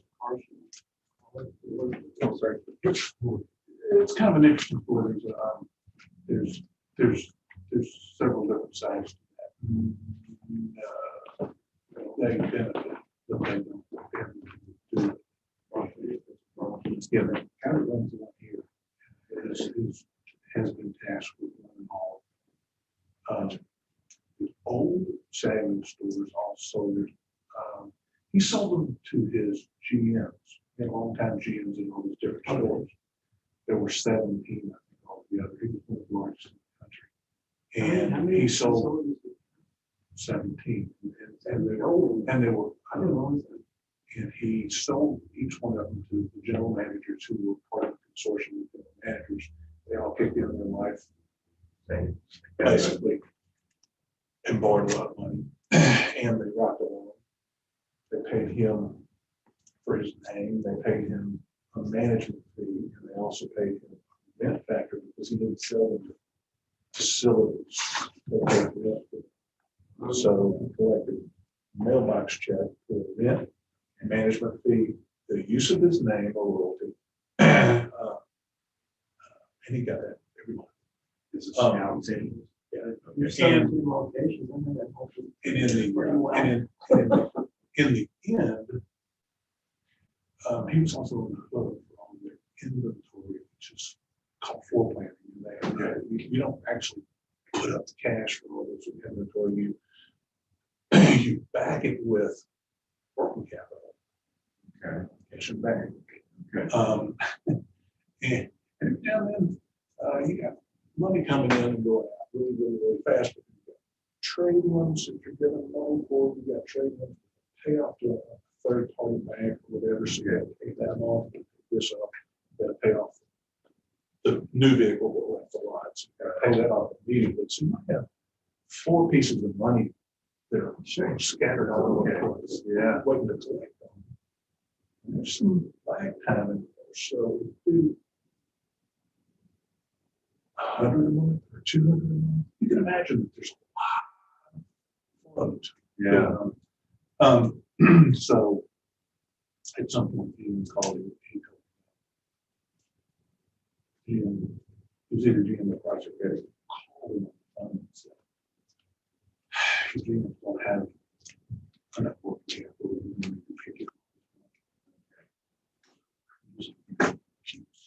back in. Just want to play tennis. Yeah. That's away. Yeah. Pancreatic cancer. So the short version is, while they were trying to work out these things, because he right that involved anyone get out of business. He just wanted his mailbox. Yeah. Stuff for automation came. Okay. Paid a phenomenal who in turn had to turn to pay him off. He all of a sudden a huge amount of money in his lap. Then he was expected to get over time. There was a tax implication. Yeah, large amount of money. He got pancreatic cancer. Well, he didn't. Okay. So he proceeded to take all that. Hop on his jet he flew to, well, he had a Aransas pass. He flew to Hutchinson, Kansas. He flew to Jackson, Tennessee, Oxford, Mississippi, Hearn, Texas, which is the worst place in the world. Is, yeah. It's in between where my stores were, in College Station, in College Station, but it's the worst town I've ever been to. But this guy that I knew quite well built a store really out in the middle of a field, surrounded by nothing but cotton fields, but it's halfway between. It's just on the edge of the county. And his I didn't know College Station. Okay, Brian College Station. And what was he doing all those times? so he bought dealerships in each one of those places. Alan's a master of the okay. He's a good car salesman, but he's a master at working the financial state and working in the store and breaking them back into profitability. You didn't have to sit in the office there. So he once a month, twice a month. I want to get a whole Texas. He fly to Hutchinson, Kansas, Oxford, Mississippi, Jackson, Tennessee. He had like 10 or 11. He just bought. Just I gotta get rid of this money before I give it to the government. Yeah. So he bought all these stores back up. So what happened when you were done? And the next thing you know, he was not going to his work. I said, that was divorced. So the guy that was running the ranch passed. I knew his dad was the advertising, national advertising agency that ran the Dodge Advertising Association. Bill, his last name, is running all of the stores the way Alan practically raised him, and he knows how Alan works. So he is tasked with not only running Aransas Pass, but he runs all those stores still. Okay. For the family, I guess. Yeah. But look at what happens. I drive by that house.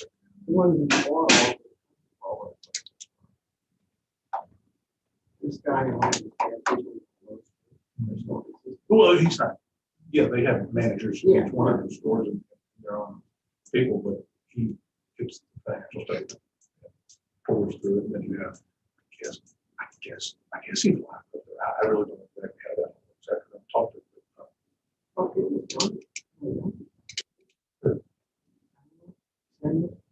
85. And he lived 1,000. I can take it with him, so it's not going. Yeah, for that.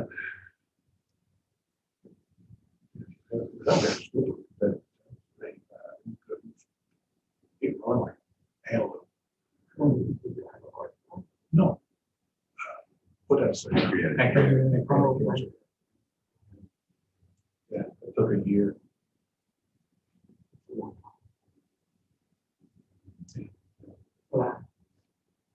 Happy to see you. Tucker Carlson last night. He did a piece on Don Lennon. Oh my God. First off, the guy lived in the most white neighborhood you could probably live in. But they have a picture of him in his kitchen. And there's on the counter back is I guess it's a cookie jar with an Aunt Jemima blackface cover on it. It's just, oh my goodness. Yeah. Just clueless. Rocks in glass houses. Exactly. It's fine. We were getting ready to do these hearings. It was in a period of time earlier this year where I wasn't sure whether we were going to do it by Zoom or physically here. I changed my background on my Zoom to a picture of my boat. There's a video that came out not too long ago. It was joking about people that working remote. Okay. And it was a guy in his boat, and he was in his ski boat. Yeah. And he was having fun and he was drinking his beer. And over on the dash on the ski boat was a laptop that was flipped up and there was a Zoom meeting. And then there were two girls in bikinis behind him and they were holding up a green screen. And he was on a Zoom meeting at work, but he's driving the beer. And all of a sudden the green screen showed. And then he was, there was a book, there was a bookcase with all these leather bound books. And he was, every now and then, You can do all kinds of weird things. Yeah. We used to have, this back in the early days before instant messaging on computers, AOL. And IBM developed, in fact, it was even before AOL, that we used internally for communicating among ourselves. And of course, with the research people will always get something like that, and they add their bell and whistles to it. So somebody added a voice synthesizer, so that when somebody sent you a message, it would speak the message, which is kind of cool. But inevitably, people would forget to turn that option off and mute their speakers. So you'd be on a conference call, right? And Charlie would send me a message or something and say, boy, that guy's a real idiot, and the synthesizer, you hear on the conference call saying, that guy's a real idiot. Oops. The synthesizers, the technology has come a long way. Oh, yeah. some of that stuff is scary. In the truck, when it gets messages on message box, it synthesizes. You want to hear this? Sure. Yeah. It's kind of a monitor. I just think we're wrong today. One of the generations. Everyone's a standard. Years from now, I won't be worried about it. Not funny, but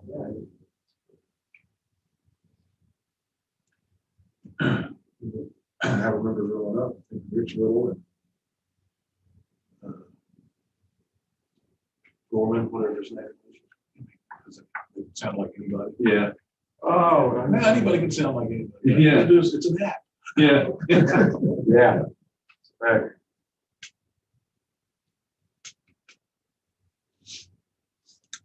One ventriloquist that really amazes me. Yeah. I guess it's amazing. You really have three-way conversation with two dummies yourself. I just, yeah. Who's that girl? Jerry Lewis? No. She won America Way Got back. Talent or something. yeah. Yeah. Sure. Oh, I forget her name. What was she told me? Yeah. Yeah, she won America's Got Talent.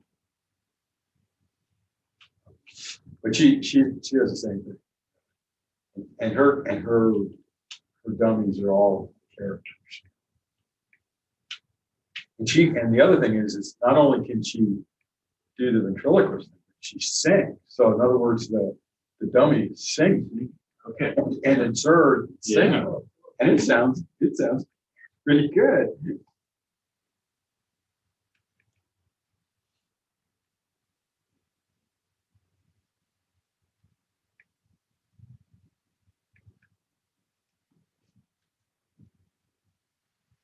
I don't see any of these on these sheets.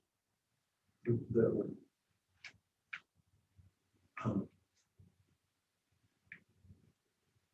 where there's an agent. Usually there's an agent. Afternoon. Yeah. I would say, I looked at that and said.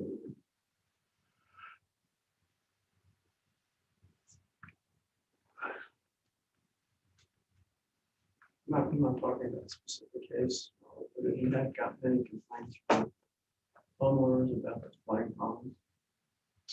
Flying. Ponds, flooding. Oh, No, overflowing.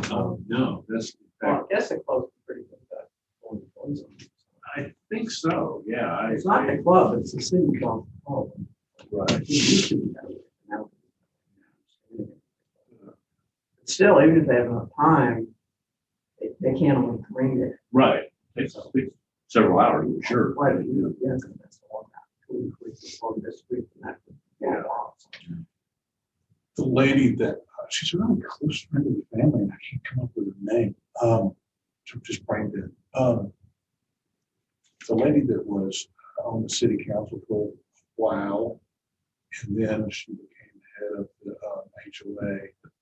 Adelaide Marlott and John Marlott. She was the one that was instrumental in getting to, she had a river running under her house.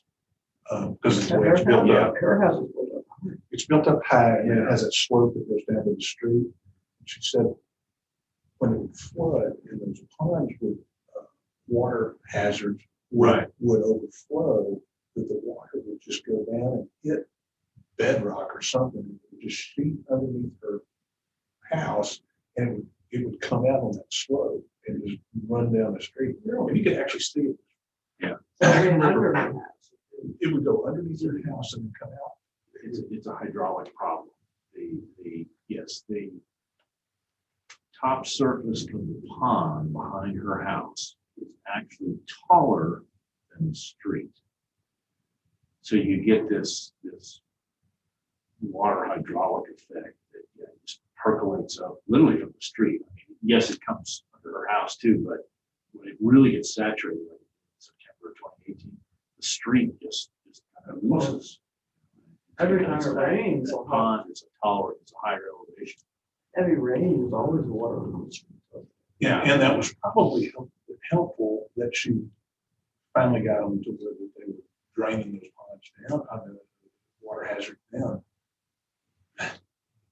Except for the other side of the coin was people that own homes that were right on those water hazards all of a sudden just had this big lead pit. Yeah, that smelled. I mean, it just smelled like earth. Yeah. Instead of this dying vegetation.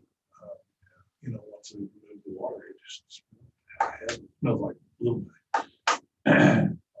Hot day.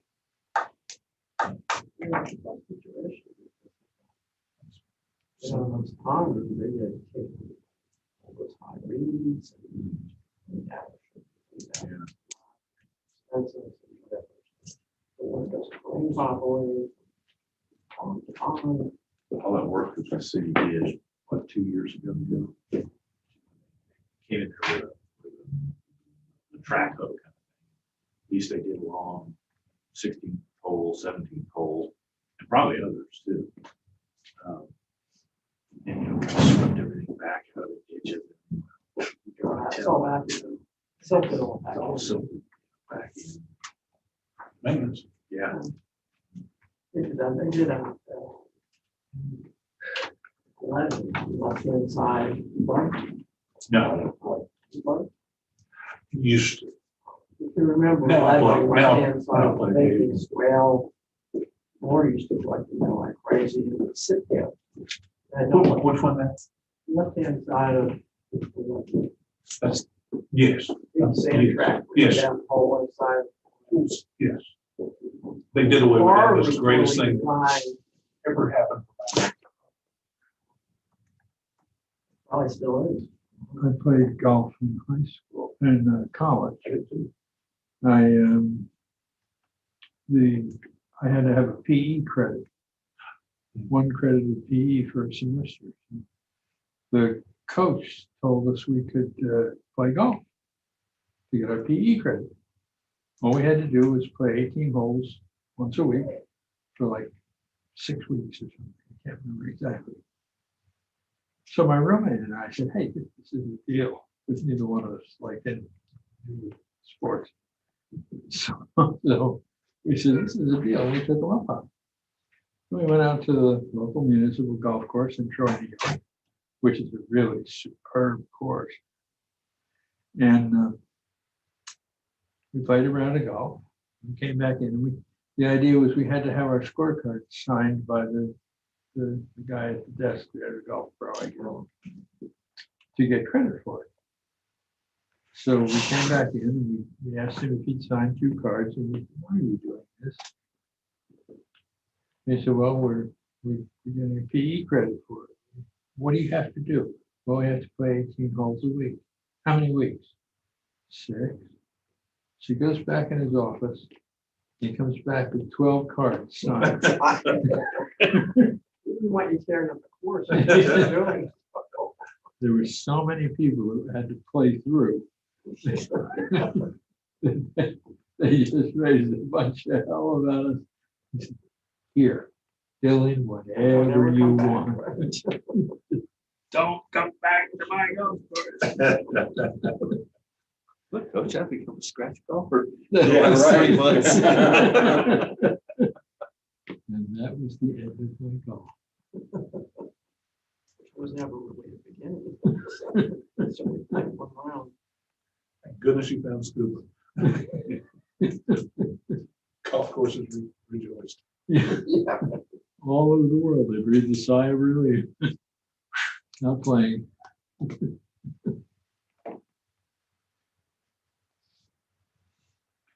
remember going down to, back in the 70s, going down to Grand Canyon.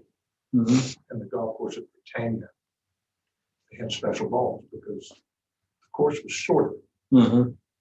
So they had these balls that instead of having dimples, they had bumps. Oh, okay. On So the there outside. are dimensions different on them. Yeah. And they flew exactly like they're supposed to fly, only not as far. Not as far. Yeah. And it was really it was kind of a cool game because a par 5 was the same length as like a par 3, and you hit a driver. Okay. And it went. Just wouldn't go. It wouldn't go as far. It'd go like 75, 100 yards or something like that. I mean, you killed it. Yeah. And then you go up and hit another, and it played exactly true to that. Okay. So it was one of the coolest things. Yeah. No, we couldn't have it. Once I figured out about blowing bubbles, man, okay, let's go. Greatest band I've ever found. But they apparently came up with some more land because Britannia bulldozed that golf course, built a bunch of condos, and then found some more land and built a regular sized golf course on Grand Canyon. I'm like, oh, why'd you do that? This was perfect. Yeah. Mini golf. It was perfect. Yes. They brought in so much money from the cruise ships. Yeah. They afford it. I've been on so many cruises and I hated every one of them. I enjoy them while you're there. But I love God, I hate what they do with the environment, the island, and everything becomes commercialized. It depends on where you go. I like it. Oh, I loved it. Yeah. What's not to like? I just booked a cruise for Booze. April. It's coming in April. With my niece, goes from San Juan to Bonaire or Curacao. Leeward. I've been to some cheap ones. But I assume by April. Back to home. Done. Just wash your hands of it. Where are you leaving? Well, Tony? Hmm? Where are you leaving? San Juan. San Juan? That I've shouldn't be a been to a problem. Cuban cruise. I know I know it Friends happens. of mine who went to Galveston. I haven't been. This is before.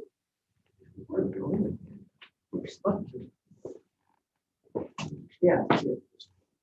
Cindy and Paul and a bunch of girls went to Cuba with Texas Rangers. But neither one of them went to University of Texas. They went with the Texas Rangers. When did they do that? Last few years? Been open? I'm going to say it was about 8 or 10 years ago, something Okay. like that. Always wanted to go to Cuba. And they had to go See the cars. See the cars. Yeah. They had to go. They had to get special visas, and it was an education trip. You could only get there if it was an educational trip or business related, economics. But they went and they had a special tour guide that was part of each part. And the tour guide had to amend everything that they said. Be very cautious about the word of things, and everything was all about the party. And it's very interesting the way that they did that, because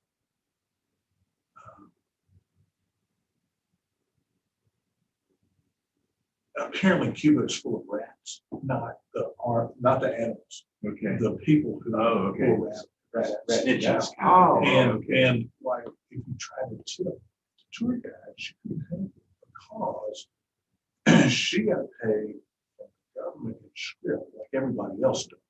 You work and do whatever your job is, but you don't collect from the employer who is the government. They send you and you get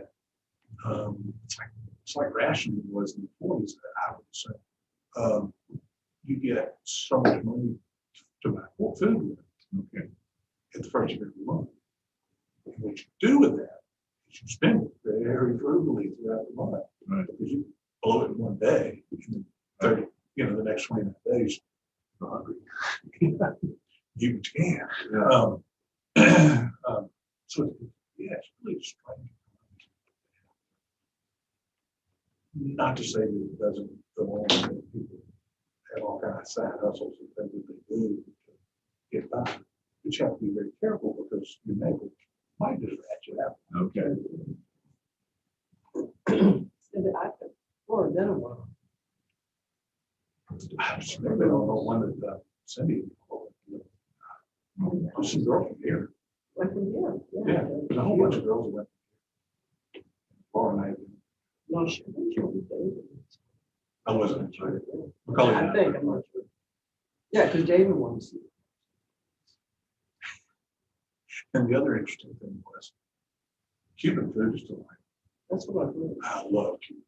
There's 2 or 3 restaurants in Miami that I try to go to because we couldn't in Fort Lauderdale because it's so good. They said the food in Cuba is horrific. Because number one, they don't have a lot. And number two, they're very poor. And number two, they're kind of like our parents were back in the 30s, probably cook everything to death because of words. And you raised it. Before we eat this, we need to cook the hell out of it, make sure everything's dead. And she said, there's some roast pork and the plantains and all that one big thing. And jerky and chewy bananas. Bad. Chewy bananas. Bad. That's a shame. Yeah. But I think it'll be better. Figure it out. But it would be fun to go cruise to Cuba. Get to see, get back to the ship, eat something. Friend of mine. I worked with an engineer at Chevron that started with Chevron, the refinery on Paso, got sold off to some other company, so he did it for a while. Then he left, to go up to Illinois to take care of his dad for years. When he did that for 3 or 4 years, he worked as a health food inspector. Oh, nice. He came back to Chevron. Those years as a health food inspector changed the way he would eat at the restaurant. He'd stay away from the salad bars. He'd always want things fried. He said it's gone through the kill process. I have this right, your signature. You do. Yes, that's Paula Brown.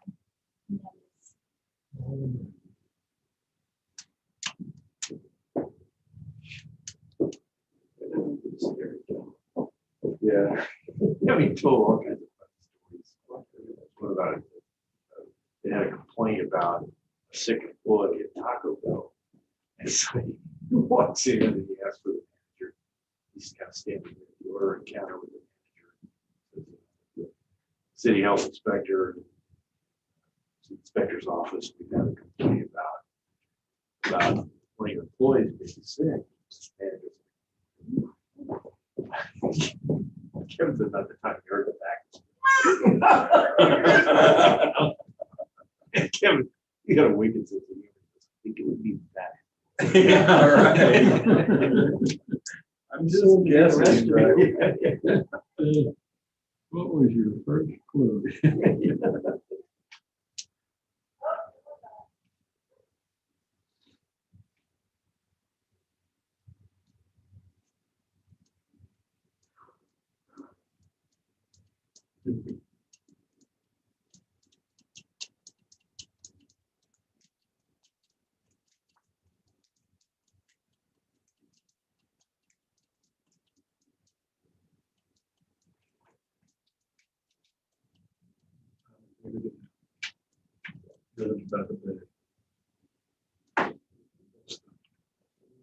That's the page number. Agent. Agent.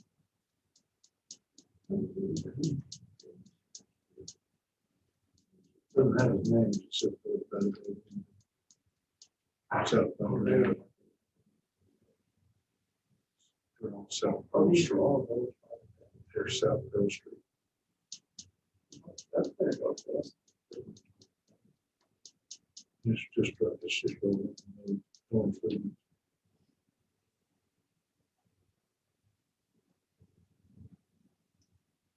You go to your PT this morning? No, doing 3 days a week, and I would have gone today, but I had to drop Cam off. And she was, bus was leaving at 7:30.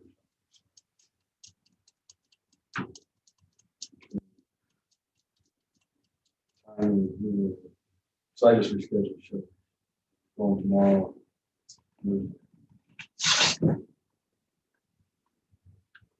That's getting better. Yeah. And it is. Range of motion was like 105 degrees when I started, it was 140. It's not a replacement, it's just. Yeah, we got hardly anything. But I started having a lot of pain in my shoulder, which ultimately I believe it's just because of all the Thomas. It's not moving my arms. I had a frozen shoulder, left shoulder.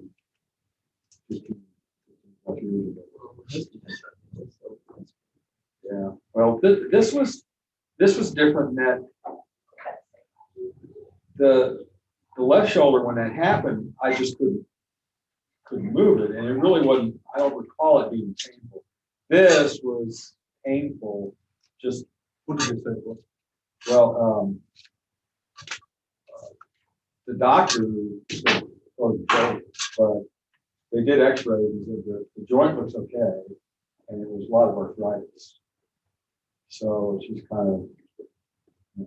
What did they do? Replace them? No, I've been going to physical therapy.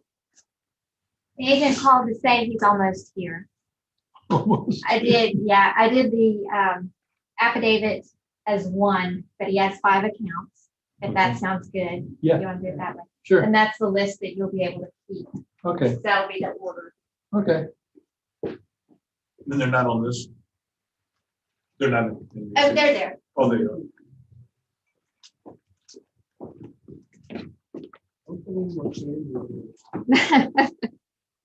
I know. That's right. Why would they do that? You just can't get it. I don't know.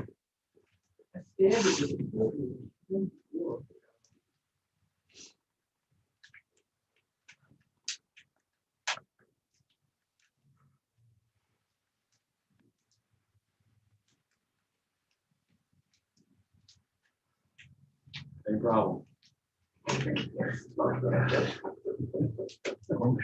Wow, it's always. Let's get those plastic containers. Oh, yeah. All kinds of new rims on. I like this one before. I cannot get those things to pop right or open right. Open.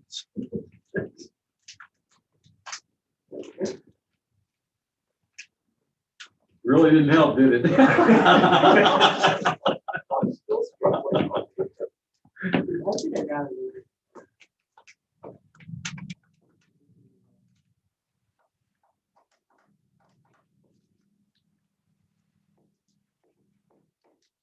Yeah, who is it? Is you on Yeah, there was one, a couple of pages over, I was on fourth for the fifth. And then that page before it is, yeah, another piece of land on South Pearl, 1802, 1806, 1812, they're all in. 1818. All 5 of them.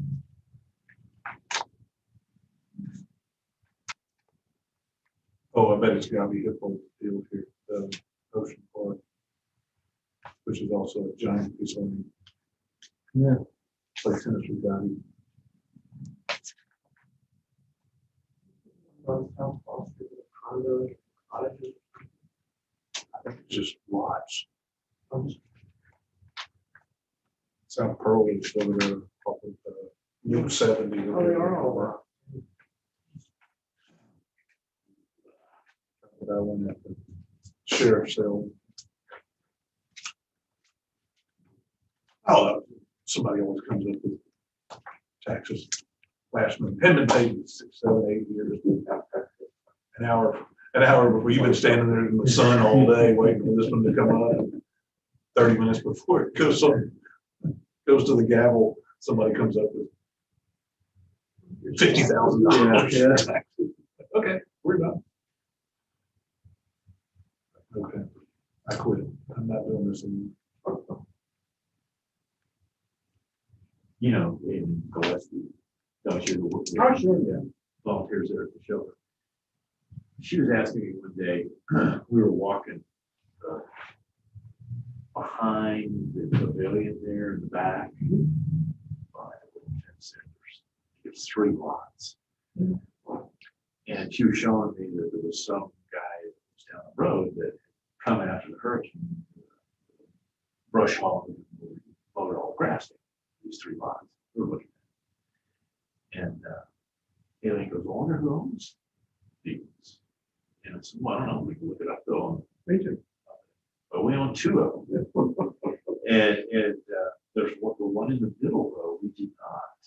I didn't know that. And it shows on the website,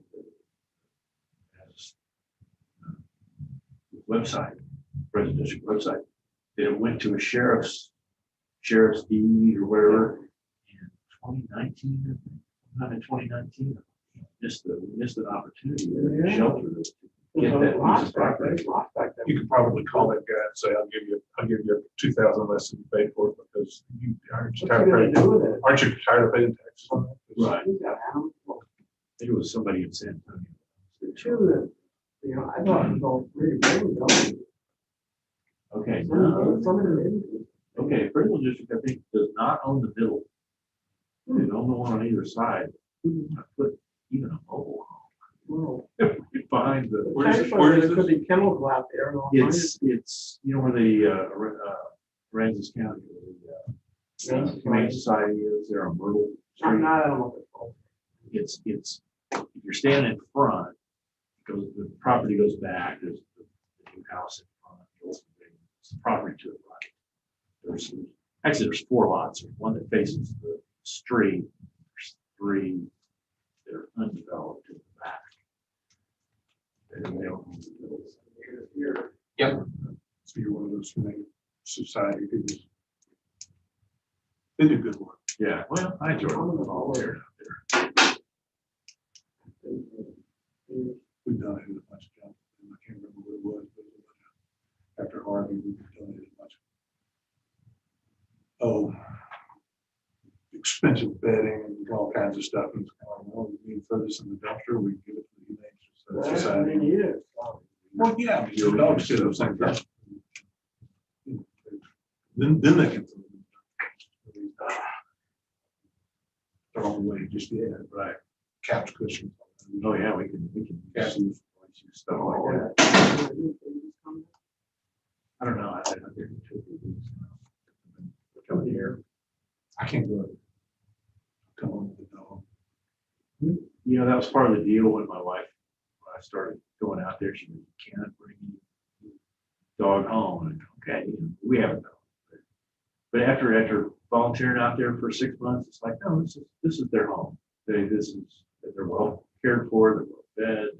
This is where they live. Desire to take them home. Humane Society? Humane Society, yeah. I think that's my, Yeah. My husband said after he died, why was there a dog, cats are there? He said, after I die, you can, I'm not on board with this like then. He said, I don't care if my yard's all fenced in. You go out there, bring them all home. So I don't care, I'm going to be here, so feel free. Well, meanwhile, I haven't got one, but I didn't tell you that. My nephew was here last week from Wisconsin. He doesn't live around at all. Still, I think, done interesting. That dog, I want that dog so badly. It's so well. Yeah. He seemed that he was 3 or 4 different whistles. Yeah. What? Oh, it's not that big. He responded to those whistles only to see, but if you call him and tell him to sit, we had some complications with my cats. So my cat would sit here and the dog would sit here. You can't tell a cat to stay. Good luck with that. Yeah. So I told the dog, Gunner, sit and stay. Do not move. And that cat kind of kept inching up, and then it was, so he would not move. Okay. And if you fall him on anything, you could be, 5 streets down, if he wasn't, but if you fall, then he would come running. Most play well, trade with BMW. And then it's really, I want one just like that. I'm waiting for them to have one. Yeah, you get Some are some being smart. Yeah. The last dog that we got from the Humane Society. And for the life of me, I don't understand why you may know this dog. His name was Charlie. They called him Chuck Wagon Charlie. Pretty dog, but we wanted an older dog because we had another dog. He had been there for 9 years. Some dogs are like that. And I can't understand why nobody was going to adopt him. Because he was the greatest dog, the happiest dog. And always wagging his tail, and it's just like, thanks for saving me or something. But unfortunately he had a trauma in his hind leg that we didn't know about until it was too late to do anything about. Sad cancer. But he's probably one of the best dogs we ever had. There's a number of dogs in this whole lives. You know anything about the Some ways place? they have separation anxiety. You take it out. Yeah. And that routine. So Do you know anything about the place in Corpus? They advertise on TV a lot. No. The guy, the Jewish. Yeah. not anymore. I don't see that anymore. Oh, yeah. Oh, David he's- Gales? Yeah, he's Still. doing ads for the. Animals. He used to Yeah. have great games at the store. Well, after Charlie passed away, I love border collies. I've had a number of border collies for years. And again, we wanted to get an older dog, and found a border collie at this place, Gulf Coast Humane Society. Yeah. And Right. Cool. Here it I comes. like it. We talked to the guy, I guess one of the people who worked there, who basically refused to let us adopt him because he was going to be an outside dog. I mean, I have huge fenced yard, Right. got a palatial dog house, it's heated and everything. I mean, it's just, Yeah, there's an air conditioner. Well, I'm Yeah. And a dog like a border collie, there's no, they say he needed to be inside. I could have gone here. No, it made no sense to me. I mean, a dog like that needs activity. Yeah. So we said, see you later. We didn't go out there. And it was an older dog. It was an older female border collie that had been there for several years at least. And, if they're gonna be like that. And I mean, of all the people that adopt from humane societies, I would have thought we would have been the best kind of people to have, right? Yeah, he's got a Rottweiler that he brings up to you. Yeah. Jenny Bales. Well, you used to great. Yeah. You go into a store and then you just laying around on the couch. Yeah. And the whole couch. They took up the whole couch. We had a mutual friend, old IBM guy, Al Shores. Yeah. What were the kind they had? Irish Wolfhound. Oh, okay. And anyway, you come to his house, and Al would come to the door, and the dogs would be back, big dogs, and he'd say, "Shake my hand." Because if you came into the house and you shook Al's hand, everything was cool, and the dog was fine. Okay. Then our other friend, he's got zinc dogs, and some of those are done with. I mean, you come to his house, right? Alfred Hopeful. Hi. Yes, Hello. sir. And you're gonna be sitting over Here? there? Yes, sir. Some sweets? Yes. Help yourself. Thank you. And we have some evidence for 14733 that's been submitted, but it's not complete in the account. Okay. So we wondered if we could start with this next account, 59605. If everyone's in agreement. Sure. And what we're gonna do is do the prologue once. Are they gonna be putting evidence in for 59605? No, for the very first one. That's why we get started with the second one. What's the date on it? It is number 1454. And we're gonna do the swearing in the prologue once with the list that we've done it before. Okay. All ready? Okay. We have some administrative to take care of. Yes, sir. We're going to open a hearing, open a session for 5 hearings with the same person. And they will be case number 1453, 1454, 1455, 1456, and 1457. Account number 14733, 59605, 59606, 63718, 63719. This session is being recorded, and we'll verify what's on the protest form when we get to open individual hearings. There are. We are the appraisal review board that will be hearing your protest today. We do not work for the appraisal district. We are appointed to perform a review of your protest.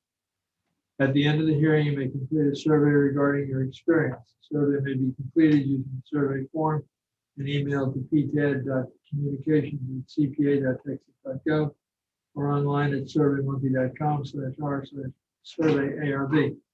Survey is voluntary.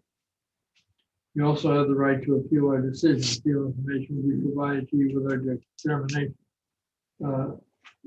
You probably know already, there'll be a document created. Yes, sir. At the end of the hearing. And it'll tell you what you can do if you don't agree with us. Yes, sir. In accordance with tax code section 4145H, all written material has not been provided, must be provided at this time. And all the evidence is in for all of them except 1453. Yes, sir. Well, you didn't, there was no evidence for the other. There was no evidence for the other. I didn't the other one. Oh, okay. Okay, that's fine. It's just that we can't introduce something after the hearing begins. I understand that. Our members who are considering the protest have not communicated with anyone about the protest, signing an affidavit to that effect. This affidavit covers case number 1453, 1454, 1455, 1456, 1457. I, Charles Powers, do solemnly swear I will not communicate with another person in violation of tax code section 4166F. I, Robert Day, do solemnly swear that I have not communicated with another person in violation of tax code section 41.66.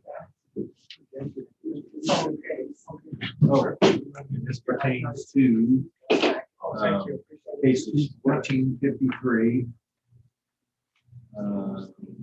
1454, 1455, 1456, 1457.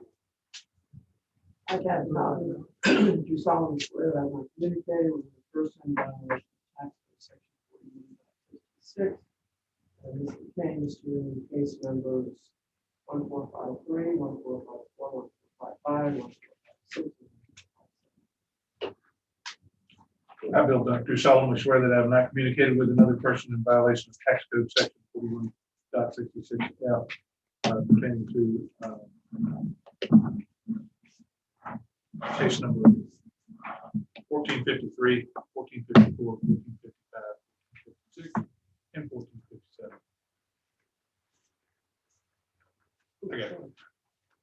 I, Scott Wagner, do solemnly swear that I have not communicated with another person in violation of tax code section 41.66F as pertains to case numbers 1453, 1454, 1455, 1456, and 1457. All testimony from all witnesses must be given under oath. You want me? Yes. I, Alfred Gilbert, do solemnly swear or affirm that the testimony I shall present to the appraisal of the court is true and correct. My name is Michael Soto. Do solemnly swear and affirm the testimony I shall provide present to the appraisal report in the appraisal district is true and correct. The following patients: 1453, 1454, 1455, 1456, and 1457. And you hold a appraiser's license in the state of Texas? No, sir. Okay. And we're going to open a hearing on case number 1453, account one. Oh, I'm sorry. Case number 1454, account number 59605. Would you like to go first, or would you like Mike to go first? Mike. Mike? Okay. Property that's there that you see. Q1 and Q2. Yeah, the things that are protest for market value and appraisal. You can see this particular property is account 59605. It's owned by Village by the Bay Ltd. Currently have a valuation of 36,560. You can see from the next page. So this is the pictometry imagery that's there. And so it's accessed off of Pearl, and there's like a driveway that gets to it for those properties. You've got 59605 and 59606, both of which are owned by Village by the Bay Ltd. What's important about this is that you'll see that all of these accounts, so on a pictometry imagery right there, 59605, 59606, 59 are 63718 and I'm sorry, 63718 and 63719. These are all properties that are owned by Village by the Bay Ltd. The 14, that's going to be a different area altogether. These right here are all going to be in the same area. So it's going to, there's probably going to be similar comps that are presented for each. These first two are the same, similar or same size. The one below it, which is 63718, is a different size, and then 63719 is a different size. Both 63719 and 63718 You can see those are accessed off of what's Loop 70 right there. The 59605 and 59606 are accessed off of Pearl. The information that we have moving forward is just a sales grid comparable. These are some sales in that South Rock area. The first one is off Ann Street, sold for $33,750 this last year. You can see that it's 7,500 square feet, produces a price per square foot of $4.50. You can see that well, I don't know that that's right. Let's see, 75, 33, so 50 divided by 75. Yeah, that's a $4.50. This appeared to sell twice. It's in there twice, so it just flipped, I guess. Because comp number 2 is the same. Comp number 3 is on Hackberry, so it's one of the cross streets. That one sold for $49,500, and that dollar per square foot that it comes out to is $6. You can see that the subject is on the Pearl schedule, which is at $5. I'm sorry, the $4.50, and the median value for those sales is $5, which supports the value of the $36,560 that we have for the subject. Moving forward, you can see that from an equity standpoint, we're using, obviously the one right next door is the same size or similar size. It's used on the same table. It has a value when adjusted to $36,560. Again, comp number 2 is another Pearl Street unit, and that's $31,050. Comp number 3 is on 3rd Street. That's one of the cross streets, and when adjusted, has a value of $36,560. It's appraised at $33,640, and you can see that it has less square feet. The sales ratio report is what's presented next. There's 22 pages of that. This is that whole South Rock area. And we're at a weighted mean of 101. That's what we have. Okay. That? Yes. Okay. You have 2 minutes for cross-examination and 5 minutes for your presentation. I'll give you 7 minutes. Thank you.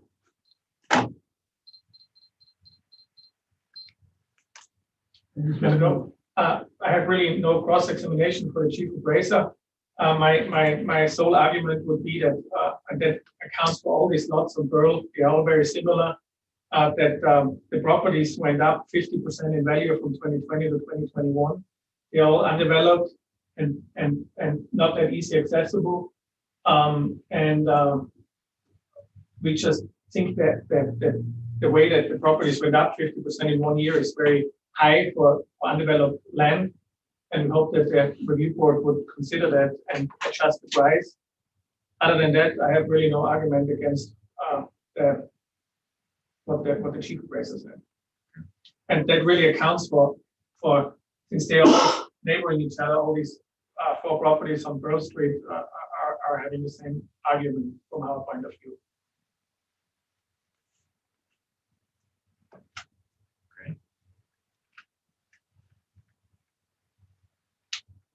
Anything else? That's it. Okay, you'll have more time later. I appreciate it. So Mike, then you have 2 minutes for cross-examination and 2 minutes for district rebuttal. I don't have anything for cross. As far as the rebuttal, this board's duty is obviously to make value decisions based on the evidence that's presented by both parties. The subject property owner provided no evidence. The district did. Can I ask you a question if you have time? I think I do have time, yes. That box that box that you check when 2 properties are held together, is that checked on them? I don't know. Did you check? Sure.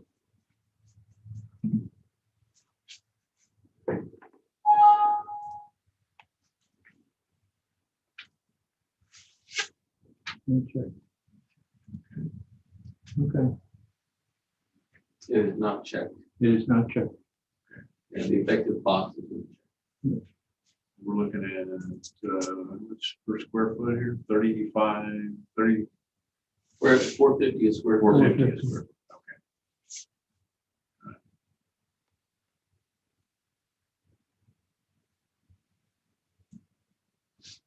okay. Okay, anything else? No. Okay. So you have 2 minutes for rebuttal if you need it. Nothing to rebuttal, thank you, sir. Okay, you think you're closing, Mike? Go. Okay. Any final thoughts? 1 minute for closing? No. Okay. Yeah, well, with the appraisal, because there's no, I see nothing out of line. Yeah. It's all pretty much. Equity standpoint, they're equal, and just the reason they've gone up is savings. Yeah. People are just willing to pay more for the market. Yeah, that's still below market value. Yeah. Okay. Stay where it is. Yeah, I agree. South End sales are, from the comp sales, the South End sales, sorry, South End is the next street over, is that South End is? Yeah, Ann's gonna be, we can actually pull that sale on pictometry if you want to see it. Sorry, I pulled my thing down. Okay. The one on the end? The one on Ann, yeah. Yeah, there were two on there. Oh, no, it's the same. It's the same, it's just sold twice. 34146.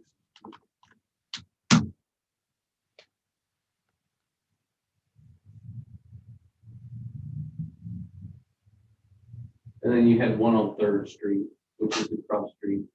You can pull that one up if you want.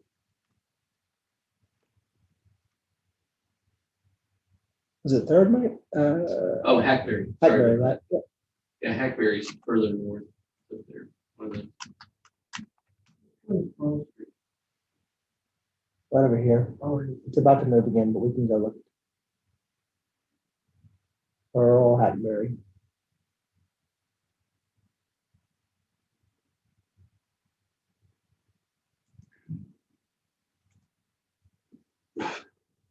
So those are all a little closer to the water, it is.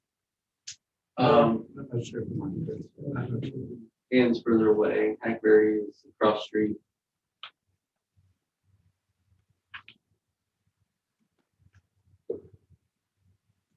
Yeah, it's in line basically.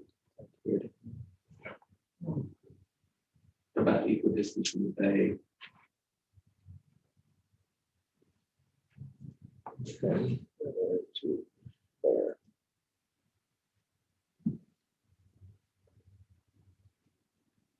Okay. Okay, so keep it the same. Okay. So I make a motion then on case ID 2021-1454, account number 59605. When considering incorrect appraised market value, Q1 or Q2 appraisal ratio exceeds the median level of appraisal or the equity value, that the 2021 appraised value of $36,560 remain the same. Second. All in favor? All right.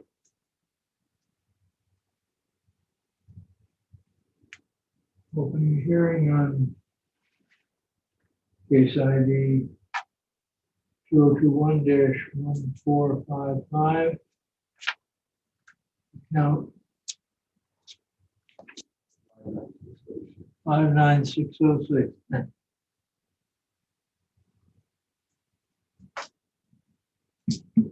Who goes first? I can go. May I ask Mike real fast one formal question? Sure. Mike, on your appraisal district policy, when you have a protested property, are you still evaluating that next year too, or do you not do that the following year if there's a protest on the report? You know, yeah, we Nueces County, they kind of, yeah, we appraise property every year. So no matter what you have it. Yeah, and if there's an ARB decision, and the set of circumstances and characteristics still hold true from 1 year to the next, meaning that if the conditions of the subject are the same, or that the conditions of the neighborhood are the same, we typically don't do anything. But if there is a change, you're gonna, Yeah, if you're there's a gonna, change to the market. then you, then you're, Yeah, we're gonna move it. I appreciate it. Then, if it's okay with the board, I don't want to waste anyone's time. I would withdraw the next three protests on Pearl Street because the circumstances are exactly the same, and I would think that the board is gonna rule the same way. I don't want to waste anyone's time. I would, if it's okay with the chief appraiser and everyone here, I would focus on the first one on 14733. I'm gonna go, we'll get the withdrawal stuff. I'm gonna make sure they have your evidence. Yes, please. Yeah, we're, to close the loop, since you signed in, you have to sign a document that you're withdrawing. Of course, I just don't want to, because it's so much, you guys have to go so many more motions, I don't want to waste anyone's time. We appreciate it. I'm sure it's the same circumstance, same evidence, and same outcome.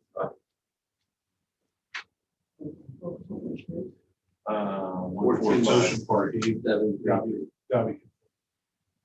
Which one? It's 1453. Exactly. He's checking on you. I see that it's in there. Okay, So 14733 is ready.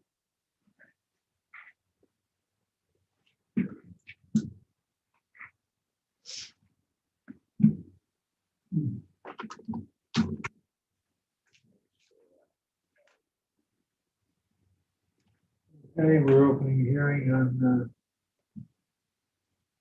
case number 2021-1453, account 14733. Who would you like to go first? Chief appraiser, please. Mike? Sure, Mike, before you get started, I just want to say it's Q1, Q2, and Q14 on the online protest form. Correct damage assessment rating. Oh, okay. I'd like to address Q14 first. So, Q14 has to do with, the damage rating has to do with physical damage to a structure. Can you look at the account just to make sure we don't have the only disaster that was declared by the governor that's relevant for this year's cycle, for the 21 cycle, would have been the freeze. So, and just for the record, we have vacant land, so we have no structure to place the damage rating upon. And I just want to make sure that there's no temporary disaster exemption application on file. So for the record, there's no application on file, so there's no action. And then furthermore, it would be applied to a structure, which we don't have. Okay.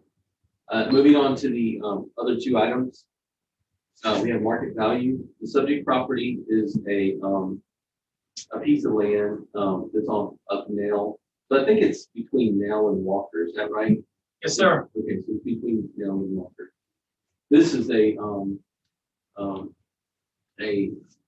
tract of land that appears to be 41 acres. Is that right? A little bit about 41. Yeah. And some square footage. Yeah. Okay. So this is between Nail and Walker. You can see that we have 335,000 change on the property. We have this on the next page. You have the pictometry imagery, and you can see it's north of 188 and east of 35 business. Or I'm sorry, west of 35 business. You can see generally where it's at. It had some work done to it to put a pond in the middle. I think from the, I'm not quite sure, but it had all of the looks of being a neighborhood and or an RV park at one point. I don't know the intention, but that it had the look that it was being prepped in that way years ago. We have, for the comparable sales, because one of the things that's market value, we have some comparable sales analysis that's on the next page. You have some sales on Walker, which is the Walker is the road to the south of the subject, just go ahead and go with it. This is a 20-acre tract that sold for 207. Now, obviously, there's an economy of size, but easy math tells you that that's 414 for 40 acres. The subject is 41, but there's an economy of size there. This particular property is 207. So again, it's a value that's supporting 19 cents, I believe. On Moore Avenue, you have a sale. This is 14.7 acres, and that sold for 153,000. I'm sorry, the very first one, I said 207, it sold for 160. I'm sorry about that, guys. Comp 1 sold for 161. Comp 2 sold for 153. And Comp 3 is on K's. That's only 10 acres, and that sold for 87. I don't have any 40-acre sales of the I don't have any big sales to show you right here.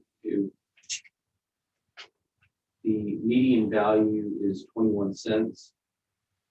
The subject is at 19 cents. One thing I'd like to point out is on the subject, go back to the card.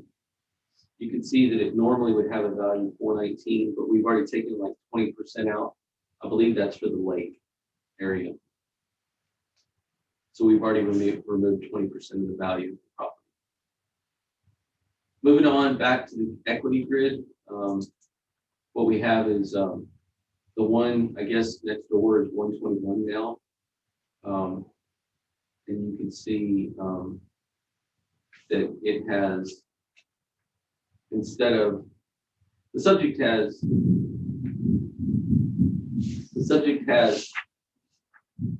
7, let's see, that's 1, 2, that's, the square footage is hard to read there.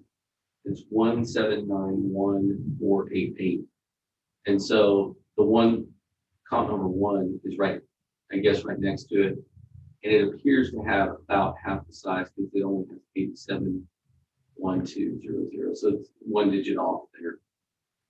And it's assessed at 230. Comp number 2 is in much the similar fashion. It's a smaller tract. Let's see, the 87,120. Let's see what that comes to. 87,120 divided by. Yeah, that appears to be. Those are comp number 2, 1 and 2 are 20-acre tracts. The subject is a 41-acre tract. So there's definitely an economy of size there. Comp number 3 is another 20-acre tract, it appears, and see the assessed value there. That has a small house on it, a small 1 SS house, and so that property is adjusted for that. That gives you a rendered value exactly what it is because it's probably all on that same table. Definitely the first 2 comps are going to be in that same table, right? They're on the same side of the street. Okay, you have 2 minutes for cross-examination and 5 minutes for your presentation. Thank you. My only rebuttal would be, or cross-examination is that you said you took an adjustment for the retention bond, and you took a 20% adjustment there, right, for the bond on the land? Yes, sir. Did you measure that out, the bond size? I don't know. It seems pretty like it. I would think it's more like 25%. But that's my. I mean, I'm not an architect or anything, but yeah, but the 20. Normally, when we measure something, it's like it would say something like 19.62 or something like. It would be an odd number. It was probably just eyeballed. If you want to, if you, with your permission, we can actually measure that amount and then calculate off the 41. Yeah, there's a second one on the right that's in the corner. I mean, if you go ahead and measure the pond, right? And let's see. Do you want the pond measured like by the beachfront or just a rectangle around the pond? No, but let's do the kidney shape. Let's do the whole thing. Okay. Do the best you can. Yeah. It's yeah. I mean, just that we have an idea. I'm curious. Yeah, and years ago, this was not this way. It had a low spot, but there was some work done to make it this shape. So there was some dirt work that was done years ago.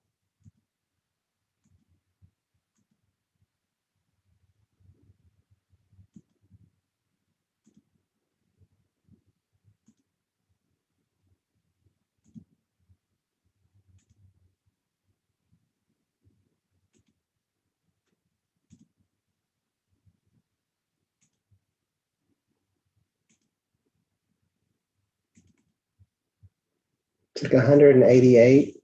And then there's a spot right here, Mike. Yeah, that's, I mean, so you might as well add something to, Hang on real quick, let's get that first. 188.026. yeah, or round it up to 190 maybe because of that spot. That represents 4.31 acres. And then if you, I don't know, if you measured this spot up There's here. a spot right Yeah. there. Yeah, and I think it's bigger than the circle. I think it's. I think it comes out like this, Yeah, right? yeah. so the 20% is pretty generous. Well, I don't know. Let's, this is 4.31 acres. It's the remaining was like 11,000 or 12,000. 12,000. 12,000 square feet. Yeah.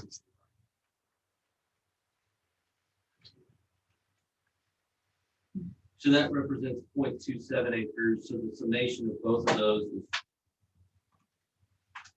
Somebody else can check my math if they want to.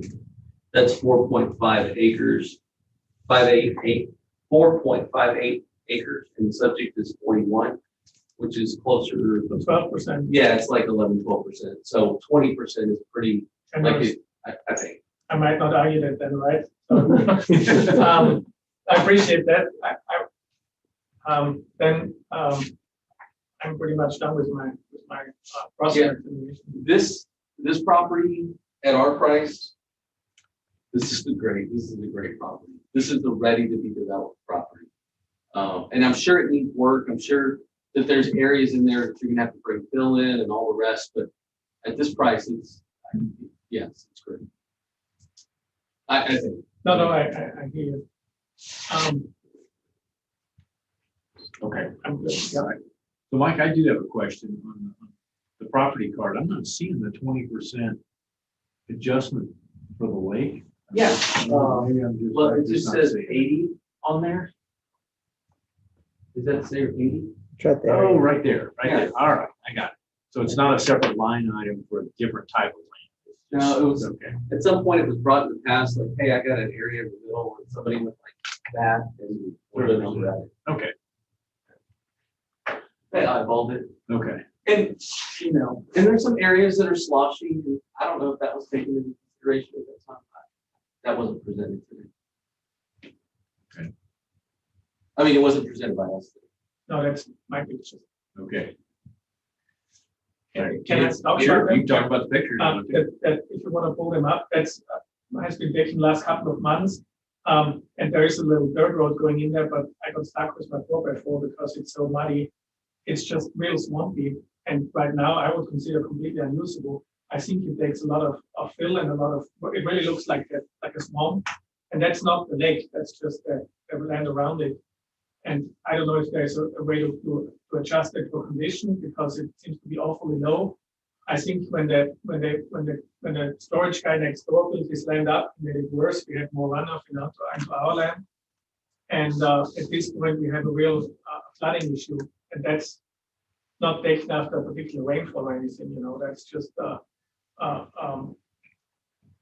condition. I would say if we drive by there now, it would be probably like that, you know.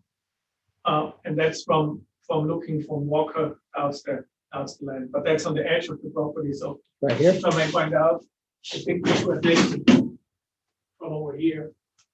That's now. Yes. Okay. Now, sorry. Yeah. Okay. And so I know on these pictures it looks quite dry, but they're probably, I don't know how old these pictures are, but that's the condition on the ground when you take the picture of the land. And I think it takes a lot of fill and a lot of work to get it to a point where you can even start putting any kind of road into that property. That's my main argument about the condition. And that's the street. There's, you see that dirt road. I had to turn around after about 30 feet because I'm not an experienced off-roader, but I felt awfully sluggish, so I'm not going to get stuck in there.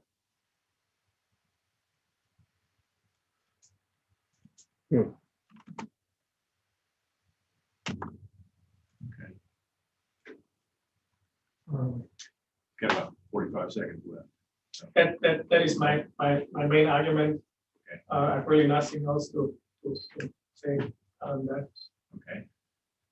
Mike, you got 2 minutes for cross-examination and then 2 minutes for rebuttal. Right. I don't have anything for cross, and just in rebuttal, what I would say is that, so doing the calculation for the 4.58, which are the areas that we measured, that represents 11% or 11.13%. If we just said, here's roughly another 9% for all of your other issues, I think it's roundabout the right adjustment. It's already been considered.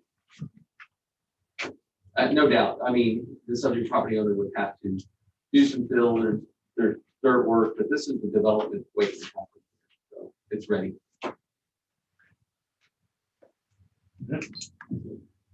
Okay, if you want or need them, you have 2 minutes for rebuttal, otherwise we'll just go to closing. I think we can go to closing, so. Okay. I don't have anything for Okay. He's right. I mean, it's generous at the 20%. Okay, so keep it as is. Yeah. Okay. I'm going to make a motion on case ID 2021-1453, account number 14733. When considering Q1 incorrect market value and Q2 appraisal ratio exceeds the median level of appraisal equity value, that we keep the 2021 appraised value of $335,600. Second. All in favor? Aye. None. We had good evidence. And thank you for. Well, I appreciate your time. And I appreciate the chief appraiser's time. Yes, sir. Thank you. I remember years ago when that came on the market. I'm trying to think of the lady's name. Gabi? Yeah, maybe. Yeah, that's my sister. Yeah, but I'm trying to think of the lady's name that purchased it. I mean, that you bought it from. Uh-huh. I'm trying to think of that. Hang on. Long, but it was Long's wife, I think. Uh-huh. And I remember when that came on the market back in '7, I was like, oh my gosh. This is nice. But it was, yeah, it was a nice piece of property at that point. No, I understand your argument. Her problem is it's all undeveloped and it doesn't produce anything. It just costs, but that's the landowner's problem. I'm arguing on her behalf. She sent me into that lion's den. I normally argue stuff in Oasis County, and it's always eventual, and I can always argue condition of property. Here on your sales grid, I mean, I think it is what it is, but she asked me and I wanted to give it a try. There you go. And I appreciate your time. You're all really nice and the staff is really nice. Much nicer than in Oasis County, I must say that. You can get it from me. Thank you very much, sir. I agree with you. I mean, the bigger one it's a mess right now, but I mean, there's so much potential. I guess it depends what she does when she puts it in the market. Yeah. Is there anything else you need from me at this point, or just the settlement waivers? The withdrawal letters, okay. They're withdrawals. Oh, you already got them withdrawn? Yes, they've just been signed. Okay, sounds great. Thank you very much. Thank you. I like your truck. Oh, thank you. You just want to leave the keys. I won't be able to do that, but we need to. No, that's. Thank you, guys. Appreciate it. Thank you. Have a good day, ma'am. Thank you. Nice GMC, four-wheel drive.